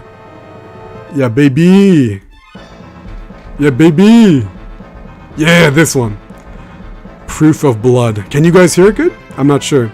I'll leave you guys with Seward, or oh no, I X'd out Seward's accidentally. I didn't mean to. But yeah, this is my favorite Circle of the Moon song. It's so good. This is my favorite one. Oh my god, you guys are typing so much! No. I just got that shit up, bro. Alucard got therapy from Simons and Stocke catched up. Yeah, no, I know, bro. I broke the I guess it's a stereotype of me now, just being fucking years behind chat, but not now, dude. I'm finally caught up. It's so good. But yeah, my goodness. Let me go to my hotkey. Let me go to OBS real quick. We'll wrap it up right now. I love the Circle of the Moon song. I can play another one though. What's a good one? Clockwork, Fate of Despair. This will be good to end it on. My goodness. Yeah, this is another one of my favorite. Well, not my favorite. I don't know. I like Circle of the Moon a lot. Its music is different compared to the Castlevania games or the Castlevania series, the rest of the Castlevania series. But my goodness, it's crazy. What the fuck is happening? No, I still wish Shanoa would pet the cat. Yeah, me too. I'm not sure what. Oh, in the GIF, yeah. No, you guys. I don't even know. Okay, wait. My goodness, I have to read this weird ass chat. What if we speak one word at a time? That's what I have been trying to do. Oh, okay. Now. My god, no, I gotta end this stream, guys. I'm so tired. I guess the finale will be in a couple of days. Friday I think I'm aiming for, because I'll be busy this week. Friday, Saturday, or Sunday. But my god, what a chapter. Oh, I guess I should wait. Okay, I got the right one. Oh my god, I need to take a nap. I think I need to eat dinner. I haven't eaten dinner. I have to probably see the rest of the VOD, but my goodness, I have to go before the chat fills the fuck up. 14 of you here right now. Again, much love. Thank you guys so much for watching. I cannot wait to see what this game offers at the end. I am very excited. This was a great stream. The next stream chapter, it's the end of the world, baby. But good night, guys. Good night, good morning. I don't know if it's morning where some of you guys are, or night where some. It's night over here. It's 9 over here. But good night, guys. I'll announce the last stream on the community tab, our finale, and then right when we finish the game, I'll begin the review and retrospective, of course. But yeah, good night, guys. Good night, Juan, James, Elv, Brian Morrison. 15 of you here now. Again, much love. But thank you guys so much for watching. Take care. Have a good night. Good night. I'll see y'all in a couple days. And yeah, take care, guys. I'll see y'all then.